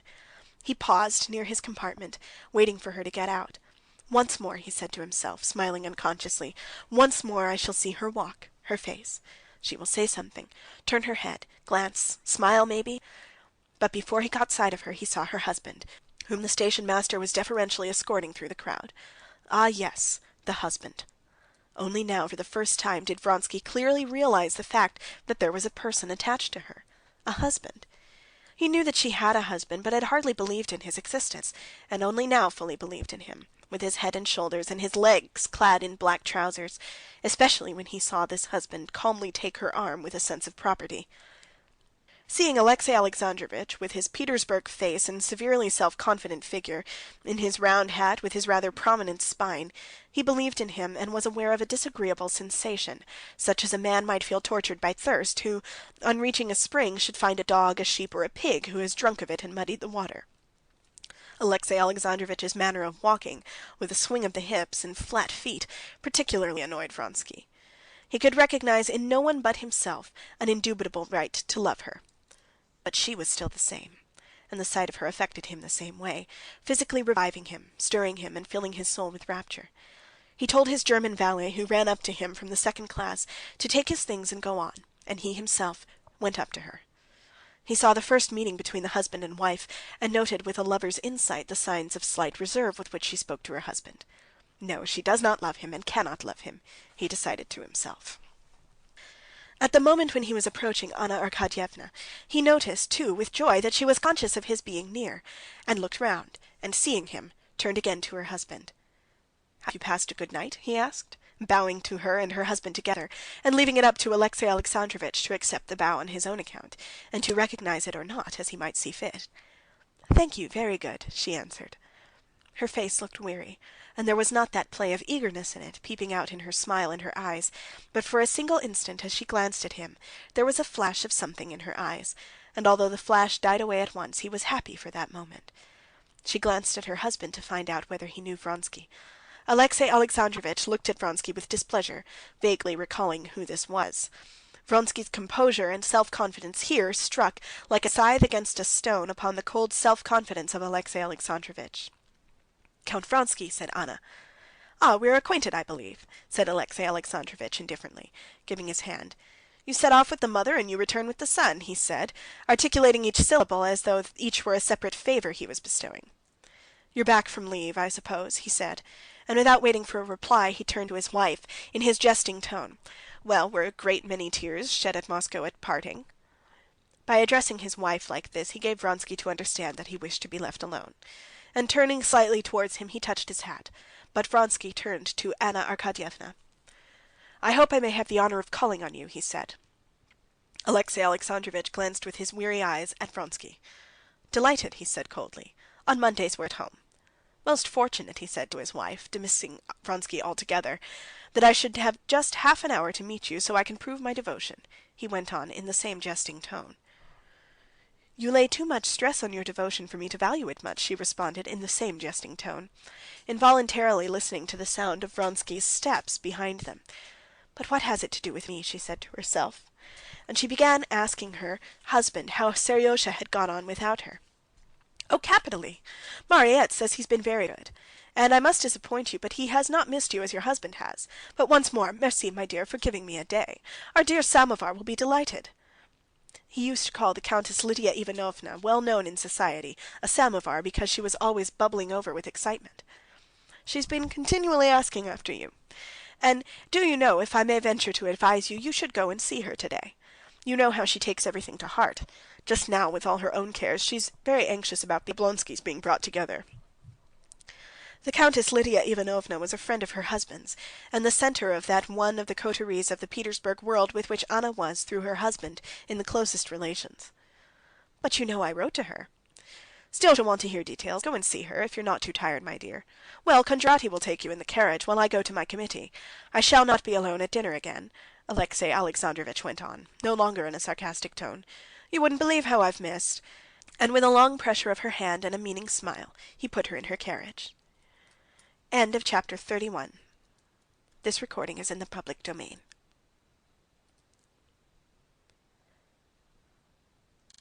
Part 1, Chapter 32 of Anna Karenina. The first person to meet Anna at home was her son. He dashed down the stairs to her in spite of the governess's call, and with desperate joy shrieked, "Mother, mother!"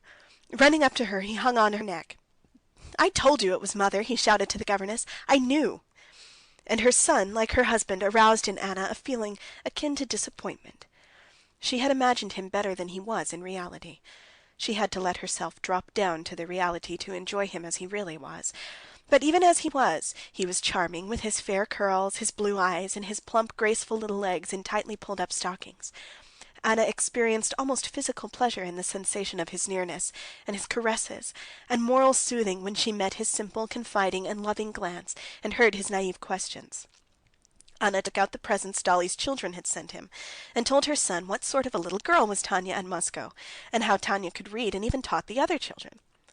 "Why, am I not so nice as she?" asked Seryozha. "To me you're nicer than anyone in the world." "I know that," said Seryozha, smiling. Anna had not had time to drink her coffee when the Countess Lidia Ivanovna was announced.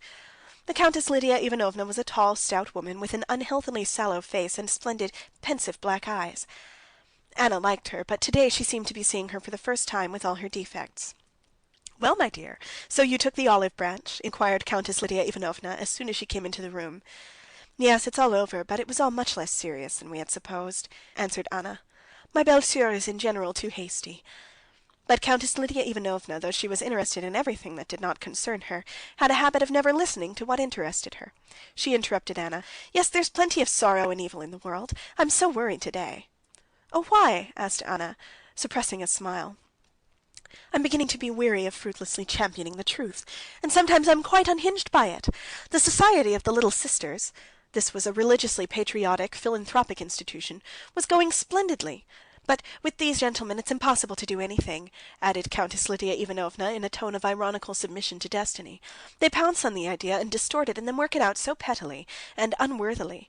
2 or 3 people, your husband among them, understand all the importance of the thing, but the others simply drag it down. Yesterday Pravdin wrote to me." Pravdin was a well-known Panslavist abroad, and Countess Lidia Ivanovna described the purport of his letter. Then the countess told her of more disagreements and intrigues against the work of the unification of the churches, and departed in haste, as she had that day to be at the meeting of some society and also at the Slavonic committee. "It was all the same before, of course, but why was it I didn't notice it before?" Anna asked herself. "Or has she been very much irritated today? It's really ludicrous. Her object is doing good. She's a Christian, yet she's always angry, and she always has enemies, and always enemies in the name of Christianity and doing good." After Countess Lidia Ivanovna, another friend came, the wife of a chief secretary, who told her all the news of the town. At 3 o'clock she too went away, promising to come to dinner. Alexey Alexandrovitch was at the ministry. Anna, left alone, spent the time till dinner in assisting at her son's dinner (he dined apart from his parents), and in putting her things in order, and in reading and answering the notes and letters which had accumulated on her table.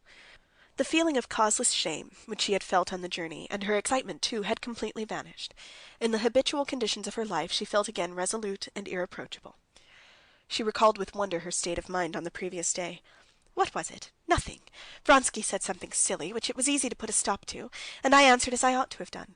To speak of it to my husband would be unnecessary and out of the question. To speak of it would be to attach importance to what has no importance. She remembered how she had told her husband of what was almost a declaration made her at Petersburg by a young man, one of her husband's subordinates, and how Alexey Alexandrovitch had answered that every woman living in the world was exposed to such incidents, but that he had the fullest confidence in her tact, and could never lower her and himself by jealousy. So then there's no reason to speak of it, and indeed, thank God, there is nothing to speak of, she told herself. End of chapter 32. This recording is in the public domain.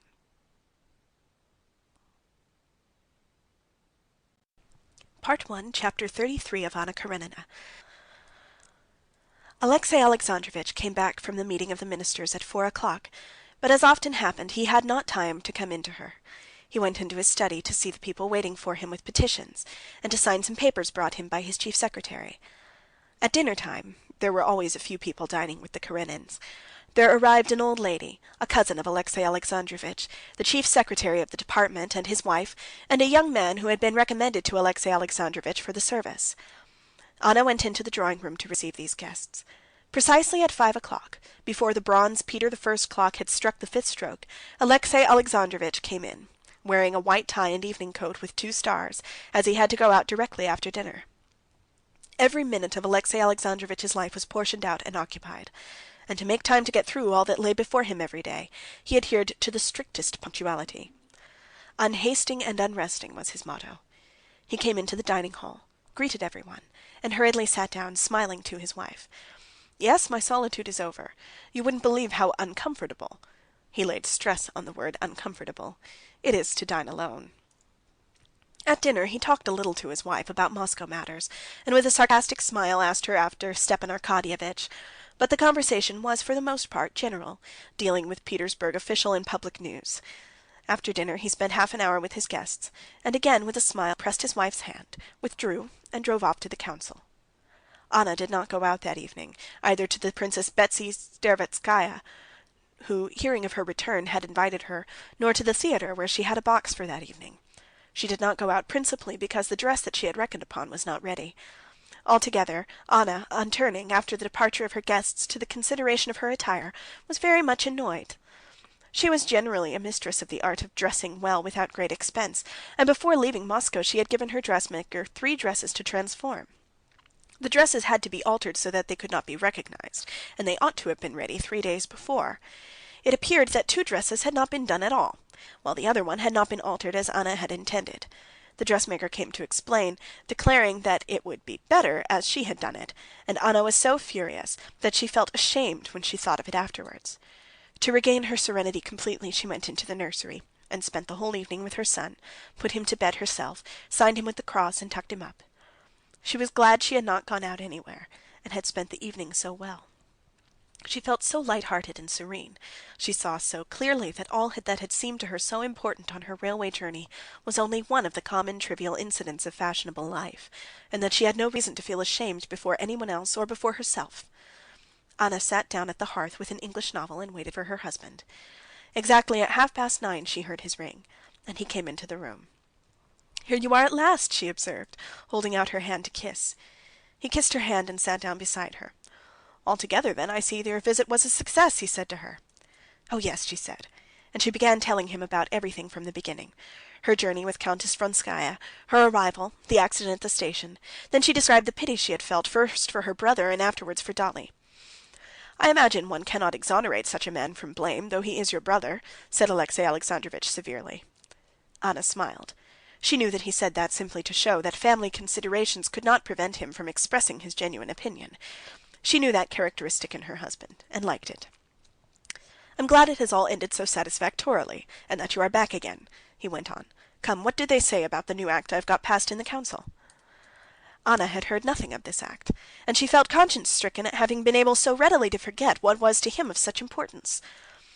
"Here, on the other hand, it has made a great sensation," he said, with a complacent smile. She saw that Alexey Alexandrovitch wanted to tell her something pleasant to him about it, and she brought him by questions to telling it. With the same complacent smile he told her of the ovations he had received in consequence of the act he had passed. "I was very, very glad. It shows that at last a reasonable and steady view of the matter is becoming prevalent among us." Having drunk his second cup of tea with cream and bread, Alexey Alexandrovitch got up and was going toward his study. "And you've not been anywhere this evening? You've been dull, I expect," he said. "Oh, no," she answered, getting up after him and accompanying him across the room to his study. "What are you reading now?" she asked. "Just now I'm reading Duc de Lille, Poésie des Enfers," he answered. "A very remarkable book." Anna smiled, as people smile at the weaknesses of those they love, and putting her hand under his, she escorted him to the door of the study. She knew his habit, that had grown into necessity, of reading in the evening. She knew, too, that in spite of his official duties, which swallowed up almost the whole of his time, he considered it his duty to keep up with everything of note that appeared in the intellectual world. She knew, too, that he was really interested in books dealing with politics, philosophy, and theology, that art was utterly foreign to his nature, but in spite of this, or rather in consequence of it, Alexey Alexandrovitch never passed over anything in the world of art, but made it his duty to read everything. She knew that in politics, in philosophy, in theology, Alexey Alexandrovitch often had doubts and made investigations, but on questions of art and poetry, and above all of music, of which he was totally devoid of understanding, he had the most distinct and decided opinions. He was fond of talking about Shakespeare, Raphael, Beethoven, of the significance of new schools of poetry and music, all of which were classified by him with very conspicuous consistency. "Well, God be with you," she said at the door of the study, where a shaded candle and a decanter of water were already put by his armchair. "And I'll write to Moscow." He pressed her hand and again kissed it. "All the same, he's a good man, truthful, good-hearted, and remarkable in his own line," Anna said to herself, going back to her room, as though she were defending him to someone who had attacked him and said that one could not love him. "But why is it his ears stick out so strangely? Or has he had his hair cut?" Precisely at 12 o'clock, when Anna was still sitting at her writing table, finishing a letter to Dolly, she heard the sound of measured steps in slippers, and Alexey Alexandrovitch, freshly washed and combed, with a book under his arm, came in to her. It's time," said he with a meaning smile, and he went into their bedroom. And what right had he to look at him like that, thought Anna, recalling Vronsky's glance at Alexey Alexandrovitch. Undressing, she went into their bedroom, but her face had none of the eagerness which, during her stay in Moscow, had fairly flashed from her eyes and her smile. On the contrary, now the fire seemed quenched in her, hidden somewhere far away. End of chapter 33. This recording is in the public domain.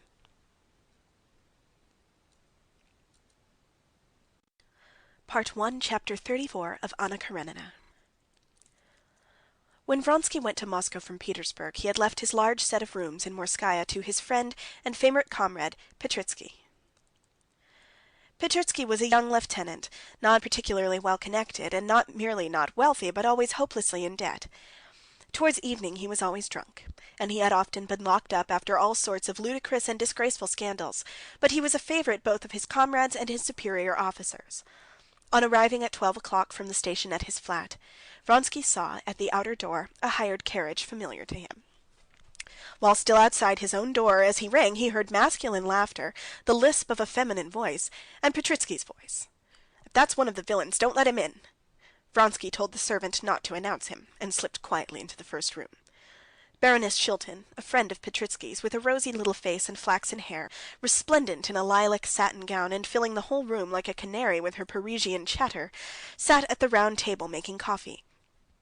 Petritsky in his overcoat, and the cavalry captain Kamerovsky, in full uniform, probably just come from duty, were sitting each side of her. "Bravo, Vronsky!" shouted Petritsky, jumping up, scraping his chair. "Our host himself. Baroness, some coffee from him out of the new coffee pot. Why, we didn't expect you. Hope you're satisfied with the ornament of your study," he said, indicating the baroness. "You know each other, of course." "I should think so," said Vronsky, with a bright smile, pressing the baroness's little hand. "What next? I'm an old friend." "You're home after a journey," said the baroness, "so I'm flying. Oh, I'll be off this minute if I'm in the way." "You're home wherever you are, Baroness," said Vronsky. "How do you do, Kamerovsky?" he added, coldly shaking hands with Kamerovsky. "There, you never know how to say such pretty things," said the Baroness, turning to Petritsky. "No, what's that for? After dinner I say things quite as good." "After dinner there's no credit in them. Well, then, I'll make you some coffee, so go wash and get ready," said the Baroness, sitting down again and anxiously turning the screw in the new coffee pot. "Pierre, give me the coffee," she said, addressing Petritsky, whom she called Pierre as a contraction of his surname, making no secret of her relations with him. "I'll put it in." "You'll spoil it." "No, I won't spoil it." "Well, and your wife?" said the Baroness suddenly, interrupting Vronsky's conversation with his comrade. "We've been marrying you here. Have you brought your wife?" "No, Baroness, I was born a Bohemian, and a Bohemian I shall die." "So much the better, so much the better. Shake hands on it." And the Baroness, detaining Vronsky, began telling him with many jokes about her last new plans of life, asking his advice. "He persists in refusing to give me a divorce. Well, what am I to do?" He was her husband. "Now I want to begin a suit against him. What do you advise? Kamerovsky, look after the coffee, it's boiling over. You see, I'm engrossed with business. I want a lawsuit because I must have my property. Do you understand the folly of it? That on the pretext of my being unfaithful to him," she said contemptuously, "he wants to get the benefit of my fortune?" Vronsky heard with pleasure this light-hearted prattle of a pretty woman, agreed with her, gave her half-joking counsel, and altogether dropped at once into the tone habitual to him in talking to such women. In his Petersburg world all people were divided into utterly opposed classes.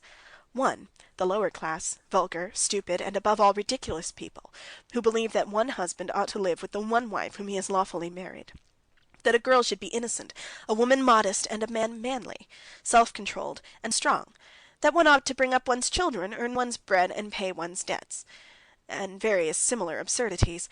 This was the class of old-fashioned and ridiculous people. But there was another class of people, the real people. To this class they all belonged. And in it the greatest thing was to be elegant, generous, plucky, gay, to abandon oneself without a blush to every passion, and to laugh at everything else. For the first moment only Vronsky was startled after the impression of a quite different world that he had brought with him from Moscow. But immediately, as though slipping his feet into old slippers, he dropped back into the light-hearted, pleasant world he had always lived in.